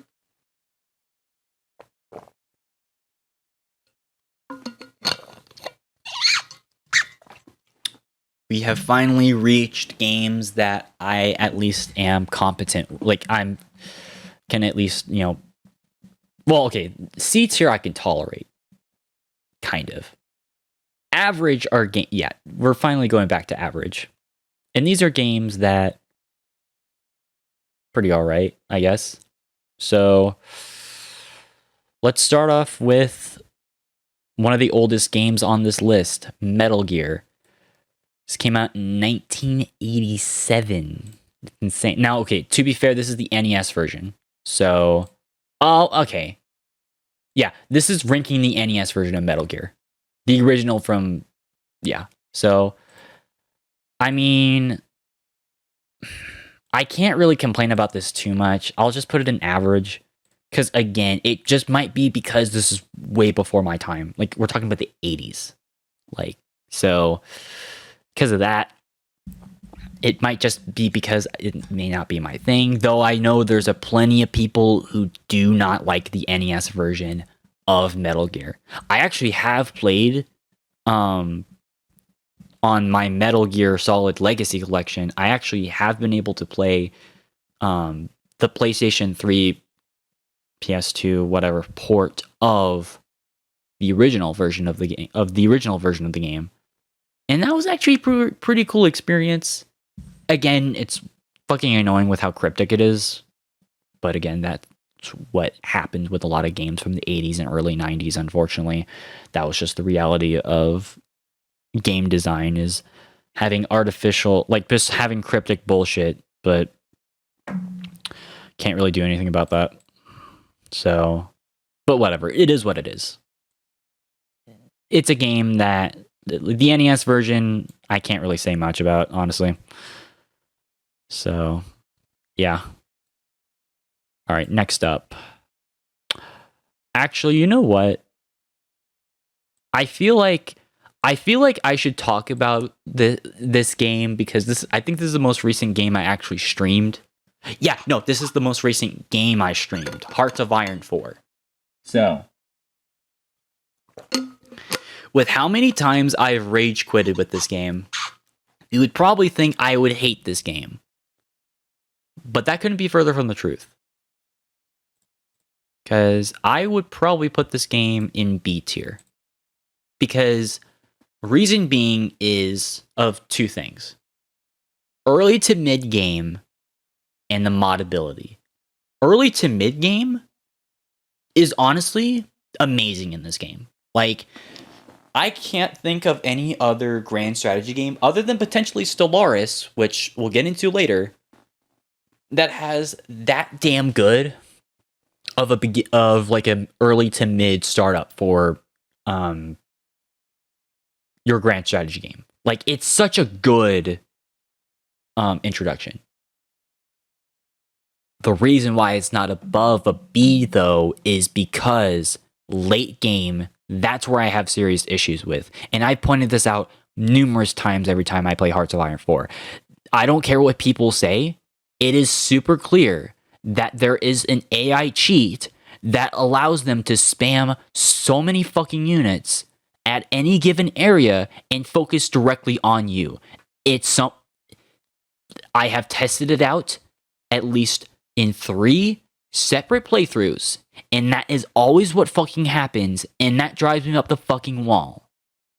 Even if an enemy faction or country is attacking like 5 other nations, if you attack them, they will immediately send all of their fucking troops and start spam attacking your troops, even if you have a good fucking layout for your entire invasion plan. It is super fucking annoying. In the amount of people that I've seen online that say that, oh, the AI doesn't cheat, is super fucking sad. Because it's clear that they fucking do. Because how the fuck can you have like 5 units of guys lose again, like 5 units of fucking, 2 guys of cavalry, 1 guy with a tank, and 2 guys with infantry, and then lose to like 2 guys of like regular infantry? That's not how that should fucking work. And I've had that happen on numerous playthroughs. So because of that, that's why I think that Hearts of Iron Like, I like Hearts of Iron, don't get me wrong. Like, there's a reason why I keep streaming it, and despite the many times I say I will never stream this game ever again, I still always go back to it. It's because it's such a good early, like, it has such a good early to mid, it has such a good early to mid game play, or whatever it's called, like, earlier on in the gameplay. That's what makes the game strong. It just sucks, though, that unless if you mod the crap out of it, it's really not worthwhile post that. And that's pretty much my point, is pretty much after, like, that's the thing, is that, like, unlike Medieval 2 or Doom, or hell, even, like, we'll just throw in Quake and Battlefield in there, where the base of the game is super solid and that momentum pretty much continues throughout. Hearts of Iron 4 unfortunately does have an enjoyment limit. And because of that, I don't find the base game as enjoyable as much as, like, being able to mod or even do, like, console cheats. So because of that, I can't put this above a B, or even like a lower B. So, because again, I like Hearts of Iron 4 and I like its concept, but man, like, it gets super outrageous when you start trying to play as a non-democratic faction. It gets super annoying. But I just wanted to get that out of the way because I know there's some people who are super confused on how I feel about the game. Because I like the game, I don't love it though, even though I put in so many hours into it. Again, that's because I love the early game. Late game though, not so much. And that's a damn shame. So, all right. Next up. Oh shoot. This, man, now thinking about it, I need to, like, start thinking about what I say. Brothers in Arms, Road to Hill 30. I already mentioned at the beginning of the stream, we talked about Hell's Highway, but I actually haven't played it on stream. And we have played Earth and Blood. This game, though, like, here's my thing.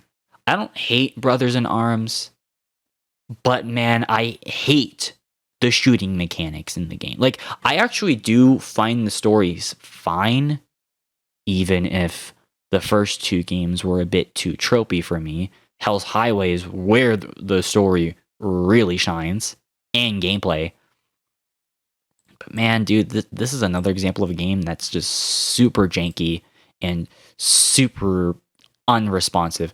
Granted, I know this is a tactical shooter, so, like, obviously it's not going to be super perfect in terms of how you move around and stuff. But I've had way more times where I feel like every time I use a bolt action in this game, where it feels like I always miss more than I hit. And that is, unless if I get super close to the enemy, and that is super annoying. Like, to me, that feels like they just weren't able to work in, like, proper bullet physics. And it's really not fun to play at all. And yeah, no, because of that, I don't really recommend at least the first two games, unless if you want to get caught up with the story of Hell's Highway. Go play Hell's Highway. That's a game I would recommend out of the series. Even if it plays a little bit too much like Rainbow Six Vegas. But I'm fine with that because, again, Rainbow Six Vegas is at least an average game. Well, actually, it plays more like Vegas 2, but whatever. You get my point. So, overall, I do recommend it. All right. Let me skim through this one more time before I see a game that I just think is below average. Okay. I think we're good. Cool. Okay. Let's get some of these average games out of the way. So, Amnesia Machine for Pigs. Yes, I did not stream Amnesia The Dark Descent, but I skipped that in favor of this specifically because everyone else played Amnesia The Dark Descent. And I didn't want to feel like I was just doing a copycat. So, honestly, I would probably put this game in average. Like, it's definitely I actually think this game is scarier and just creepier than Soma was. Like, with this game, I at least felt uncomfortable playing it, but in a good way. So, because of that, it's fine. I don't think it's, like, terrible like a lot of people were saying that this was. But it's all right. It's fine for what it is. So, all right. Company Heroes. Actually, okay. Well, in order for me to talk about Company Heroes, I feel like we had to talk about both of them. So, Company Heroes 1, I would put this game in A tier. I really like Company Heroes. This was made by Relic Entertainment, the same people who made Warhammer 40k Dawn of War. So, at least the first two of those games. I doubt they made the third one, but I don't know about that one. So, but in any event, yeah, they made Company Heroes 1 and 2. Company Heroes 1 was pretty solid. Yeah, it was kind of late to the RTS party, but in terms of being a World War II RTS game, it was really enjoyable. And it actually made me really want to dig more into World War II strategy games. Like, without me playing Company Heroes, I wouldn't be playing Hearts of Iron 4. But I think the one issue with Company Heroes is just the lack of faction variety, which I think that's just a general problem with me when it comes to RTS games, is that I wish there were more games like Warcraft 3 and Dawn of War 1 that had a plethora of different factions to choose from. Well, okay, maybe not Warcraft 3, but Dawn of War. Well, post-expansions, or I should say. Because there were so many factions in that game that it made me just wish for more, that RTS games just had more factions. But, I mean, regardless, though, Company Heroes 1 is super solid. I highly recommend it if you guys haven't played it. If you are a World War II fan, if you are a real-time strategy fan, or even just a strategy fan in general, go check it out. Like, there is a slight skill gap in this game, but it's more than warranted to have. And yeah, it's fun. Now, Company of Heroes 2, on the other hand, I found this one to be like inferior to Company Heroes 1, because with this one, it's not bad. I just think it's not as good as the original. And that's specifically because of a lot of mechanic changes that they did with this game. Granted, they didn't go like with the whole MOBA RTS hybrid that they did with Dawn of War 2 and 3. Thank God. But with this one, they took a lot of those same ideas that they did with Dawn of War 2. Because again, they were working on like the games at the same time or whatever. And they took a lot of those ideas and they sort of I don't know, they focused more on what you choose your character, like, because basically in this game but like when you get into a match, you have to choose like one of 3 different like generals, and those generals would have the different buffs for your faction. I really didn't like that mechanic all that much, and because of that, I just never really bothered. Also, I feel like with this game, the AI was just way more frustrating to fight, because if you're going against AI in this game, it feels like they're doing more heavy spam attacks, and because they kept spamming like tanks and stuff, that got super annoying to me, and like really quick.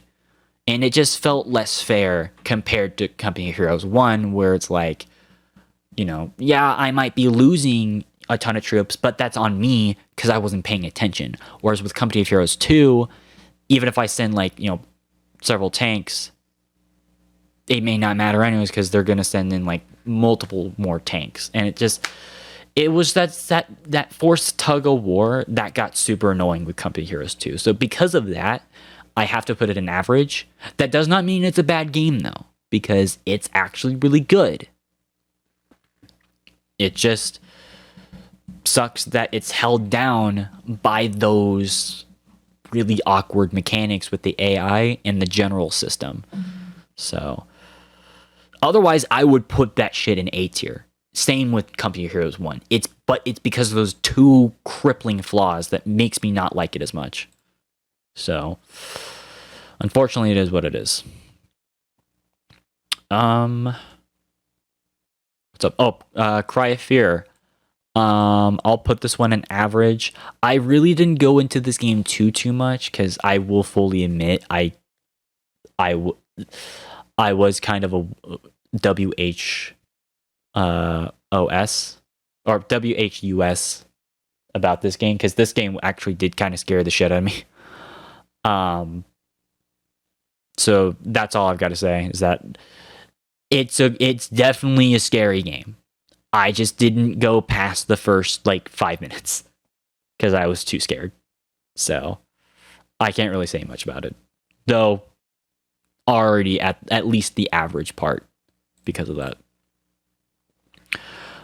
Day of Infamy, not to be confused with Day of Defeat, though this is kind of a hybrid spiritual successor of that game as well as like a spin-off of Insurgency and Insurgency Sandstorm. Yeah, I think I would put this game in average because it's just a fun distraction sort of game, and it's literally just a reskin of Insurgency 2014. And because of that, I actually do like it, and I do like it more than most games, but because it's just a reskin and because it really isn't all that different, I can see why people would tend to skip it. So I actually played this game a couple times on stream. I think I played it a couple times last year and then earlier this year. So again, it's a fun distraction, but it's not going to win any awards for originality. Wow. I completely Overwatch. A game that I have to put in the same I'm putting in this in the same tier as I'll have to put this in C tier. Shino is crying that I'm putting Overwatch in C tier right now. But it's just this simple. It's because it's a PvP game, and I'm just sick and tired of playing PvP. And also, again, I just don't care anymore, especially with what's been going on with Blizzard recently. Just stop, Blizzard. Just stop. Stop. So, and yes, I had the Overwatch hat. So you would think I would have been a defender of this, but it's like, no, dude, I just simply don't care. Like, I'm willing to play with friends if they're wanting to play with me. Especially since all my friends had the PC version, and I finally gave in and got the PC version last year. But honestly, it's just not my thing. And yes, that does mean I prefer Team Fortress 2. But unfortunately, through a technicality though, I can't play Team Fortress 2 anymore. So I guess I'm forced to play Overwatch. So I don't know. That's kind of how I feel about that. Okay. Last roll call. Are there any games below average that I would put below average? I don't think there is. Finally. Okay. Because, yeah, I can't see anything that I would put below average. Okay. Cool. Okay, let's get into this. So, what else would be an average? Oh, this is going to piss some people off. Skyrim. Though, to be fair, okay, two things. Number one, I remember streaming this twice on my old YouTube channel, so it counts. Number 2, this is partially just due to the fact that, like, I really didn't play a lot of it. So I'm just going to put this game in average because I just think Oblivion is the better game. So, but even then, and I have to be real with you guys, and this is just a personal thing. I don't really play a lot of RPG games. I have a lot of RPGs in my back catalog, but I don't play a lot of them simply just because I feel like they just take way too much time for me to play through. And because I feel like they take up way too much of my time, I just get bored easily. And considering that there are so many other games that I want to experience, it just feels like RPGs will just take too much of, like, they just feel like they're too much of a time sink. So, granted, I'm not saying that RPGs are bad. As a matter of fact, there's going to be a few RPGs that will be above the average tier. Like, there's a reason why there's a lot of them up here.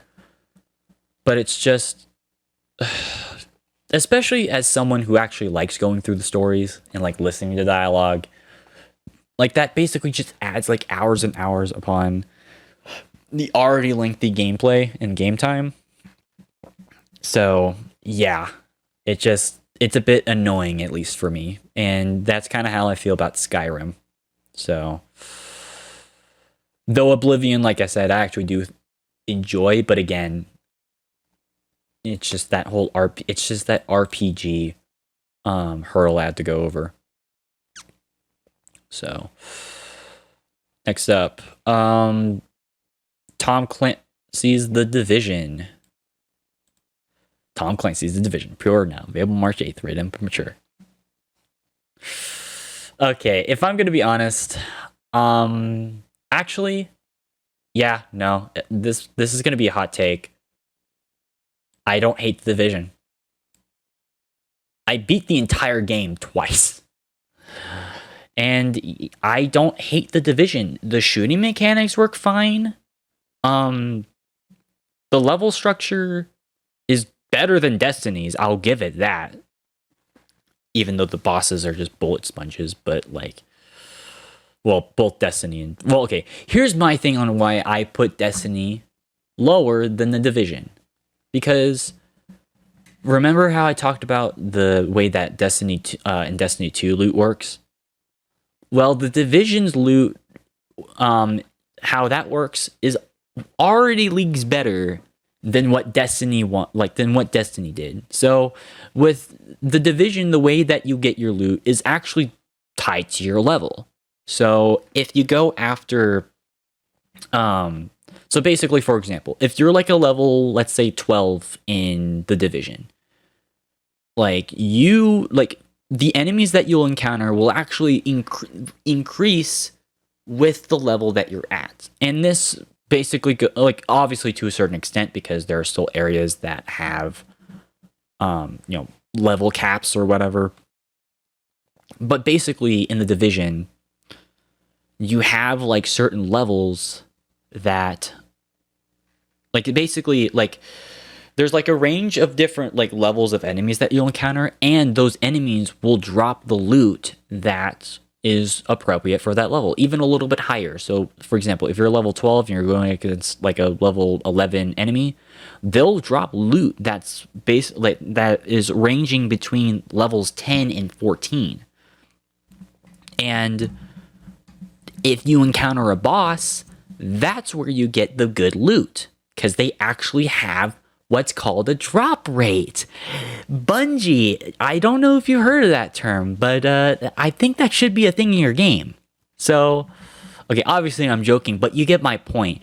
Because of that, The Division, and by extension The Division 2, are way more enjoyable, in my opinion, to play through than The Division 1, or excuse me, than the Destiny 1 and 2, simply just because it doesn't feel cheap or random getting the loot that you want. So, I mean, that being said, though, I mean, the story, just like with Destiny, unfortunately, the story just doesn't exist in The Division. You have to read a lot of logs in-game. Thankfully, they're actually in the game and not, some fucking wiki. But it is what it is, though. And yes, like I said, I beat the game not once, but twice. I went through that entire game on PlayStation 4 and then again on PC. Oh my god. I don't know why I did that. So, again, it's because of the shooting mechanics and just the way that the actual loot drops work. It's way more enjoyable in this game, in my opinion. Though, again, it's definitely bogged down because of just that repetition. The repetition gets annoying in this game. So, which is unfortunate. That being said, though, it's fine. It's fine for what it is.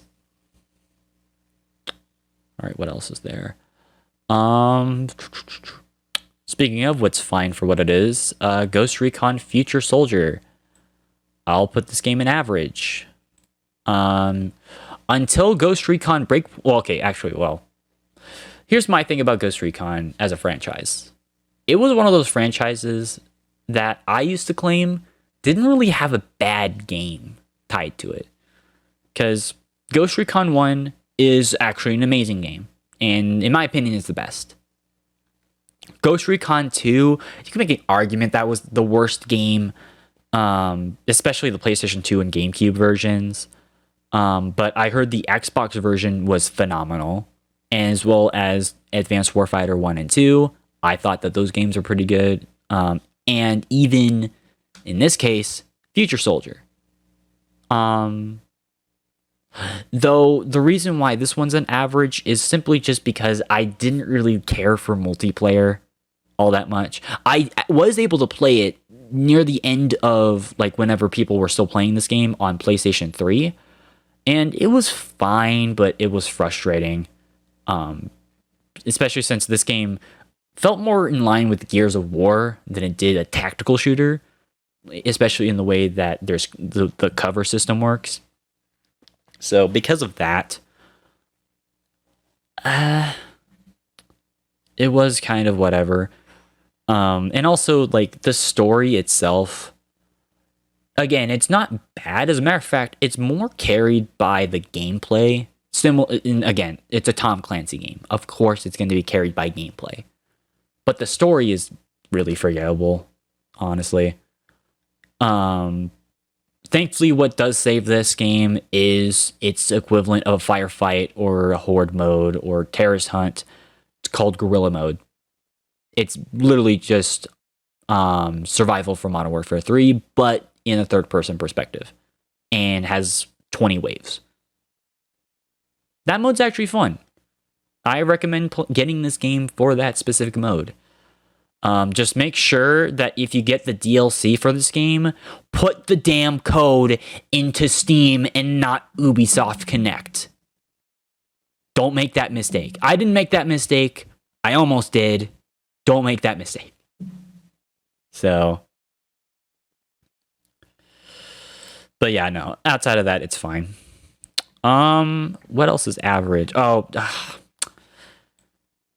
Man, this pains me to do it to these two games, but, well, these three games, actually. Because I know a lot of people love these games, and I mean love these games. Unfortunately, though, Journey, Shadow of the Colossus, and Tomb Raider 2013 are also going in the average. I'll start with Tomb Raider. This one is probably the most justifiable one that I can actually bring, because the thing is that I tried streaming this game last year on PlayStation 4. Then I got a blue screen error. Multiple times. And I couldn't progress. Yeah, no. So this one is more on a technicality on it even counts in the list, because I was able to play the first 30 minutes, and those 30 minutes were actually pretty amazing. Just sucks that the console port fucking sucks. So, which I bought it on PC, thankfully, so I can so if I could, I will go back to this game on PC, and I'll play through it there. Which I'm actually really excited about it whenever I do that, but unfortunately, yeah. Unfortunately, though, the same thing happened with Journey. where I was playing that in the first 30 minutes, and it was actually really good. Blue screen in the first circle area. Loaded it up again. Blue screen 5 minutes later. Yeah, no, that pissed me off so much. So, which, just a bit of a side note, like, that's part of the reason why, like, a lot of these games, I just never finish. It's because I always have technical issues with the games I'm playing. Mirror's Edge, crash. Journey, blue screen. Tomb Raider, blue screen. Layers of Fear, lag compensation. Like, I've had so many issues with so many of my games that it's actually infuriating. Because, like, I want to be able to play these games, and I want to give Journey an S tier, because I liked that game so much. In Tomb Raider, I want to give that game an A tier, but I can't because of the fucking bullshit that's involving the PlayStation 4 that I need to desperately upgrade to a PlayStation 5. Oh my god. So, yeah. Now, as for Shadow of the Colossus, why is that game on here? Well, unfortunately, this is an example of a game where I just simply did not have interest whenever I was going through this game. And as a result, this is another game I find extremely overrated. And I mean extremely, like, same thing, like, nearly the same level as Half-Life 1 overrated, in my opinion.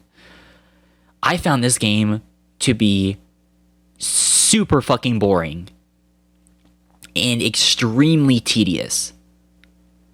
And I just couldn't handle it. Like, oh my god, it was so goddamn boring to have to go through, like, point A to point B through, to be fair, a pretty admittedly impressive open world, especially on PlayStation 2. It looks like a late PlayStation 3 and even like early PlayStation 4 title at points. It looks that damn good. And I actually like a lot of the creature designs. Like, they look like the Colossi designs or whatever. They look pretty damn cool. Unfortunately, though, it's a damn shame that a lot of the boss fights in this game, not all of them, admittedly, some of them are actually a breeze, and that's a good thing. But quite a few of them are so goddamn tedious to get done. And especially with the grapple mechanic in this game, oh my god, it's infuriating. Like, it's the same mechanic that was in that 12 years later would be used in Breath of the Wild, where you have a certain amount of, like, stamina and dexterity for you to be able to hold on to, like, the side of the Colossus or Colossi. Because you have to climb them in order to, like, kill them.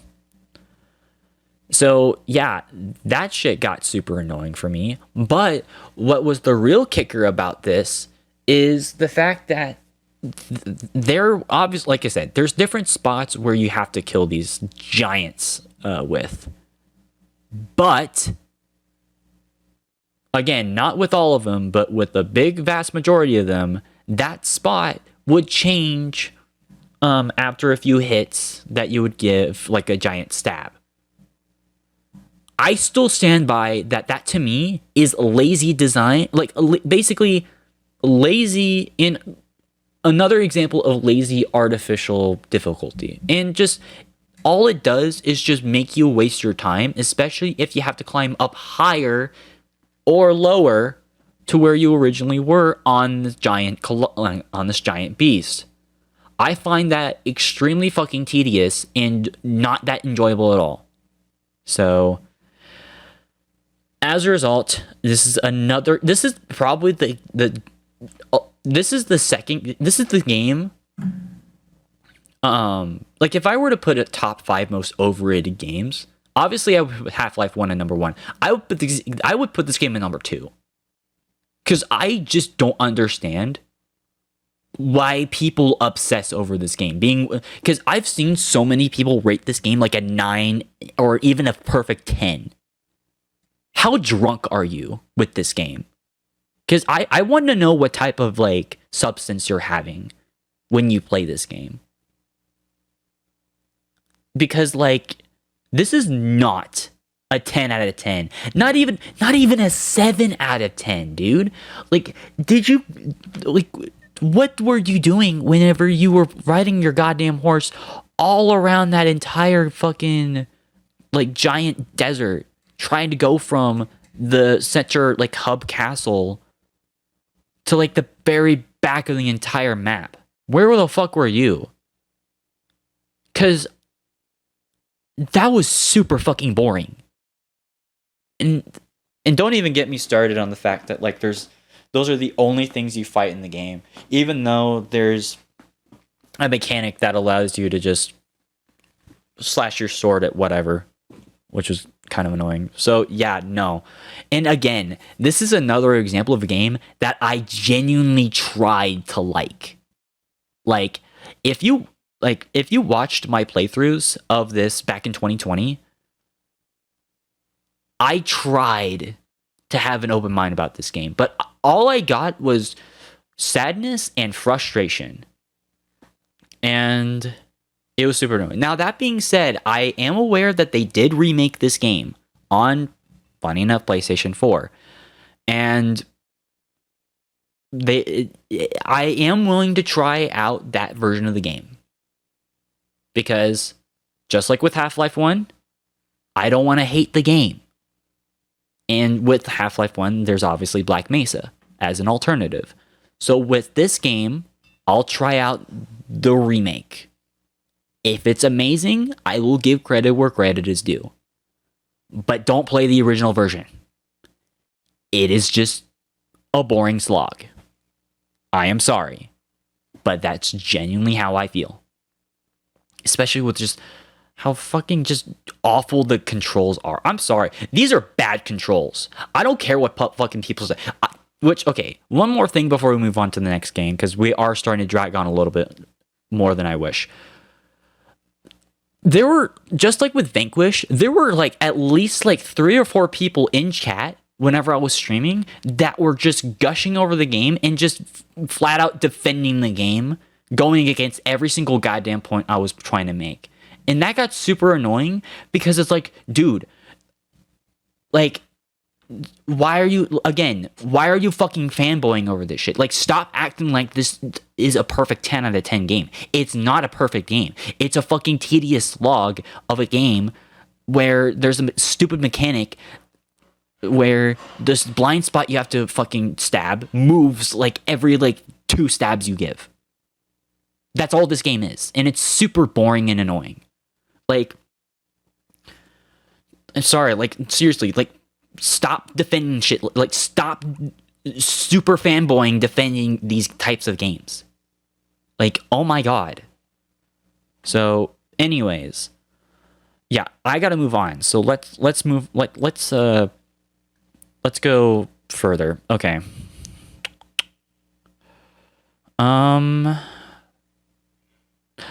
Star Wars Battlefront 2 2017. So if this game was pre-2019, this would be in D tier. But with the advent of the different updates and the different changes that they've made, average. It's not as good as the original Battlefront 2, unfortunately, but it never would have been anyways, especially with the amount of content that they released at launch, and even compared to what they have now. But where it stands right now, it's fine. Like, and also it looks beautiful if you have the HUD off. Like, I played it recently, like just on my own time, and I played with turning off the HUD, like pretty much the entire HUD off, except for like the scopes and the crosshair. And the game looks so clean and beautiful. Like, this has got to be one of the most beautiful games I've ever seen. Like, oh my god. Like, if you're someone who is appreciative of, graphics technology, I would recommend this game because in that aspect, DICE deserves a lot of credit. Unfortunately, this ties into what I was saying about Battlefield, where Battlefield 1 and Battlefield 5 suffered from lack of content because they were working on this as well as the god-awful 2015 Battlefront game. So, as a result, this game does not have a lot of content. And I'm not even going to get into the loot box controversy, because that alone paid the price for DICE for this game. And, I mean, they really did deserve... Well, more or less it was EA's decision, but, like, EA and DICE, they really deserved all the criticism that they had for it. I don't even need to repeat that, but as the game stands right now, it's a fine multiplayer shooter, even though I actually personally prefer playing the PvE mode more than I do the actual multiplayer. And thankfully, I get rewarded for it too. So, good job, DICE. You actually you did something good. You did something cool. You actually allowed people to earn in-game rewards for playing your game in both PvE and PvP. Good job. All right, next up. Prince of Persia 2008. This was actually one of the first games I've streamed on Twitch back in 2019. I did not save the thing, though, unfortunately. But I didn't really play through this game too much. So because of that, I am going to put it at average, but I actually kind of like the concept. Yeah, it's no Prince of Persia Sands of Time or Two Thrones or whatever other Prince of Persia game people liked. But it's fine enough because it tries to go more for like an art style. It tries to go for more like art video game, similar to Journey in terms of how it plays, because you can't even die in the game. And again, that's not even a bad thing. It's just an observation and just what they're trying to go for. Because again, it's trying to go for more of a stylistic visual, flavor, like a visual flavor of the eyes, as opposed to being a fully action adventure game, which there is combat in the game, but it's mostly relegated to boss fights. So, but it is what it is. It's a fine game from what I played. I didn't finish it, but from what I remember and played 3 years ago, it could have been worse. So, there you go. Next up, Red Orchestra 2, Battle in Stalingrad. I streamed this game 2 years ago in my dorm. It was fine. I give this one an average score. Like, it's another tactical shooter, but it's a multiplayer PvP style. But what saves this compared to some of the other ones is that it does have bot support as well, and it actually has an expansion called Rising Storm, which actually spawned a sequel called Rising Storm 2 Vietnam, which I unfortunately am not the biggest fan of, but it's fine.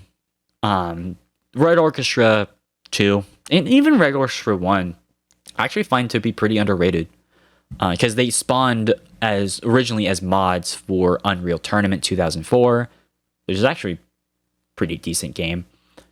And yeah, no, a lot of those like ideas carried over here, obviously in a more polished way. And I can at least appreciate what they were going for. Unfortunately, it's not one. It's similar to Day of Defeat, or Day of Infamy, I should say. Excuse me. It's not a game I would really go back to all the time. But if I just want to, play a more realistic version of World at War with proper bot support, I can't go wrong with that, right? So it is what it is. Um.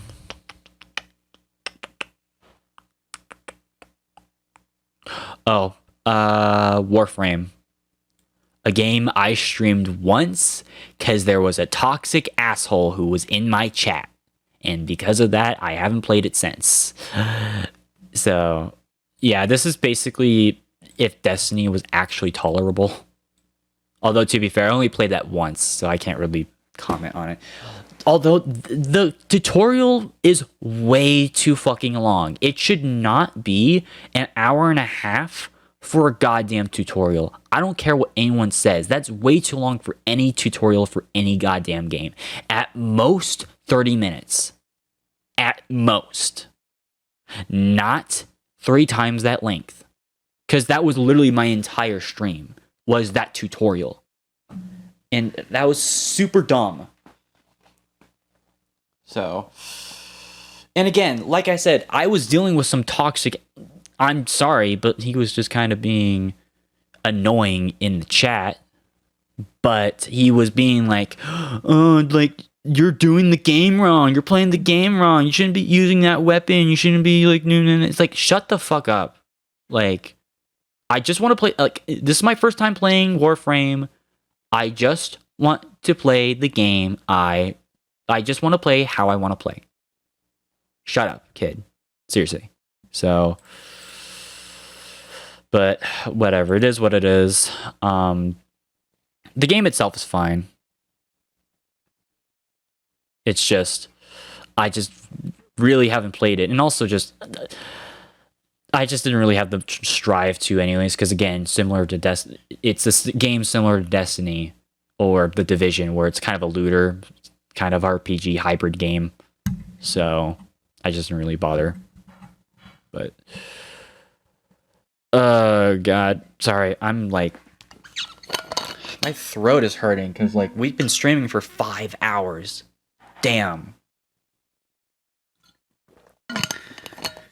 Yeah, I know I need to come up with a better way to like reduce the amount of time that I take with these streams, but it's like, I don't even know how to.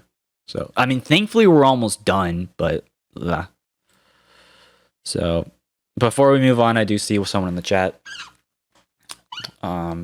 Accelerator Reacts, welcome back to the stream. Have you played a JRPG before? Actually, yes. As a matter of fact, we're going to talk about a JRPG in a little bit. Just a more classic style. So...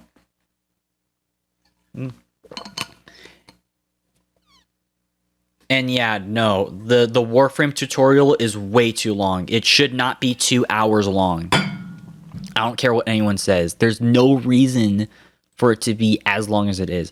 So, and if you are going to introduce like new mechanics, yeah,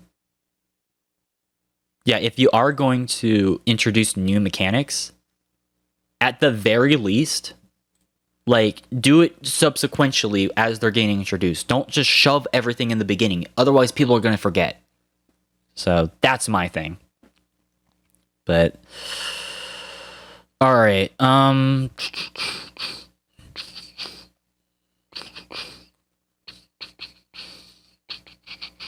okay. SCP Containment Breach. I kind of flip-flop between on whether or not I like to call this game an average game or an above-average game. Because there are some ideas that I really, really like about this game. Like, if you guys remember last year, I was actually scared on, like, playing this game. Like, because this game can be really scary, and in a good way. Unfortunately, though, what does ruin this game are the bugs. And there are a lot of bugs. And a lot of just weird jankiness with this game. There's a reason why there's a Unity remake that, you know, has garnered a lot of support. So, but because of those glitches and also just the fact that like getting out of that first area is such a chore to do anyways, because of just how jumpy SCP-173's AI is, and plus having to deal with 096 as a result, I unfortunately do have to put this game in average. Again, not a bad game. Don't get it twisted. It's probably one of the scariest games I played, but because of those bugs, I have to put it in the middle. So, and it's a damn shame too, because a friend of mine who goes by Frenchie, he loved this game back in middle school. But it is what it is, unfortunately. All right, well, I think we're about to get out of... Oh, one more game. Although, to be fair, this is only specifically because I wasn't prepared for this game, first of all. And second of all, this was just a game that I just haven't really played too much of. Thief the Dark Project. So I'll just put this in average just specifically because I feel like I just need more time with this game. Because I didn't realize this game was going to be as long as it is. Because this is another stealth game. And honestly, I actually like this game. Like, or at least concept-wise. And whenever I played it a year and a half ago back in 2020, or no, wait, was it 2019? I don't remember. But I played this a few years ago, and I actually liked it. My biggest issue, though, was just how long each mission was. Each mission was at least an hour long, which surprised me for a game from 1998. But because of that, I just feel like I need to take my time with this game. So if I ever do another playthrough of this game, I will prepare to make sure that I take like half a month to stream it. Because, yeah, no, it's one of those games. So, what's up next? Oh, there's some more games. Sonic, the original Sonic game. We played this 2.5 years, actually a little bit over 2 years ago. No. We played this last year. That's right. I mean, it's whatever. Again, this is before my time, so it's like I didn't really grow up with this. Some people adore Sonic. I'm not one of those people. Austin, my friend, Sly13, is one of those people. Or I wouldn't say he adores it, but he's a fan. Pretty sure Izzy might be as well, but I haven't talked to him about Sonic games in a while. I never really was though, so, but it was fine whenever I played it. I could see the appeal, but it's just one of those games that's just not for me. So, yeah. All right. Well, before we talk about the game I'm going to put in average, I feel like I have to talk about the entire franchise of this game. So, Uncharted. So, honestly, I'm kind of one of the weird people when it comes to how I feel about Uncharted. Weird as in, like, I kind of go against popular opinion. So, because honestly, I would put Uncharted 1 in B tier. Whenever I played that 2 years ago for the stream thing or whatever, I actually did not hate the game. Sure, there were some slog moments in the game, like for example, the boat section, like the jet ski sections, those were annoying as hell. And maybe there were some occasional jankiness when it came to the shooting, but other than that, I thought the game was fine, and I thoroughly enjoyed Nathan Drake and his sort of banter with Sully and Lise, and I don't know, I just like at least the beginnings of that sort of dynamic.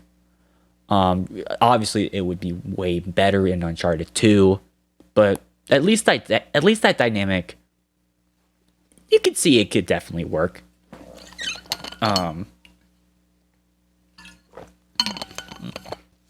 Also, that pirate leader guy, he was pretty funny. But I don't know. I personally don't hate this game. I think the game's actually fine.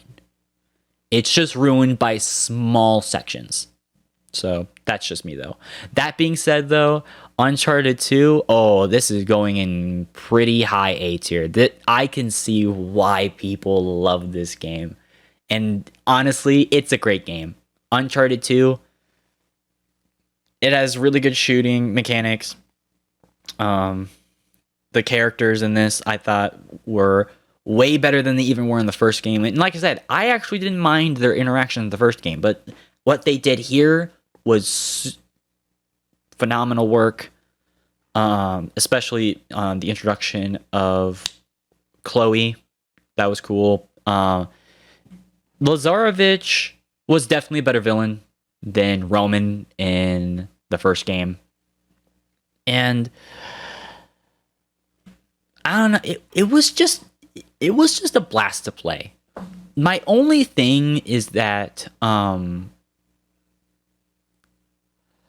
this is my only small complaint. Actually, well, okay, there's two complaints. Number one, sometimes the actual parkouring or platforming or whatever you want to call it did feel a bit unresponsive at points whenever I was playing this. And then number two, I'm sorry, but like, once you got to, spoiler alert, again, once you get to Shangri-La, kind of dipped a little bit, but outside of that, honestly, pretty solid. I do recommend this game. So, and again, I actually might play through the entirety of the Uncharted games again at some point. Because unfortunately, I didn't save them. So, well, I couldn't save them because I forgot to save the freaking Uncharted 2 game. So, like the playthrough, but it's whatever. So, whatever. It's still a good game. Unfortunately, though, I have certain opinions about Uncharted 3. And this is the one I wanted to love the most. Because I heard from a lot of people that this was, like, before Uncharted 4 came out, a lot of people said that this game was the best. Honestly, granted, I will fully admit, this was probably because I was just in a super bad mood. If you saw my streams from 2020, whenever I played through this, you can tell that, like, I was going through some, just quite frankly, just some bullshit at the time. But I really don't remember. I don't fondly remember this game as much. I'm going to put this game in average. I remember I was just more frustrated with this game, especially in the combat sections, rather than enjoying the actual game itself. It also didn't really help that, what's her I'm sorry. God, I keep forgetting the name of her character. Not Chloe, the other one, the blonde one. She was barely in the game. Which was super bizarre considering that, like, the past two games, they built her character up only for her to just be gone for most of the third game. Like, really? I don't get it.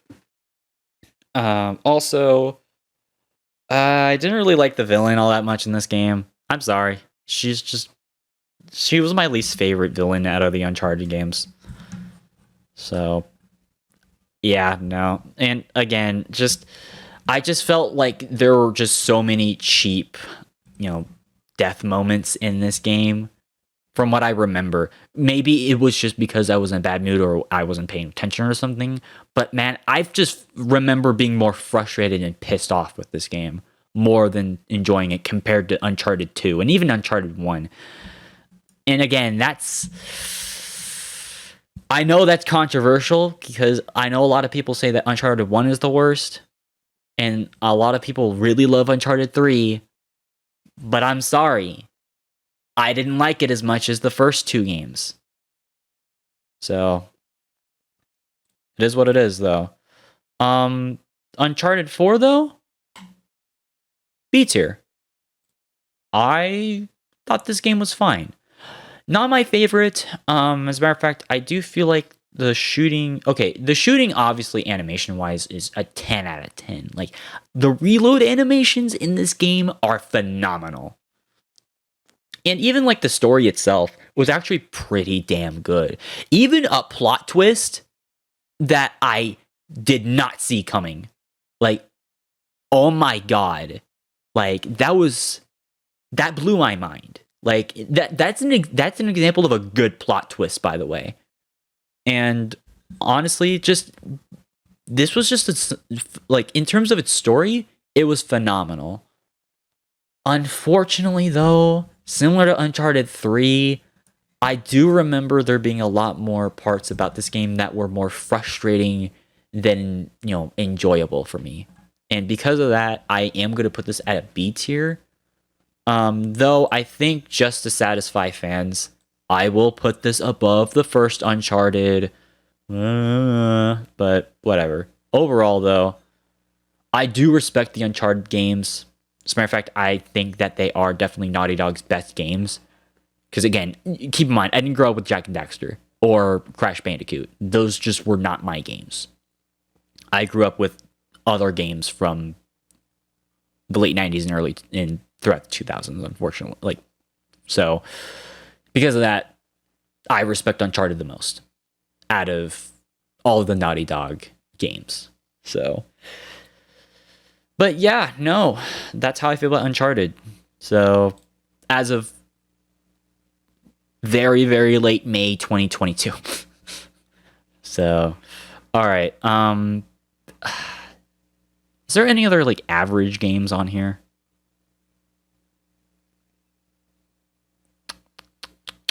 Oh, yeah. Warhammer 40K Space Marine. So,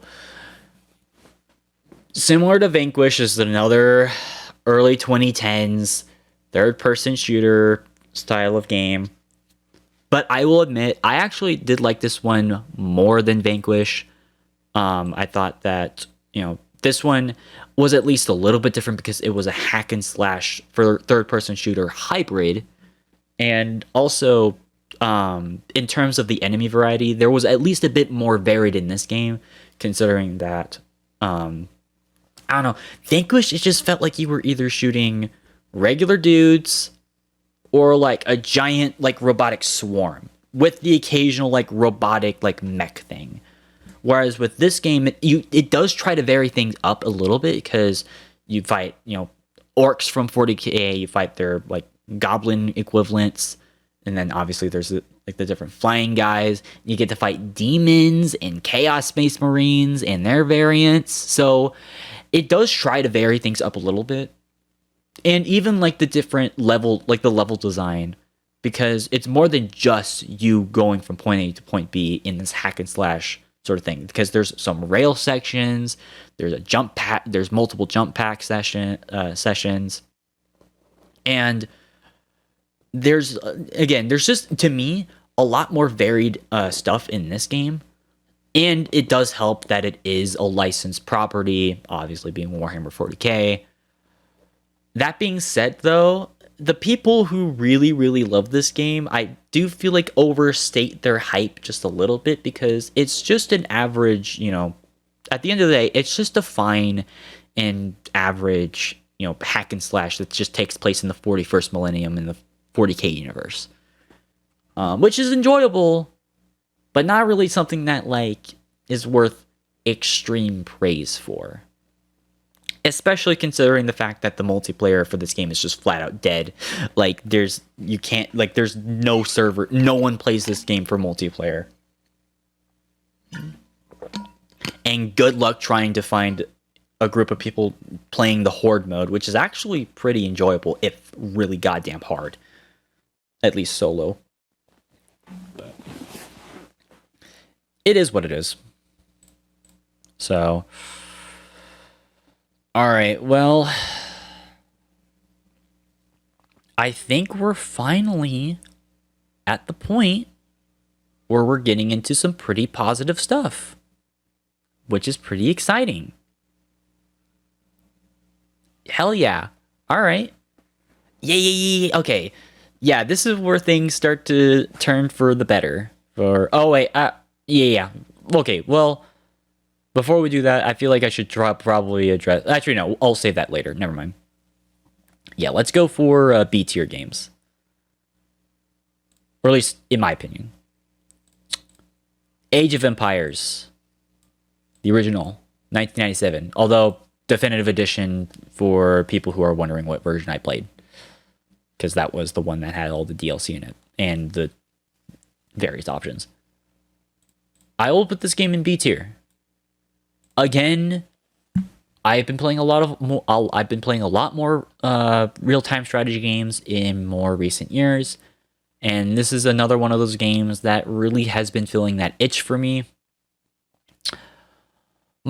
Probably the one. Okay, in this game, there's a lot of things that I like about it. Like the progression through the different ages of history. Obviously, in this case, being ancient history, like basically the Iron Age back. So like late Stone Age to the Iron Age. So that whole like BCE times, and just being able to progress through the different ages of that time period, depending on the different faction that you're playing as for the different for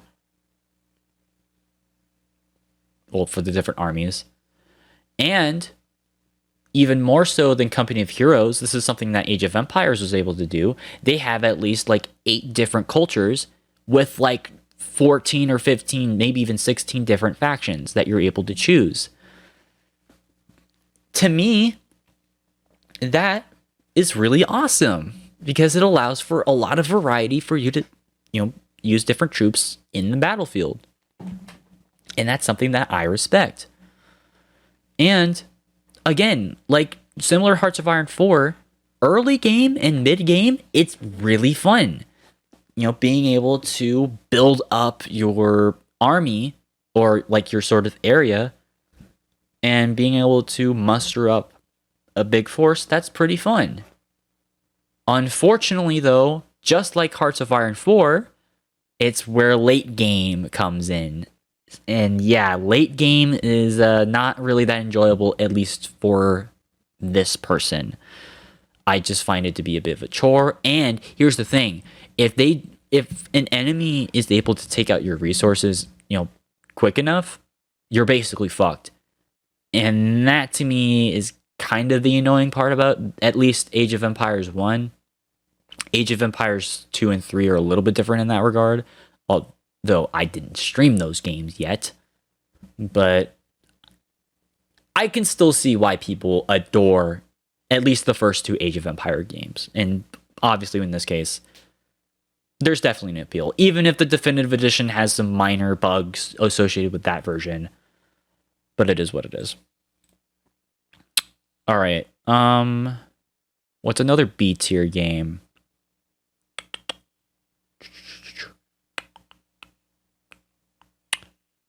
For Honor. So For Honor is a kind of hack and slash sort of, combat based multiplayer game. And honestly, this game is a pretty high B tier. You can even convince me that it's an A tier game. I really like For Honor. Especially since, like, to me, this is kind of like one of those games where it does take a lot of skill for you to be able to like learn the different mechanics and stuff and be able to take out your opponent. And since it is more historically like in a like pseudo historical fantasy setting that this takes place in, like because of that obviously does boost it up for me a little bit. And unlike a game like Dark Souls or Bloodborne or Neo or any of those Souls-like games, this kind of allows for a middle ground for that style. Because honestly, this might be a weird comparison, but it kind of feels like if, and I know people hate the Dark Souls comparison, but it does kind of feel like one of those types of games was basically put on easy mode and was just PvP. Like, that's kind of how I feel about the combat in this game. Because you do die really quick in this game. Like, that's something that people just kind of neglect. Like, 3 shots and you're dead. Like, and again, that brings up into that skill factor that I actually like, because with this game, it feels like if you fuck up, it's more or less your fault. Unlike, some of the other games we talked about where it just kind of feels cheap. This game, there's a skill gap, but it's a reasonable skill gap. And considering that it's a multiplayer game, it's something that I actually thoroughly enjoy. That being said, though, it's definitely not a game without its faults. First of all, certain game modes having like certain stat ability changes to weapons and stuff, that's really dumb. Honestly, it should be more or less just tied to the character that you're using and your raw skill throughout all the game modes. Also, connectivity issues unfortunately did plague the game at launch. A lot of that has been mitigated, especially on PC. But also, just more importantly, the lack of just support that this game got after like the first year. Granted, they did have the occasional event, but that was only like a 1 time a year thing. And that was super disappointing about this game. Because again, I like For Honor. Like, I think it was one of the coolest ideas that Ubisoft did. And again, I know, are you just still defending Ubisoft or whatever? No, I'm just looking at a game that objectively is actually a pretty cool concept and pretty unique, and praising it for that. So it is what it is, though. Again, you can convince me that it's an A tier game, but I haven't really been playing it a lot recently anyways. And also, I think I know why. Keyboard and mouse controls are a no for this game. If you want to play this game, use a goddamn controller. This game was meant for consoles. So, and yeah, the PC version is just kind of not the funnest experience. Or at least in my opinion. Unless they've used a controller. That's just me, though. Alright, speaking of Ubisoft games, Ghost Recon Wildlands. I would put this game also in B tier. Yes, was this a complete shift compared to the rest of the Ghost Recon games? Yes, this was way more arcadey in comparison to even Future Soldier, which still had at least a semblance of a tactical shooter, even if it was basically Gears of War. But although you can make a counter argument that this kind of went back to its roots, going back to a more advanced warfighter style of gameplay, at least for how you interact with your teammates and all that stuff. And, focusing more on a more grounded conflict, and actually having, a reasonable look for your character. And again, they obviously did this in an open world setting, which, plenty of people are sick and tired of that. But honestly, I have to give credit where credit is due with the people who worked on the open world for this game, because the open world is pretty detailed. And that's something I have to commend the team who worked on this game. It's a damn shame they fucked up with Breakpoint, but thankfully, we're not talking about Breakpoint. Oh, fuck.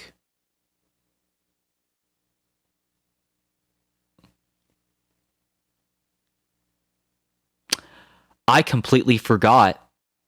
I did stream Breakpoint at one point. Fuck, okay. I completely forgot about that. Yeah, it was near the... Oh my god, I forgot. Yeah, near the end of 2020, I got Ghost Recon Breakpoint for like $20. Because they were doing like a sale, because no one was playing the game, because the game is not good. Oh my god. Wow. Okay, I guess we do have to talk about Ghost Recon Breakpoint. But okay, in terms of Ghost Recon Wildlands, It's actually, again, I actually do like the game, as so much so that I beat the game. Just like with freaking the Division, I beat it twice. Again, I was a pretty big Ubisoft fanboy back in the day, or at least an Ubisoft defender. And yeah, no. Again, I do regret that time in my life, but yeah, no, it's really not that bad of a game. It's a pretty decent open world. So, and you know, freaking the Santa Blanca cartel and El Sueño, he was at least an interesting enough villain, especially compared to other Tom Clancy villains. At least he had a bit of personality and even kind of had a point, even if he was someone you needed to take down. So, unfortunately, Ghost Recon Breakpoint is a game that has a breaking point, and that breakpoint is D tier. Though I will just preface this, I personally don't think the game is that bad. Mechanically wise, and just in terms of environments, it's pretty much the same exact thing as Ghost Recon Wildlands. It's really just more or less the same, but it's what it represents. Why it's at D tier, especially with what the bullshit they tried doing earlier this year with the stupid NFT bullshit. But even besides that, just really making it less of a game and more of a platform to sell microtransactions. That's what really pisses me off about Ghost Recon Breakpoint. And not only that, but also just the lack of soul and the lack of just really any just care for this game. Like, it was the exact same feeling whenever I was playing this. It was the exact same feeling I had when I played Call of Duty Vanguard, where it just felt like this was just made for a paycheck. And it was just like, I don't know how to describe it. It was just such a bizarre feeling. So again, no. If I was just ranking it based off of just solely off of gameplay, I honestly would put it on average. But because of what it represents, that's why I'm putting it in D tier as the worst Ghost Recon game. Even more so than Ghost Recon 2 on PS2. So it is what it is. But yeah, no. All right, what's up next?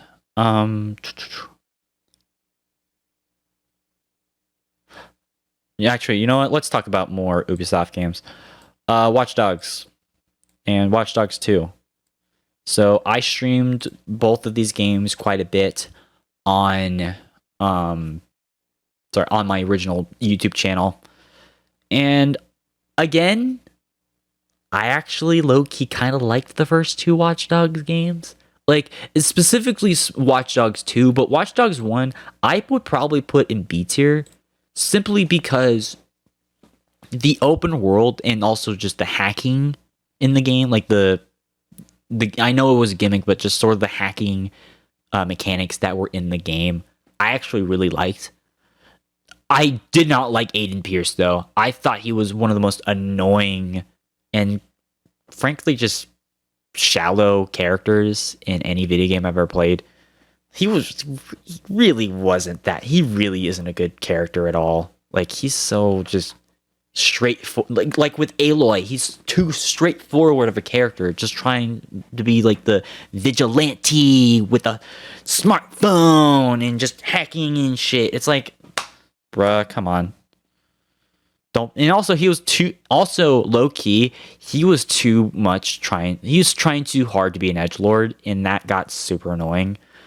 Like, he was like, again, don't get me wrong, I like my emo characters, but like, he was just super annoying about it. It's like, shut the fuck up. So yeah, no. Though to be fair, the main villain, Quinn, oh my god. Can't wait to beat the shit out of him. So, but whatever. Also, I like the open world and a lot of the open world mechanics. Yeah, it felt too much. It did feel like Grand Theft Auto in a lot of ways, but again, keep in mind, I didn't have Grand Theft Auto until like a couple years later. So, yeah. So, now as for Watch Dogs 2, I would put this game in A tier. This is actually a hidden gem of a game. It took a lot of the mechanics that were in Watch Dogs 1 and just refined it. And as a result, we got probably one of the best open world games from the 2010s, if I'm going to be honest. Like, it's really that good, especially with a lot of the stuff that you're able to do in the world, such as like the emotes, as well as the different activities that are along the streets and stuff. Also being actually pretty fairly decent recreation of San Francisco. Again, I'm from California, so like I am kind of familiar with that sort of stuff. I didn't really go to San Francisco personally too much, except for whenever I was like really little. But from what I remember, it's like it was actually pretty decently. It was pretty decently set up. Obviously, they didn't have like the exact, like it wasn't like exactly to scale, because like obviously it would have to be a much bigger city to be like that. But in terms of being able to get San Francisco, it's pretty well made. And from what I've heard from my friend Austin, because he's from like the Midwest, he can confirm that Watch Dogs 1 did a pretty good job when it came to Chicago, because that's where Watch Dogs 1 takes place. But yeah, no, like Watch Dogs 1 and 2 are actually kind of underrated gems of games. It just sucks that Watch Dogs Legion put that down the toilet, from what I've heard. So that's kind of depressing. Again, I did not play that, so I can't really say much. So, all right, more open world stuff.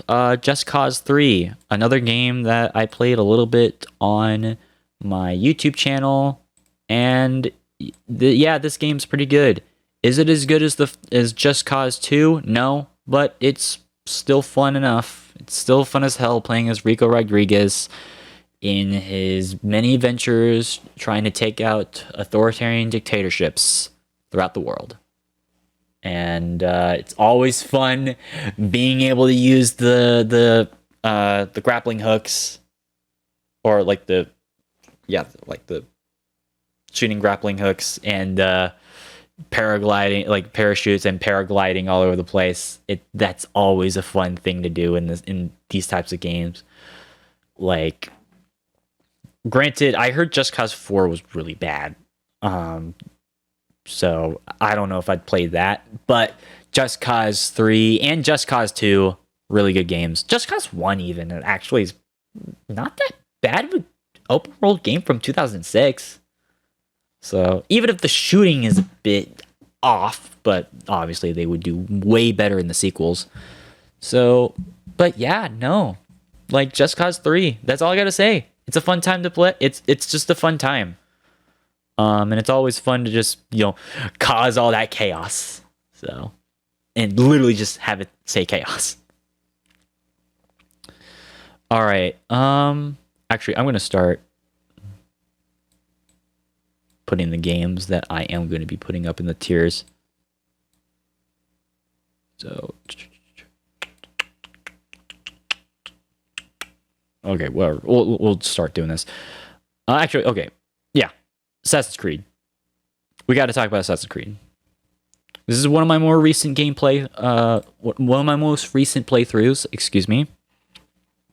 And sorry, just my throat's. God, sorry. Just when I do these types of streams, it's always so annoying. But yeah, no, I like Assassin's Creed 2 or Assassin's Creed 1, excuse me. I would put it in B tier. Again though, like my main issue with this game is just a lot of the technicalities. Like I said, the fact that there's no like full replay option in the game is really annoying. Like I said, I had to replay and just basically cheat my way through the entire damn game before the last stream I did because of a stupid fucking glitch. Well, not stupid glitch, but glitch with OBS, which I know that's like OBS's fault. But if you're trying to do a playthrough in like a thorough one, like I try to do, that's a super annoying thing. So that part kind of sucked.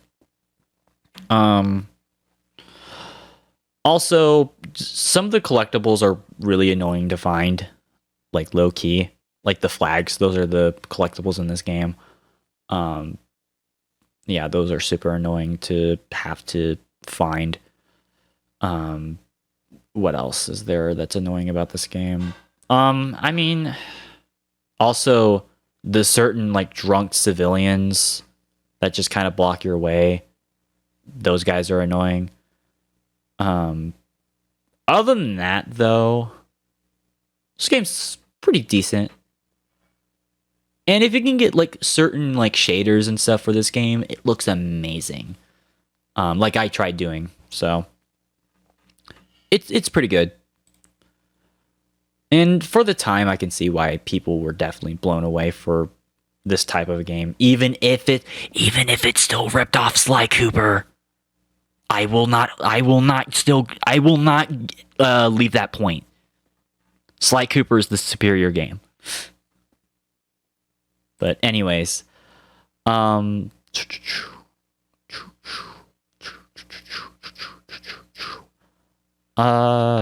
you know what? Sorry, there's just we're running out of like games here. So, all right, Risk of Rain 2. We'll go with this one next. Risk of Rain 2, I played once on stream with my friend Shane, and I will admit, I actually did have fun with it, but it is a roguelike.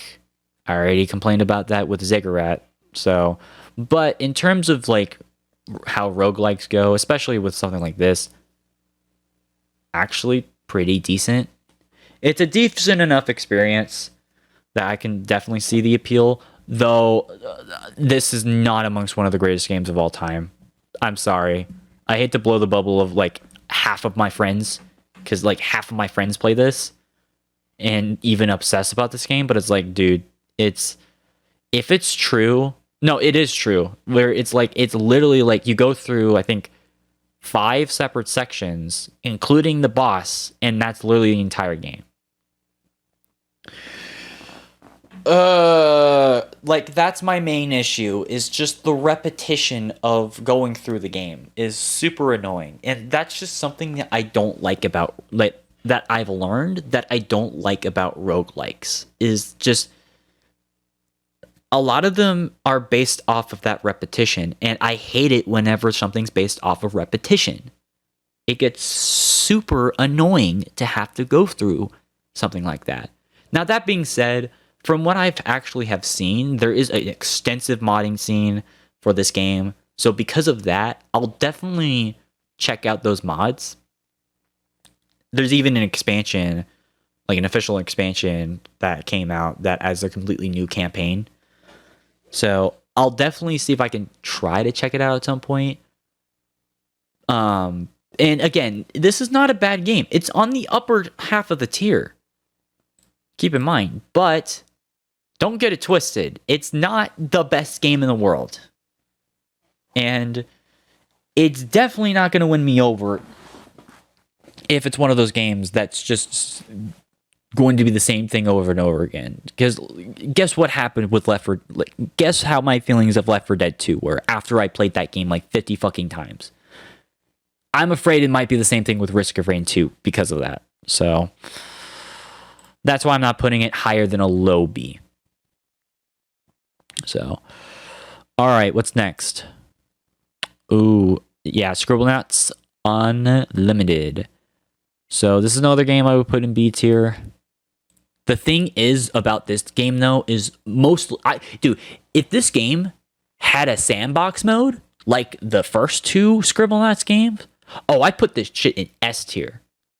Cause I remember my cousins, they actually had the original Scribblenauts games, which for those who don't know are basically sort of action adventure, I guess kind of RPG light sort of games where you're able, like, whatever.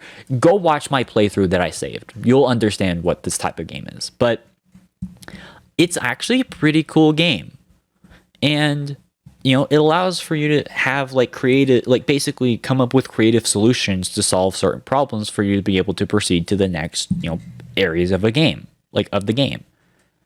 And while I definitely like that freedom, and again, that's like the biggest strength of the game.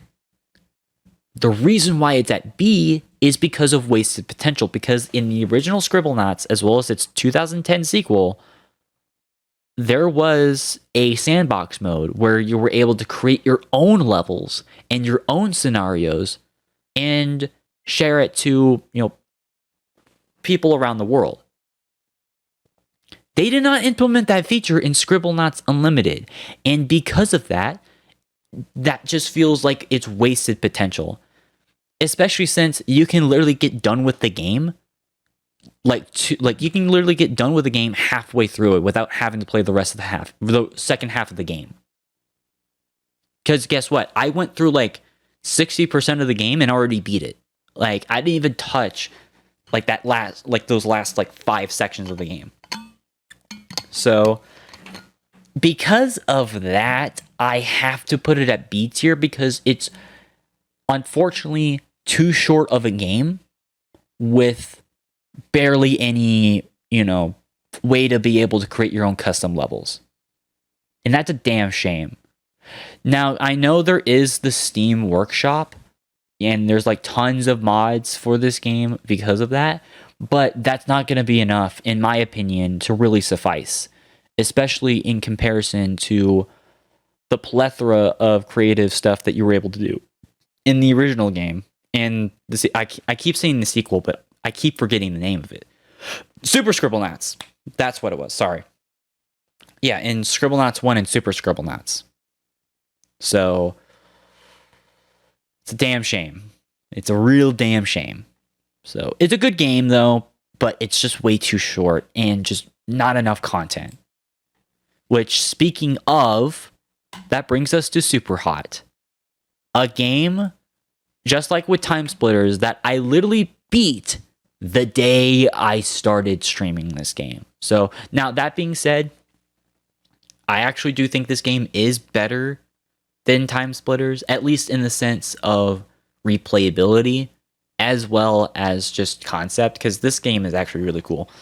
So yeah, this game is B tier, by the way. So basically, with this game, it's a first-person shooter. I think we talked about this. Wow, I forgot. We talked about this in the top 100 FPS tier list. So whatever. I'm not going to repeat myself too much, but the short version is, it's a first-person shooter where you move around in slow motion, you start off in slow motion, but every time you move around, it goes back into real time, and you basically have to dodge every enemy and shoot them or whatever. And there's like a really weird, trippy, unexplained story that kind of goes along with it. It's a really weird experimental game, but thankfully it's weird in a good way, and I do appreciate it. Unfortunately, though, campaign is way too damn short, especially with how fucking much they're asking for this game. Like $40, really? For 2 hours? Granted, there is a sort of horde survival mode that comes with the game, thankfully, because if that wasn't a thing, then I would put this way, way, way, way lower. But thankfully, I got it for $5, and because of that, I'm going to put it in B tier. Because it's cool, but it's just way too short. So. Okay, what's next? Killing Floor 2. B tier. Good game. Actually, another game made by the same people as... same publishing studio that publishes Red Orchestra and Rising Storm. This was also originally a mod from Unreal Tournament 2004 before Killing Floor 1 was made its own thing. And then we got Killing Floor 2, which quite frankly is a pretty good game. Actually, you know what? I'm going to put this game in A tier. Because, in my opinion, if you don't count, Call of Duty or Doom, this is the best zombie game I played. It is so damn... Oh, okay. Besides Resident Evil 4, but I don't know if I count that as a zombie game, because there's not really zombies in that game, but that's a whole other story. And I didn't stream it, so... But yeah, no, this is a really good game. Really good horde style of shooter. Actually, not too different from Call of Duty Zombies in that aspect. My one thing is definitely progression. It does kind of feel like you don't get enough, upgrade points in the game for you to be able to upgrade your weapons. That is a bit of... Oh, and also sometimes the bosses can be cheap and annoying. But other than that, it's actually really fun to play. I highly recommend you guys play Killing Floor 2. It's so damn good. It's worth your money. It's a fun player versus enemy experience. And it's just fun. And I'm just going to put Payday 2 in that same exact category. Because it's a very similar game, except, more, I guess, story-based. And obviously cops versus robbers. And it's really fun. Granted, I wish I was able to play it more often with my friends, but it's such a big game in terms of its content-wise that it does kind of get tedious, but to try to download, but it's still an enjoyable experience, and it's something that I'm more willing to stream than player versus player games. So, seriously, go out and buy both Payday 2 and Killing Floor 2 if you want a really good first-person shooter PvE experience. So, again, they're not some of my favorite games of all time. That's reserved for S and God tier, but they're good enough. So, all right, going back to B tier though. Zombie game, Resident Evil 1, the original Resident Evil 1. Yes, I played this back in 2019 alongside Soma and Penumbra. I played Resident Evil 1. Again, I recognize how influential this game is, and I do recognize that this game was pretty innovative for its time. And in a lot of aspects, I actually do respect it. Those controls, though, those are some janky-ass controls.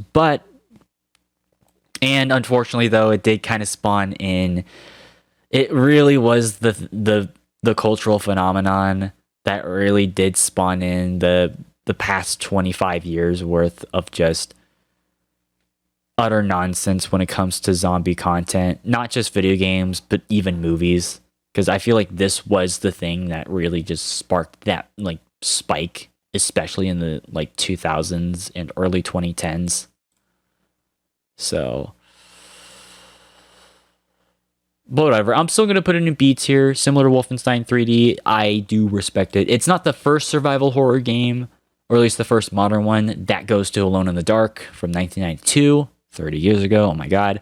But I still respect this game for what it was able to do. And also just the simple yet effective setup of just being in a haunted mansion where there's a bunch of zombies, as well as some other weird monster creatures, as well as a plot twist that you bet wouldn't have come up. Har har har. well, most people probably already know. Yes, it's one of your people, Albert Wesker. He turned out to be evil. Again, play the game in order to understand his backstory. So, but yeah, no, Resident Evil 1. Solid, even though it's probably better to play the remake. So, yeah.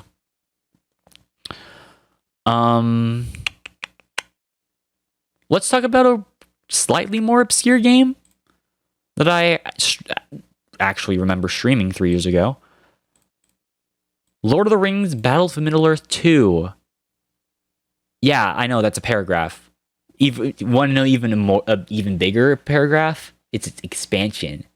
The Lord of the Rings, The Battle for Middle-earth 2, The Rise of the Lich King. Yeah, that's an actual title. They were listening to all the emo bands at the time. I know. Anyways, so yeah, in all seriousness though, this is an RTS game actually made by the same people who made Command & Conquer Ensemble. And yeah, I would put this game in B tier. I think I would have put this game in A tier like a while back. But you do have to keep in mind, I am judging this off of the Xbox 360 version, which, by the way, this is the only game I've streamed on an Xbox console. I have not streamed any of the other games, not even the Halo games, on an Xbox console. This was the exception. So, and I guess it's functional on it. Though I imagine the PC version is way better. So I'll just need to hunt down a copy. Well, either that or YAR, because it might be one of those games that's like super expensive. I think, I'm pretty sure it is one of those games that's expensive as fuck. And that's why I haven't played it on PC yet. So, damn it. But if I have to YAR it, I will. So, all right, next up. Outlast 2. Surprisingly, I actually thought this game was scary. I heard a lot of people say that this game was bad. And after playing it 2 years ago for Half Halloween Extravaganza, I have to question you guys, how is this not scary? This game is pretty creepy. B tier. Granted, I didn't beat the game, but dude, those school sections are so fucking creepy. Oh my god. Like, no, dude. No. Like, oh my god, I hated those sections in a good way. So yeah, no, this is amongst one of those horror games that, like, honestly, I can definitely see why some people would be freaked out about this game, because it's like,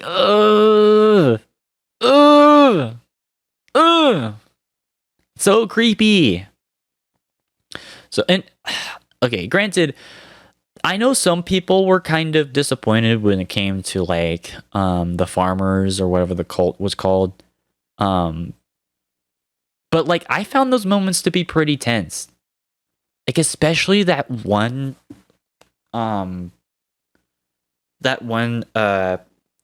Wraith character, I don't know what her name was, but like the one with the giant pickaxe. Oh my god, that creeped me out. So yeah, no. Outlast 2 is really creepy. Granted, I actually have played Outlast 1 in the past as well.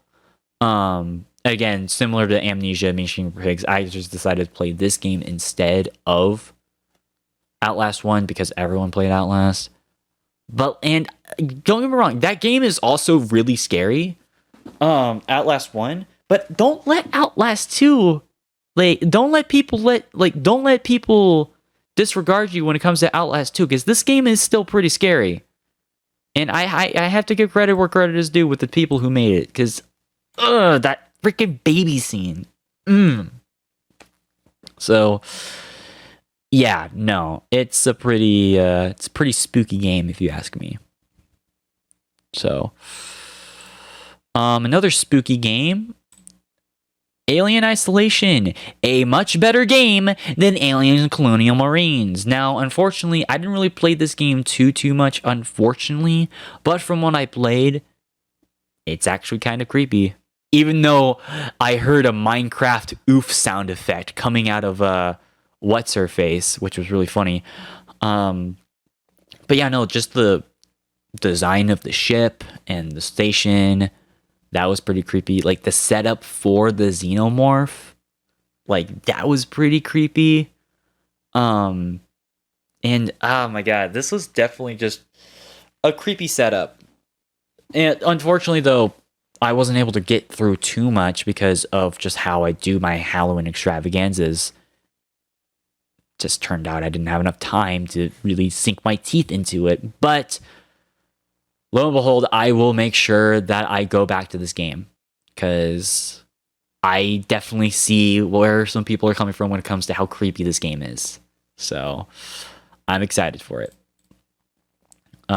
Next up, Limbo, another really creepy game.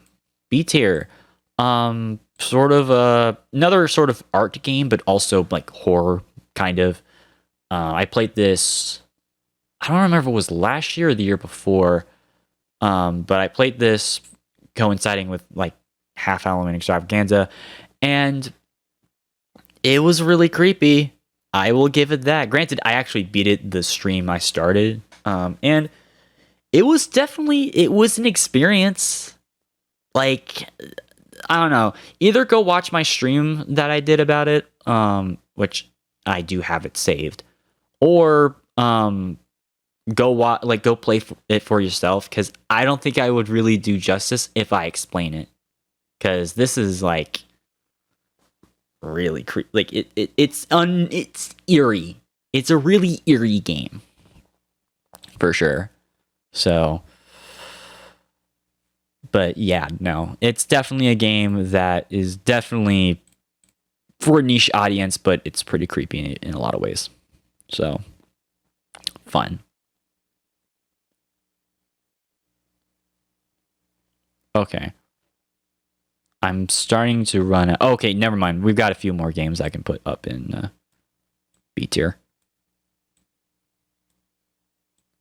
Yeah, it's starting to get a bit close. So, all right. Let's go away from the creepiness and let's go for something a bit more lighthearted. Planet Coaster. So, Planet Coaster is a business management simulation game based off of roller coaster stuff. I played it a little bit earlier this year. And honestly, yeah, no. B tier. I actually like it.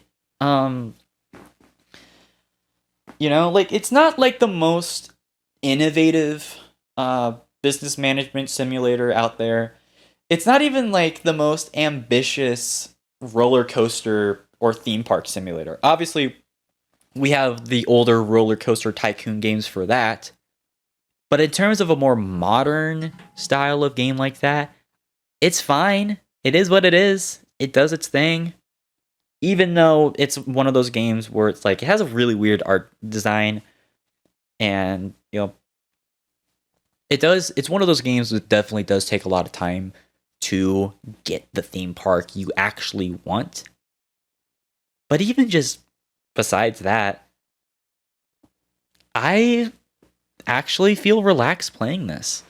So, like, I actually thoroughly enjoy playing through and just trying to build my own theme park, especially considering that I've been down to the Florida parks multiple times, as well as some of the other theme parks that I've been around,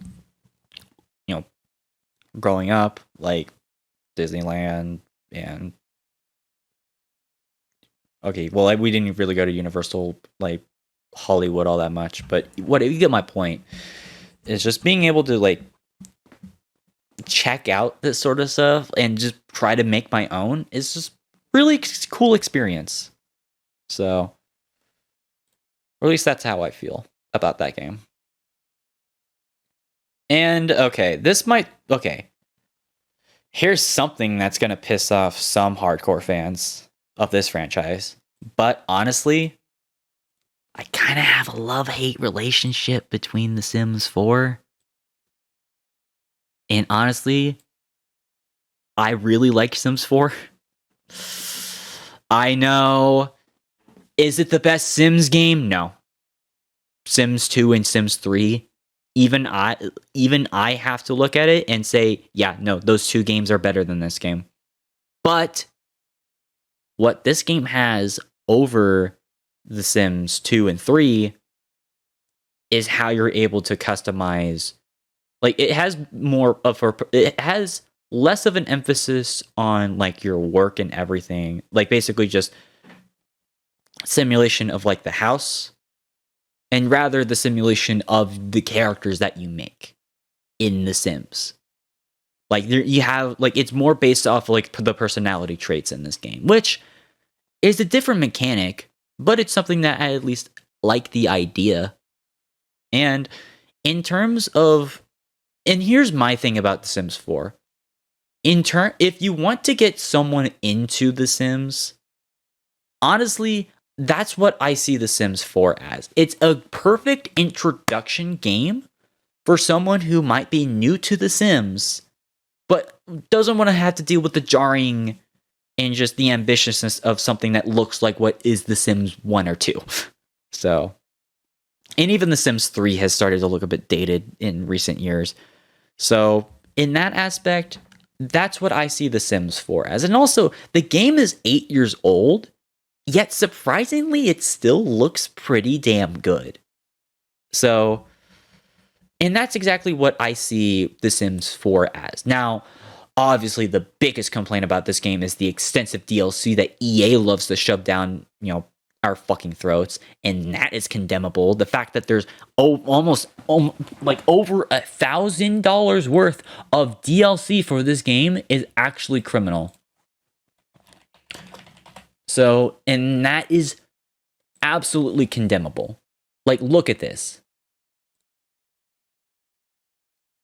$919 worth, US dollars, by the way, worth of downloadable content. That is fucking ridiculous for a game like this. Now, granted, it was already outrageous when it came to the different stuff packs and the expansion packs from, like, Sims 2 and 3, but this is taking it to the next level. So, in that aspect, I do agree with the criticism that there's way too much DLC and downloadable content for this game, and just expansions. Or at least paid. They should have been released for free. Or a lot of the older ones that are 5+ years old at this point, they should be released for free. I don't know why they're not. Well, I know why, because EA, fuck you, give me money. But, whatever. It's a damn shame, because, again, this is a solid base and core. And it just sucks that it's became a platform for monetization. So, that's why I'm not putting in an A tier. It's because of just that. So, alright, next up.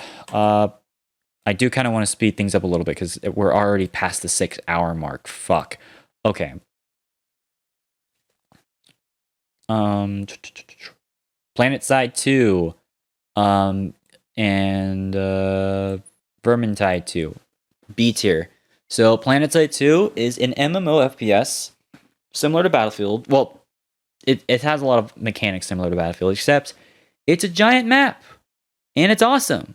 And I mean, giant map is in like 1,000 players per map. And that's awesome. Like, I was playing that a little bit earlier last week on my own time just to refresh myself, because I actually did stream this a couple of times on YouTube and once on Twitch. It was fun. Like, I thoroughly enjoy playing a game like this. It just sucks that, there's not a lot of games like this. And I will admit, I wish this had a better theme. If this was like a World War II themed or even like a modern setting theme, I'd put this shit in S tier easily. But because it's sci-fi, I am putting it in B tier, which that's not even a bad thing. It's just not my setting. Oh, and also the extensive microtransactions in this game are up the ass and absurd. And it's a damn shame in that regard as well. So, yeah, that part sucks. Now, as for Vermintide 2, again, it's a good, solid experience. It's a Left 4 Dead style of game. Also set in the Warhammer Fantasy universe. And it's a fun distraction sort of game. And a good alternative compared to Left 4 Dead. It just sucks though that it's such a large game that, similar to Payday 2, it's just kind of a hassle to try to get people to download it because of just how big the game is, which is a shame because, again, I really like this game. Sucks that that's the reality when it comes to being around like people. So again, not disrespecting like my friends, but it is what it is. Sniper Elite 3. I'll put this in B tier as well. I really do like this game. And I really love Sniper Elite 3 and Sniper Elite 4, I think are really good games. And from what I can tell with Sniper Elite 5, that game looks awesome. Because I love, like, this is another, like, stealth/tactical shooter where, yeah, you pretty much die really fast in this game. But you have to conceal yourself and take out, different targets and whatnot. And you pretty much do stealth stuff, and it's awesome. It's no Splinter Cell. It's not a Splinter Cell or Metal Gear Solid complete alternative, but it's pretty good for what it is. And honestly, I can enjoy it. Which, speaking of Splinter Cell, this is the original one from 2002. I'm going to put this one, I think, as our last B tier game. Well, not our last one quite yet, but we'll get into that a little bit. So, Splinter Cell, it's a solid game. Only issues is there are some fixes that you'll probably need to do for the Steam version, which is really annoying because there's some lighting glitches that happen. And because of that, it makes the third act really hard to play. If you guys remember when I tried streaming that a year and a half ago, oh my god, that sucked. But it's really not that bad of a game. It's actually a really good game. That's just the reality of having a game not be properly optimized. So, it is what it is. And then, okay, those are the last games that I kind of have that I don't have paired up in terms of like B tier stuff. So, yeah. Before I do that, what's up, Dylan? Welcome back to the stream. It's like really late. So, whatever. I'll need to get this done really quick because, yeah, we've been streaming here for way too long. All right, A tier games. Super Castlevania 4. Yes, I will fully admit that the stream I did, bad. I do apologize because I just got super frustrated with this game. And honestly, I will not make a goal as bad as that for any of the games I try doing. That being said, even though I was super pissed off and frustrated with that stupid fucking Dracula boss and his lackeys near the end, right before him, everything that happened up until that point, I will admit this is an A tier game. Because in terms of Super Nintendo games, it is a solid experience.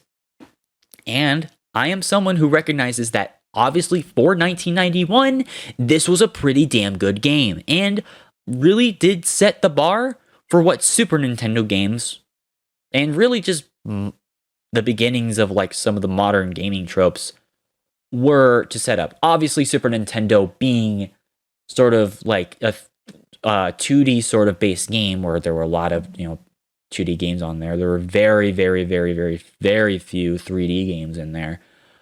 But in terms of a game from that style and of that time period, I respect it. So even if it's hard as fuck. So because again, Castlevania predates what Dark Souls would do.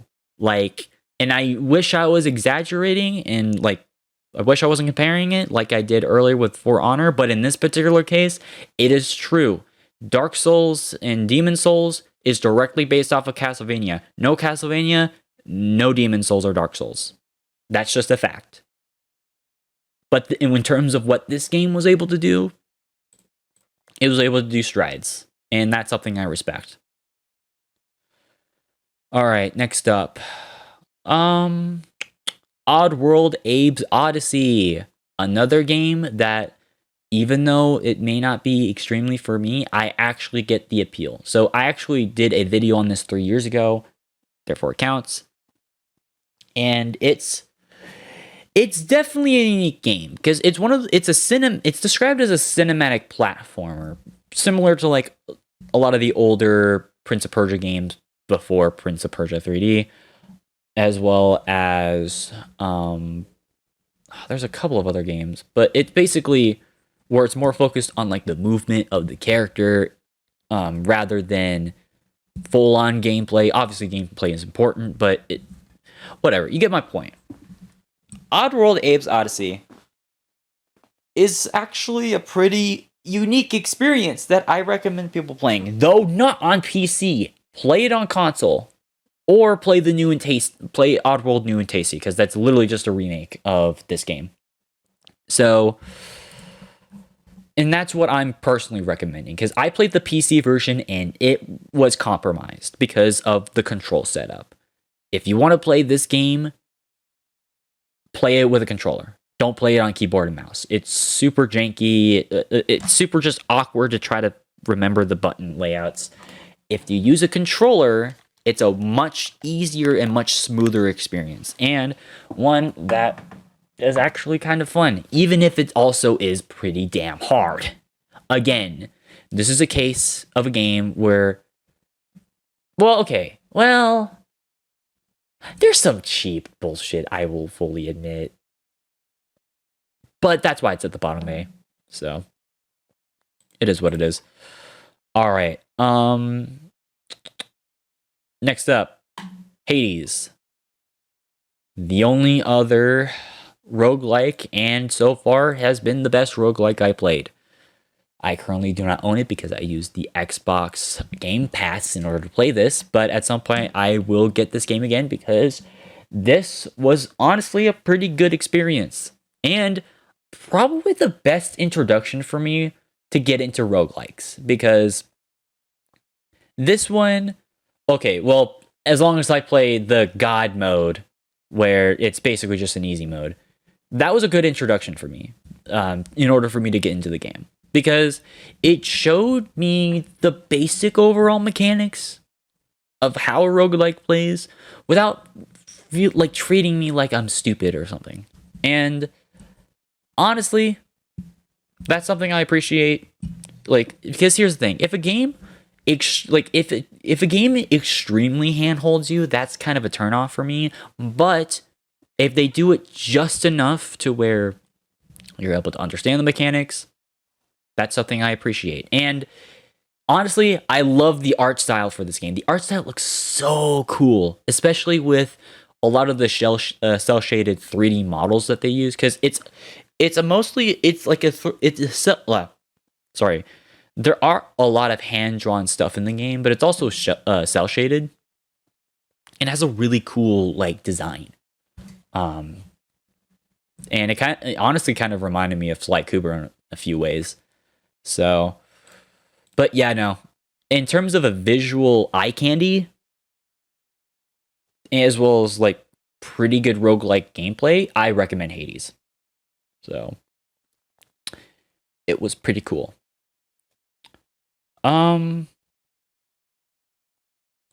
Speaking of kind of hard games, Jedi Fallen Order, a game that really is the best game from 2019. Yeah, no, this game is A tier.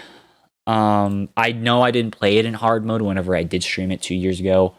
It's actually really funny because, again, I was able to get the game for free just randomly out of accident, but yeah, no, that's a whole other story I don't want to get into. But yeah, no, the fact that I was able to get this game was so awesome. And also just being the best game that EA, the best Star Wars game under EA's belt, that's really funny to me. Although I did hear Star Wars Squadrons was pretty good. I haven't played it yet. I own it, but I haven't played it because I kind of want to see if I can use VR in it because that'd be really cool. But I don't know. It's just, again, I only played it that one time. Oh, okay, no, I played it twice. Once on my on the pretty much the entire playthrough, and then a second time I actually got it on PC, and I was just trying to test things out a little bit when it comes to like different mods and stuff. Because there are actually a few mods for this game, surprisingly enough. So because of that, because I haven't played this game too much outside of the playthrough I did, I can't really put it above an A tier, but it's still an A tier game. It's still a solid experience in terms of like Star Wars games go. And I do recommend it for sure. So it is what it is though. All right. Next game. Actually, let's talk about Stellaris. So this is actually the most recent game I've played. I literally played it several hours before I started the stream. And guess what? I played like 3-4 hours straight. This game was addicting to me. And unlike Hearts of Iron 4, late game, this game's actually fun. I would put this game in A tier. But I'm borderline also wanting to put this game in S tier. And am I like, cause this game is so damn good at being a grand strategy game that isn't really all that restrictive. Because I think that's my biggest issue with Hearts of Iron 4 is that it still has a lot of restrictions that gets annoying. Whereas with Stellaris, I barely have had any issues in this game. And it blows my mind because like I barely have played this game yet. Like I have a decent amount of time on it. Like this past time wasn't the first time I played it. And again, like I said, I actually have streamed this game one time last year. And only once. I think it was in August. So it counts. And man, this game it's getting close to being one of my favorites. Like it's such a cool it's also just a cool grand strategy because for those who don't know, I have 17 hours in it by the way. It's a grand strategy game that's space themed, it's sci-fi, but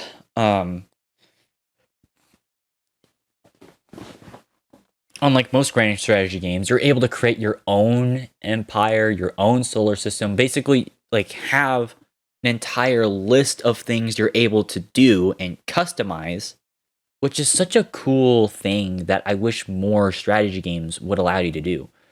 Like I know Shogun 2 had Avatar Conquest, but that really wasn't a grand strategy thing. So Europe Universalis 4 experimented with that, but I don't think they did it as well as this game does. Because the amount of customization you're able to do to create your own faction is staggering. And I love it so much. So, and again, you're able to customize the experience however you want. If you want only one other faction, go for it. If you want like 35 other factions, go for it. Do you want only like 40 star systems? Cool. You want 200? 2,000? Bet your ass you'd be able to do it. And yeah, no, this is such a cool game. I highly recommend it for anyone, especially since it's another Paradox grand strategy game, which they usually are pretty killer. So go for it. And then the last game I kind of want to talk about for the A tiers is the original Final Fantasy, the oldest game other than possibly the oldest game I streamed 35 years ago. This game came out. back in 1987. And it is surprising to me that this game still holds up. A tier. So I streamed this several times on my original YouTube, like basically for the 30th anniversary for this game. And boy, oh boy, is this game really fun and pretty innovative, because this, going back to the comments about JRPGs, obviously it's a Japanese RPG game, and is one of the first, like basically, in my opinion, the definitive RPG game. The game that would determine how RPG games would be played from this point onwards. Like, with no, or at least turn-based RPG games. Obviously, there are other RPG, like action RPGs, those are a thing. But in terms of turn-based RPG games, this was the template for that. No, like if this didn't exist, obviously, Wizard 101 wouldn't exist, which we'll get into a little bit. And I don't know, it's just such a weird, it's just so weird to think that like it's been that long since not only did I play it 5 years ago, but also just how long this game came out. Like, that's insane. That a game, like, again, I don't really like a lot of NES games. I don't give a shit about the 80s. Like, you guys know me. I don't like anything before like 1988. I don't give a shit about. This is an exception though, because I recognize just how influential this game is, and just how innovative it is, and also just how addicting this game can be. Like, dude, this game was like, I was on, like, it felt like I was on crack whenever I was playing this, especially since I added it onto my my Super Nintendo. So it was pretty fun being able to play on that. And again, just overall though, it's a solid enough game that I highly recommend anyone try to seek it out. So go check out Final Fantasy 1. Which, speaking of RPG games, it's about time I address the elephant in the room. The games that got me to Twitch. Well, yeah. Wizard 101 and Pyro 101. So, yes, I am well aware. I have not finished Pyro 101. Don't you worry, though. I am not abandoning the game. Because guess what? Here's a little secret for you guys. I want to play Pirate 101. I want to get this game finished, because this game, as well as Wizard 101, do hold a special place in my heart. So, because like these two games have been a part of my life for such a long time, for over a decade at this point, and it's just kind of insane to think that, you know, they have been a part of me, like, because these were the games that got me into PC gaming. Like, Wizard 101 was my first game that I played on PC, all the way back in 2010. And yeah, it definitely helped open a vast world for me in terms of just online digital stuff. Granted, I've known about YouTube for years prior, and you know, that's fun stuff, but this was the first game that got me into this. Without this, I probably wouldn't have the rig I got.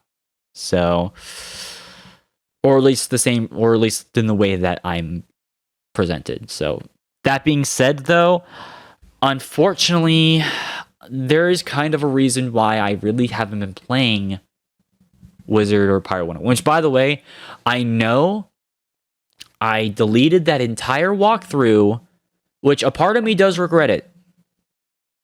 I know. But here's the thing. They need to stop. Okay, these are my two biggest complaints about Wizard 101 and Pirate 101. So, you guys already know. If you guys remember my rant from 3 years ago, I ranted about the fact that, about these two things. Number one, the excessive microtransactions in this game. They are abhorrent. I don't like, because here's the thing. These games are technically not free to play. They're free to try. They lock you off in a certain part of the game, up to a certain part of the game, to where there's a paywall, where you either have to spend, you have to spend microtransactions to unlock that certain area or gain a membership. And that was pretty much their model. And then, beyond that, they obviously have this thing called the Crown Shop, which is where all these microtransactions pretty much just go through. Some of this stuff is fucking outrageous, especially when you consider the fact that this was one of the, Wizard 101 and Pirate 101 were amongst the earliest games to have the loot box system. The one where it's there's a random chance where you're able to get certain items in the game, especially some that are pay to win. Well, here you go. Spend it all. Yeah, no. These games were amongst some of the first to have that, which obviously in hindsight is really fucking sad. And then there's the other thing that honestly not a lot of people talk about, but it's just my big issue about these games is that they need to stop changing the shit that wasn't a problem in Wizard 101. The main reason why I haven't decided to do another attempt at my playthrough for Wizard 101 is because, if I'm just gonna be honest, I think I might be in the minority, but I fucking hate how they changed the tutorial. They changed Wizard City so much. They completely changed how the beginning of the game plays. And to me, that is just super annoying, especially since because they basically made it to where it's way more handholdy than it was when the original version of the game was out. And that is such a huge turnoff for me. Because it basically treats you like an idiot, which is what I was talking about with Hades, where it doesn't treat you like an idiot, but it just shows you enough to where you're able to play the game however you want. But with this game, but with Wizard 101, they completely changed how, how you get into the game. And it just really rubs me the wrong way. Now, I know there's going to be people out there who's going to be like, oh, but isn't it a game for kids? This is a kid's game. It's gonna... Dude, again, this was before middle school, whenever I started playing the game. And I was able to figure out, the basic mechanics of Wizard 101, of the entire, pretty much the vast majority of the game, without having to look anything up. Maybe I would need to have a couple of pointers from my cousins who also played this game. As a matter of fact, we actually shared an account. But other than that, I didn't need a tutorial. I didn't need this long, tedious tutorial of that. I didn't need a long, tedious tutorial of what the characters were telling me. Especially since if you make a new character, you can't skip all these tutorials. They force you, if you create a new character, you're forced to go through all this bullshit. And that is just super annoying. That really annoyed the fuck out of me. And as a result, unless they decide to pull a World of Warcraft and decide to make a classic version of Wizard 101, I don't really want to bother. So, or at least making a full walkthrough of the game. Which is a damn shame, because I really wanted to do that, but because of bullshit, and also to be fair, some stupidity on my front. I was never able to do that. So, yeah. So basically, my whole point with this rant is this game means a lot to me, but it's a deeply flawed MMO RPG. And the same thing goes with Pirate 101, which, again, I'm willing to do that walkthrough again. It's just, in terms of finances, it's just been kind of hard for me personally to be able to continue it. I do want to finish it someday. Oh, maybe we can even finish it this year. I have no idea. But I'm going to put both of these in B tier because if you would have asked me several years ago, I would have put them in like S tier. But I have wisened up on a lot of the stuff that KingsIsle Entertainment has done. And as a result, I am pretty critical of a lot of the stuff that they've been doing, involving at least their games. Which is a shame, because don't get me wrong, it's still an addicting game. Like, this Wizard 101 is addicting. So much so that I went up to a level goddamn 100. I had a level 134 wizard on that. That's how much I fucking grinded in that game. Like, it's easily the game that I put in the most hours in any game, even more than Gary's mod, because I know Gary's mod shows that I have a lot of hours, but I did not put as much hours in that game as much as I did Wizard 101, and I know that for a fact. So, like, this was my game. Unfortunately, though, there's been a lot of dumb decisions that KingsIsle's been doing with that game, and it's such a shame. So, and just neglecting Pirate 101 for years, which is just condemnable as well. Even though, in my opinion, Pirate 101 has the better combat. So, it's so shameful. But, alright. Next up, though, I don't know, I just kind of want to put that out there. So, alright, next up. Dead Space. A-tier game. One of the scariest games I ever played in my life. Fucking annoying that cutscene, like, my computer, like, OBS hates the Dead Space cutscenes. But I digress. Because it's still a good game. Highly recommend it. It's one of the scariest horror games I've ever played. And it's fun. So, it's really it's a fucked up game too, which is So, alright. Next up. Ooh. Ratchet and Clank. Damn. Alright. So, it's a damn shame we don't have Ratchet and Clank up your arsenal. Or at least not yet.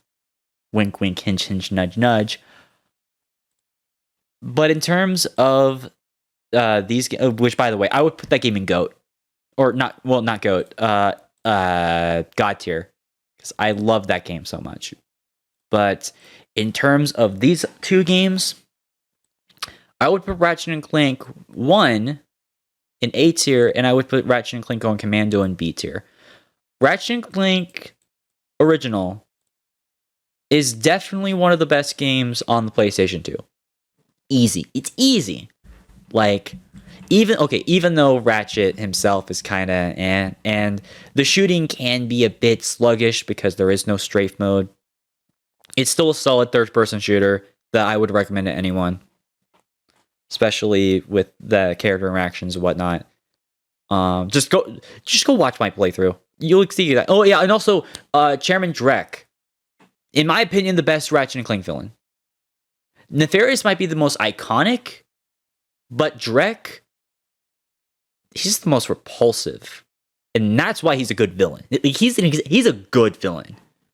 And also the whole dynamic with Captain Quark. Although, in my opinion, he's way better than Up Your Arsenal, but doesn't mean he doesn't have his moments in this game.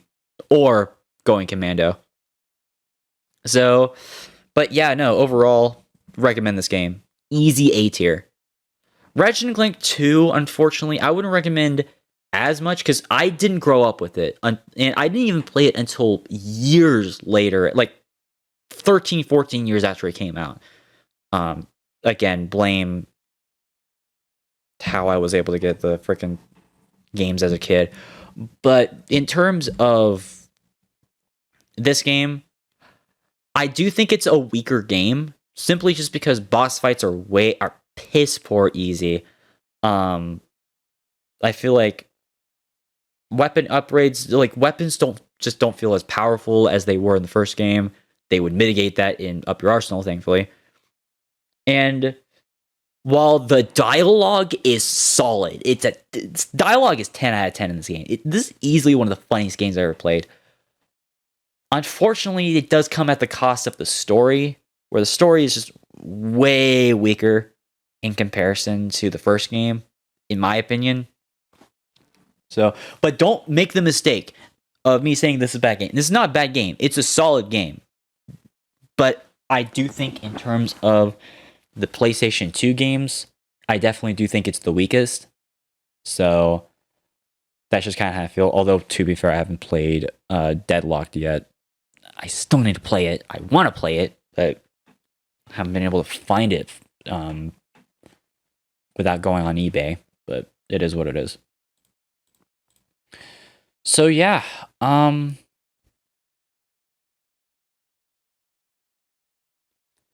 but yeah, no, now we reach the near the end. One more row. And I think it's pretty obvious what tiers all these games are going to, or most of these games are going to be in. So in terms of okay, yeah. You know what? Let's start off with Silent Hill. This game is going to be S tier. This is the scariest game I've ever played in my life. If you guys remember whenever I played last year for Half Halloween, that moment, like, that caught me so off guard. And that build up was so terrifying. Like, it was insane. And keep in mind, this is a game from 1999. You would think that a game from 1999 would not be remotely scary or creepy. Boy, you are fucking wrong. Oh my god. This game is terrifying. Like even just walking around in the streets of Silent Hill is just it gives such a creepy and eerie it just makes you feel like you're not supposed to be there. And honestly, I would actually say that the graphics for this game actually help in its benefit because, you know, it's older style graphics, but it just becomes kind of alien to look at. And because of that, it's such a creepy, in a good way, feeling. And it's just, I don't know how to really describe it other than for you guys to check it out. Go check out Silent Hill 1.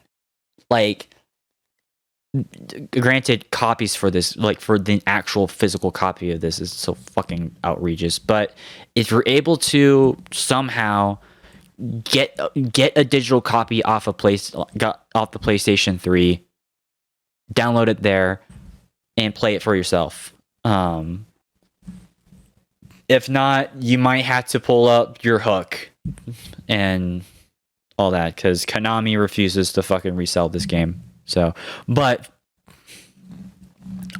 in all seriousness, though, this is easily the scariest game I ever played. Yes, I will fully admit I am a Five Nights at Freddy's fan, but even I have to admit that game is child's play in comparison to Silent Hill, because this is literally this is genuinely one of the best, like the best horror game I ever played, and I barely even scratched the surface. I can't wait to get even deeper into playing this at some point. So But obviously, that's a story for another day and another stream for another day.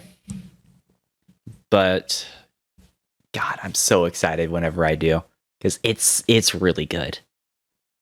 Next up though, City Skylines, a bit more lighthearted. Honestly, also S tier. Yeah, I streamed this actually a little bit last year, right before I went back to college or university or whatever.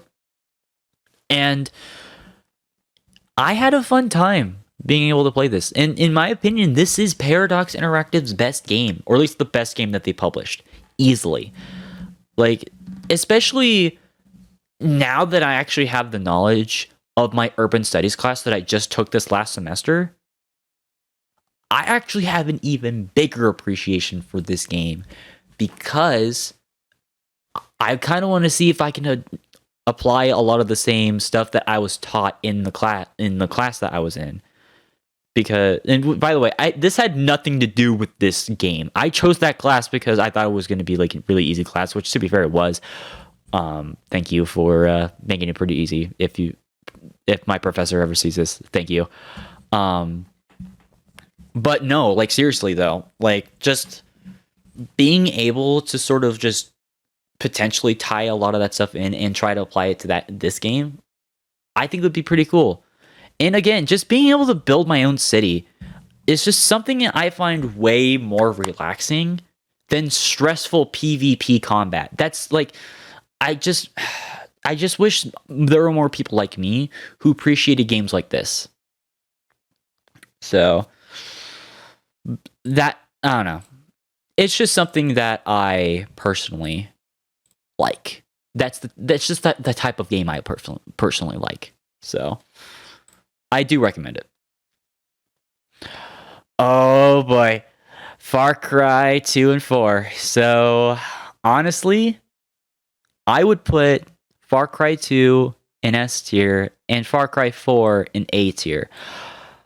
So yeah, no. Again, this is where the hypocrisy for Horizon Zero Dawn fans come in, because I know there's people who are like, oh, but Far Cry 2 has a weird freaking fast travel system and you shouldn't be complaining. It's like, dude, the difference between Far Cry 2's fast travel system is there's specific designated spots on the map where you're able to fast travel. And not only that, but also you're able to go to those spots wherever you fucking want.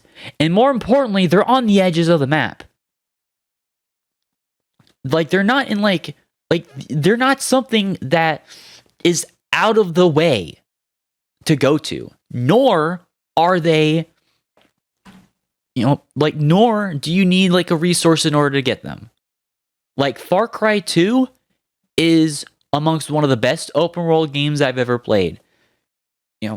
Just granted, the weakest aspect, I will admit, is probably the story, but it's the idea that I love about this game. Like, I did a full review of this game back in at very end of 2018, and going back to this game, just, oh, it's so good. Like, obviously, I would just be repeating a lot of what people would be saying when it comes to the physics in this game, because this game went even farther than Half-Life 2 in terms of its physics department, which that alone, I have to give massive kudos to the team who worked on this game. But more importantly, environmental design was pretty good back then and even still holds up to this day.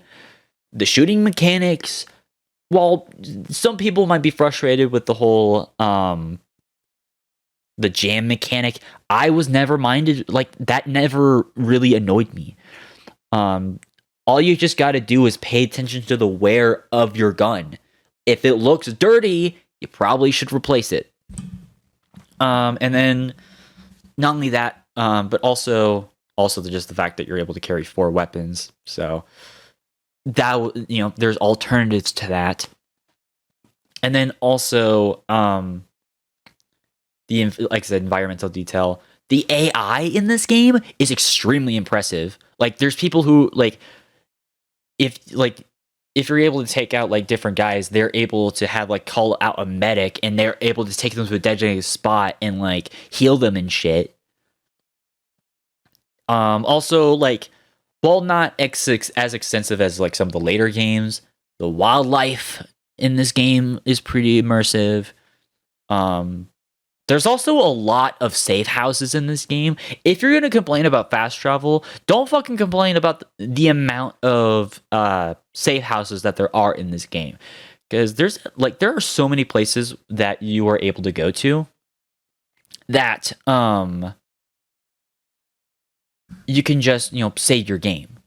So it's not that big of a deal. And even like the idea of being a contract mercenary, I love so much, and they work it in with the gameplay, which is something I have to commend them for. And even the jackal being, in my opinion, one of oh my god, there's a bit of voice crack. Sorry, I've been talking for almost 7 hours. Fuck.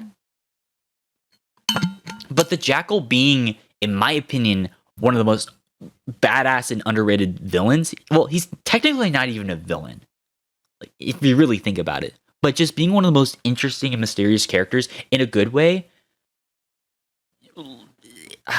I know I'm gushing about this game. And to be fair, though, it is not a flawless game.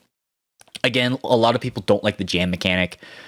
And also, vehicles do kind of suck driving in this game, I will fully admit. Well, not as bad as Battlefield Bad Company 1, because I remember mentioning that, but like, I don't know, you have to use that to drive. That I will admit is a bit off, but it's whatever. And then a lot of people complain about the malaria, which I can see where they're coming from with the malaria mechanic. However, I personally never really experienced any issues with the malaria pills and, running out or whatever and doing that whole quest. Like, I never personally had an issue, but I can definitely see why some people would, because it does tend to happen at random. So, it is what it is, unfortunately. But regardless, I love this game. Easy 8, if not 9 out of 10. S tier, solid game. And then honestly,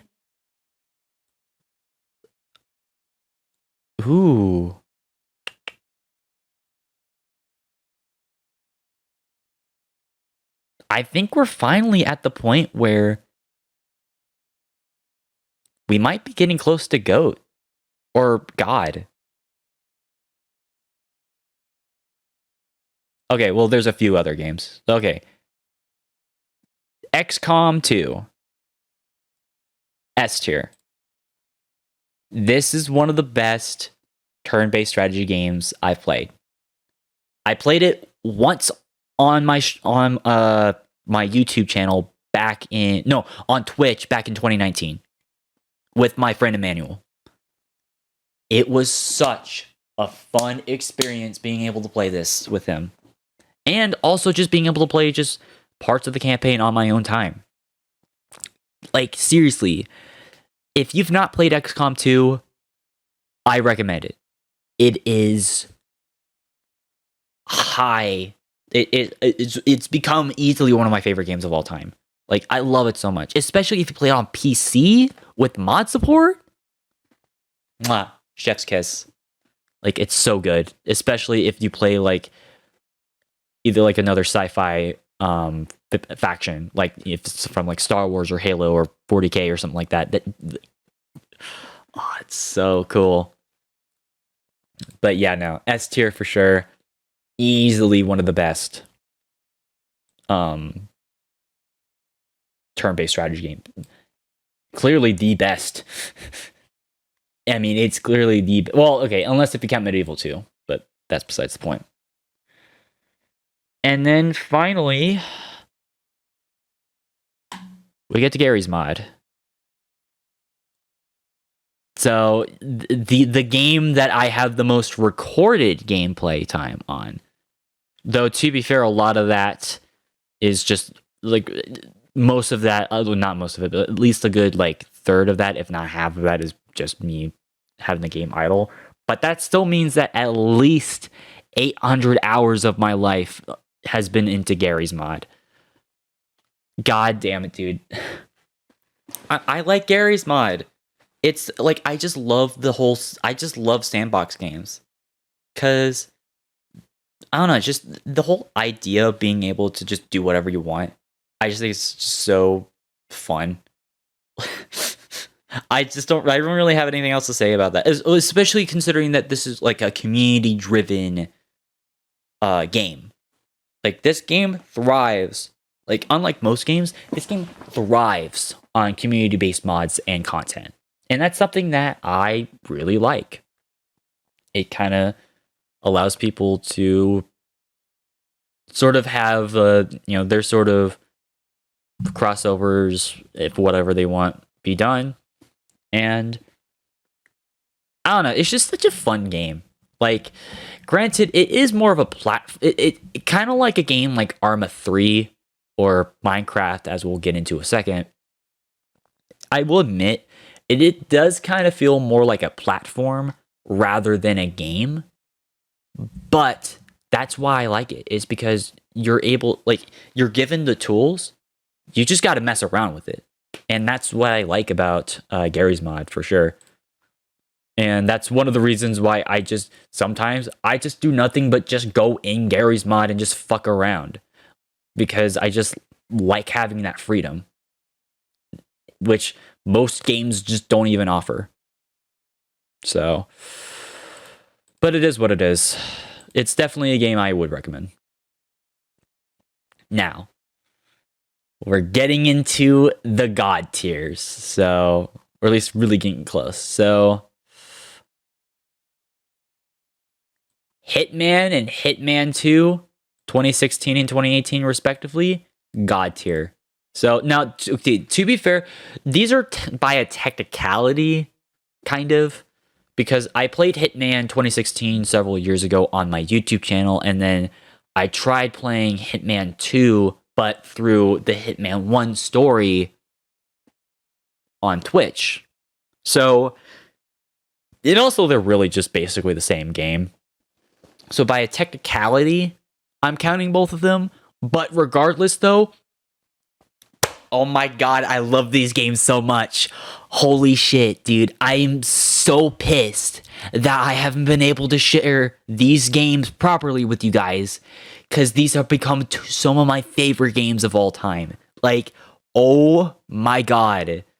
Like, IO Interactive has, like, hit the home run in baseball. I guess that's the baseball term. I don't play sports, but they really did so damn good with these two games. Granted, Hitman 2 is a slightly better game, obviously, but oh my god, if you haven't played these games, go and buy them now. They are so good. Like, there are very few flaws with these games. There might be the occasional glitch. And also, just same thing with Assassin's Creed 1. They do kind of have like this weird overhaul save thing, which is really annoying. Basically, where you have to delete your account in order to do that. That's the one thing that sucks. Like, if you want to just have a complete, like, fresh restart on Hitman 1 and 2, that's the only thing that sucks. Also, the contract system, where it's like there's certain people who spawn on the map that you only get one chance to get after. That's the only other thing that kind of sucks. But other than that, go out and play these games, especially since these are the best Hitman games by far. Like, and that's not putting it lightly, because Hitman Blood Money and Hitman Contracts were really damn good too. Absolution dropped the ball when it comes to story, but in terms of gameplay, it's actually really damn good. But overall, though, these games are good and way better stealth. Like, some of the best stealth games ever. Granted, Sly Cooper will always have my heart, but Hitman is definitely, like, in terms of like pure stealth gameplay, easily some of the best in the market. So, highly recommend them. Next up, Portal. And guess what? Same thing here. I'm gonna put both of these games in the God tier. These games, in my opinion, are Valve's magnum opus. They are Valve's best games in terms of story, in terms of gameplay, and were even the games that got me into puzzles. Because I don't like puzzle games. They make me feel like I'm stupid and an idiot. However, with these games, it is way more relaxing and way more just more enjoyable to actually go through. And again, just that dynamic between you and GLaDOS. GLaDOS, you want to, like, you really want to do that to her near the end of it. But not to super spoil things, but let's just say there's a mutual agreement. I would definitely recommend you guys play Portal, especially if you want to just have a fun, just relaxing game of couch co-op, specifically Portal 2. Like, goddamn, man. Like, I don't think, like, again, I feel like I've been shitting on Valve a lot tonight, but let it be known, outside of Steam, they made a triple home run. Oh no, a double home. Oh wait, double home run because they don't make sequels except for CS:GO. So they made a double home run when it came to Portal and Portal 2. Go out and play these games. Like, they are awesome. So, yeah. All right, next up, Shantae and Shantae Half Genie Hero. So, honestly, I would put Shantae Original in high A and Shantae Half Genie Hero God tier. And yes, it's besides the fact of the February tier list. I'm looking at it objectively through gameplay. Because in gameplay, these like, Half Genie Hero is the best 2D side-scrolling game I played. Like, just the combat worked, the boss fights were actually really fun and not annoying. The art style is really cool. The dialogue was really funny. The environments were really cool. I'm talking about like Half Genie Hero with this specifically. And again, just having a kind of relatable protagonist, like, because, like, again, granted, I've made this comparison plenty of times before. She's very similar to Jenny Wakeman from My Mom's Teenage Robot in the sense that she is like a crime-fighting teenager who gets shunned by her like peers, but just so happens to hang out with like people or whatever. So not only is it kind of relatable to that aspect, but also just even just the sense of just wanting to have a place in the world, because like that is definitely a message that I can at least relate to the character of Shantae. And also just even some of the other characters like Mimic and Bolo and Sky being really cool, Rowdy Tops, like they were definitely cool. And also even, of course, Risky Boots, which although she's an adequate antagonist, I wouldn't say she's like amazing, but she does the job well in both this and the original Shantae. But yeah, no, overall, yeah, this is a genuinely good game. And I would recommend it to people.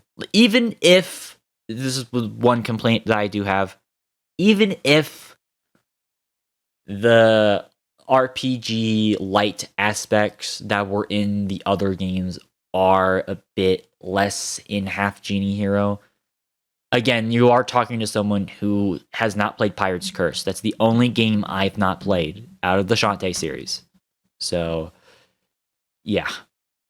Now, as for the original Shantae game, funny enough, my cousins actually had a copy of this game years ago, and then I emulated it on my old laptop, and it was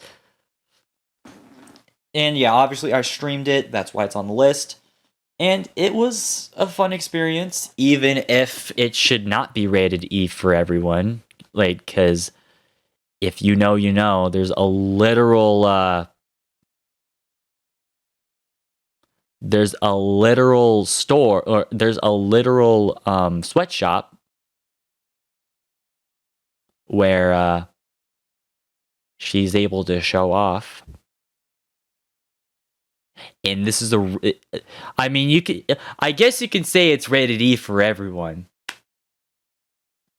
But okay, all jokes aside though, the game itself is actually pretty good, especially for a Game Boy Color game. I never grew up with a Game Boy Color, or just Game Boy in general, or even like GBA. Though my cousins grew up with the GBA, and that's how they were able to play this. So as a result, though, definitely a solid start for a franchise. But obviously, it's a rough draft, especially one that came out 20 years ago. Holy shit. And not only 20 years ago, but also came out 8 years before they would make a sequel. So let that sink in. But overall, though, in terms of Shantae and Half Genie Hero, they're good games. I would recommend them if you're able to hunt them down. So, yay. Though, again, just like with Silent Hill, if you want to play the original Shantae, I feel like you're going to have to commit a pirate's curse of your own. So, alright, we got 2 more games. And if I'm going to be completely honest,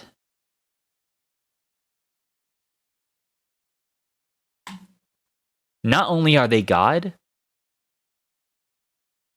but they are also the greatest of all time for me. Ending on that positivity, these are my 3 favorite, like, for sure, unless if you count Sly 3 and 4, which obviously wouldn't that, these are my 3 favorite games of all time. These have been a part of my life for such a long time at this point that it's just like I can't think of a time where I wouldn't have been able to play these games, except for maybe Minecraft, but obviously that came out much later than those other 2 games. But just how much these games impacted me is just insane. Now let's talk about Battlefront 2 first. This is my favorite shooter game of all time. I remember whenever we first got this game, and I played it on my PlayStation 2, and just having so much fun playing Instant Action and Galactic Conquest, and like obviously offline mode with the bots, even on like Space Battles and the Hero Assault, and even Capture the Flag. Like, it was such an awesome experience for me to be able to play a game like that at the time. Because keep in mind, I didn't play Battlefield until much later. This was the closest thing I could get to Battlefield. But in my opinion, this is even better than Battlefield, because this is the thing that got me into Star Wars. Like, which is really funny, because imagine that. A video game called Star Wars Battlefront 2, 2005, was the thing that got me into the Star Wars franchise to begin with. This is the game that, like, this is the piece of Star Wars media that introduced me to that universe. And it's just insane to think how I would be without talking about Star Wars. Because the thing is that Star Wars has been a part of my life for such a long time and has had a massive impact on me. Like, and is sort of, I guess, my overall favorite franchise. And I have this game to thank. And it's not even just that I have to give this the GOAT tier. The gameplay is superb. The set pieces are awesome. The only thing that is admittedly a bit disappointing is just how they handle the campaign, because it's literally just you go from point A to point B on like the separate maps that you play instant action on. But it's all made up for because of honestly really good voice acting from Tamara Morrison. Obviously, the person who plays Boba Fett, Jango Fett, and the clones in the movies. And yeah, no, dude, it's honestly just, I don't know. To me, it's just such an awesome experience being able to play this. And also being able to play as many of the major characters from the movies. Luke Skywalker, Darth Vader, Anakin, not Vader, General Grievous, Dooku, Boba Fett, Jango Fett, Yoda, Aayla Secura, even like a bunch of minor characters like Keanu Mundi and Aayla Secura, Obi-Wan. Like, oh my god, this was such an awesome game for me at the time. And I have to thank my guardians for being able to give me this, because this was awesome.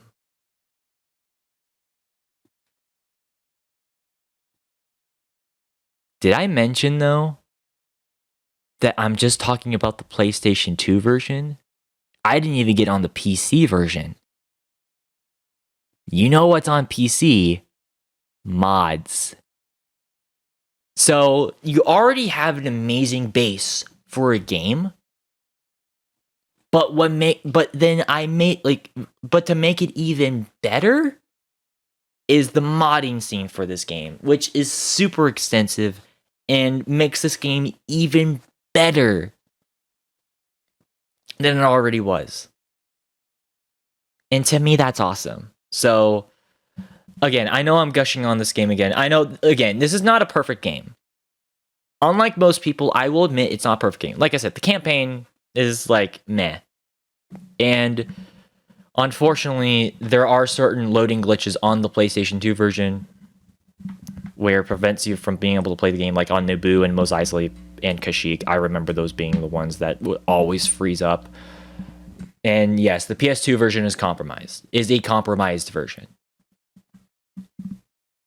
Also, the stupid Xbox exclusive DLC for Bespin and Renvar from the original Battlefront 1 being DLC for Battlefront 2 on Xbox. That was really dumb.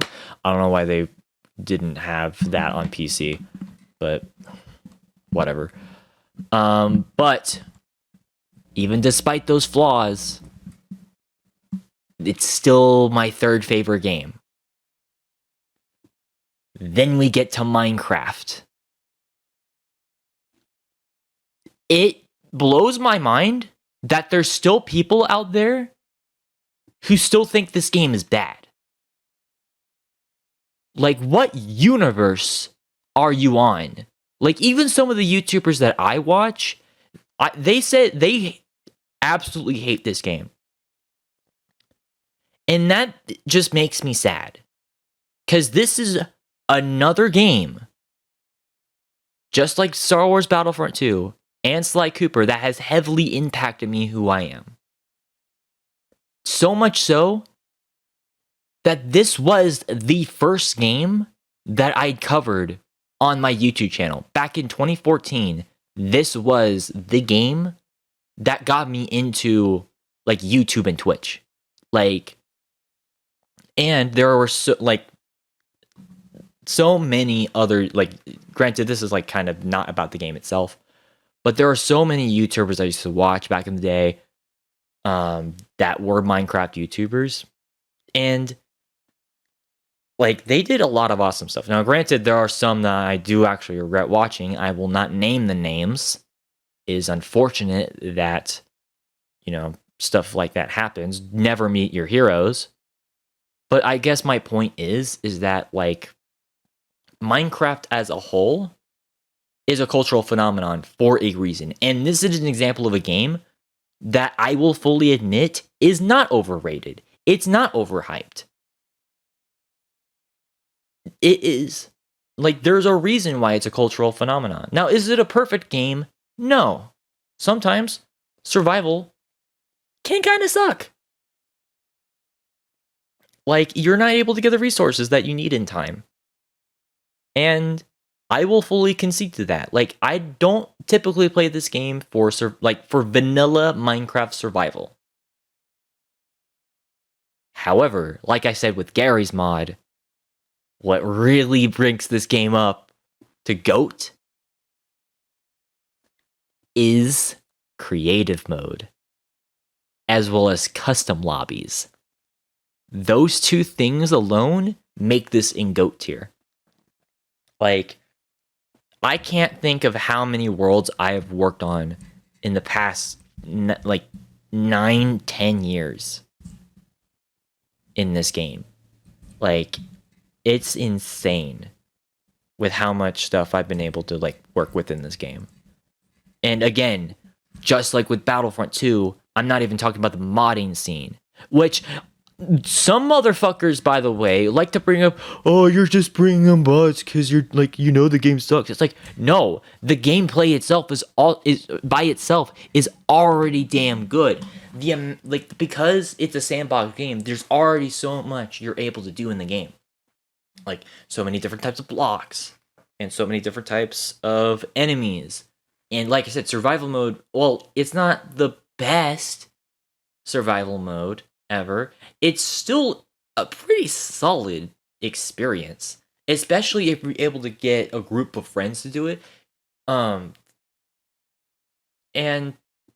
just being able to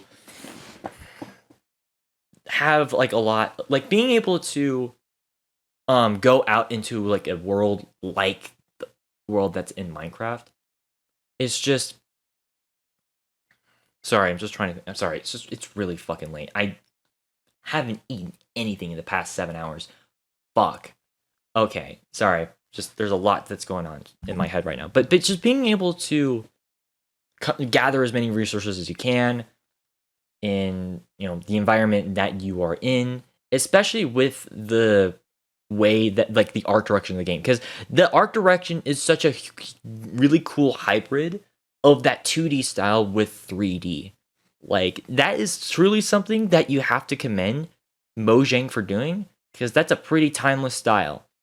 Like, because it could look like something that came out of the late 90s, but nope, came out of 2011 or 2009 if you are going into more technicality. But you get my point. Point is that Minecraft, there's a lot you can do in the game. You can create your own village. You can create your own castle. You can create an entire mechanical device. You can go raid different dungeons. You can go into, you know, different dimensions. You can fight different mobs. You can fight, you know, you can create your own NPC / like golem things or whatever. You can explore different biomes. You can make the terrain super, you know, mountainy. You can make the terrain super flat. There are nearly endless possibilities that you can do in Minecraft with just the vanilla game. And that is something that I love about the game, is that you have the freedom to do whatever you want. And like I said, and I don't need to mention mods in this, because I feel like that would explain itself. And then, like, just adding even more endless, like, even more possibilities. And obviously, you've got multiplayer custom lobbies and servers where they have so many different types of modes and mini games inspired from other games, including, you know, like servers such as the Mineplex server, which is the one that I used to go on all the time. And it was just such a cool experience being able to do that. And did I mention that this was the game that got me into YouTube in the first place?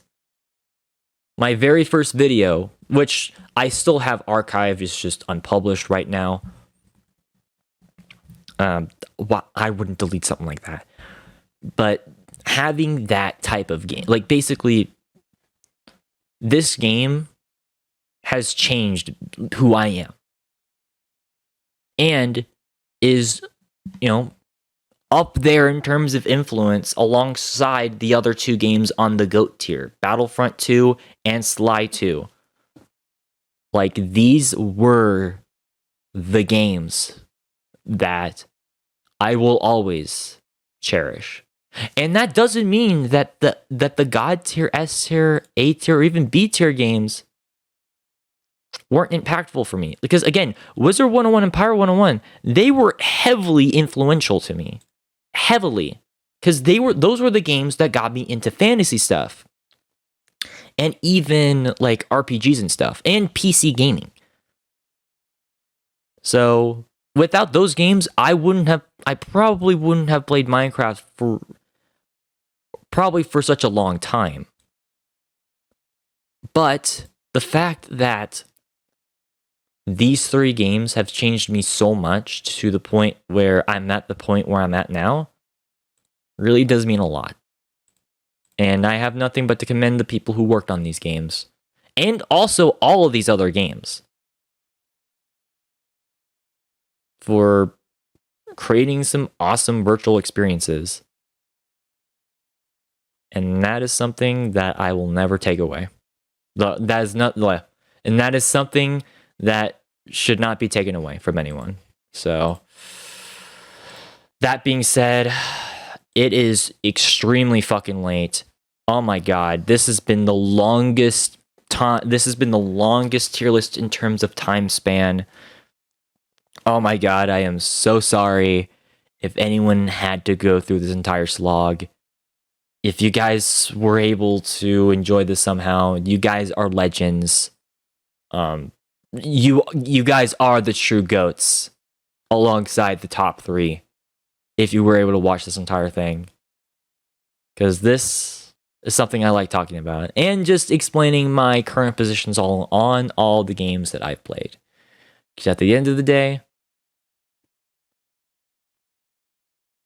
this was the hobby that got me into all the things I'm into now. And without it, I don't know where I would be today. So, regardless, I hope you guys did at least enjoy this. If you guys did, make sure to hit that follow button down below and turn on the bell icon so you'll be notified exactly when I'll be streaming. While you guys are at it, make sure to check out the links down below, specifically the Discord and the SoundCloud. And if you guys haven't already, make sure to hit that subscribe button. If you can't do that, that is completely fine. I'm just going to take time to watch this. If you want an incentive to, if you can reach 5 subscribers, you can choose an open world game for me to play. Maybe even some of the games that I talked about here. So, and if you guys want to make your own list, this will actually be posted on the Discord, as I do with all of my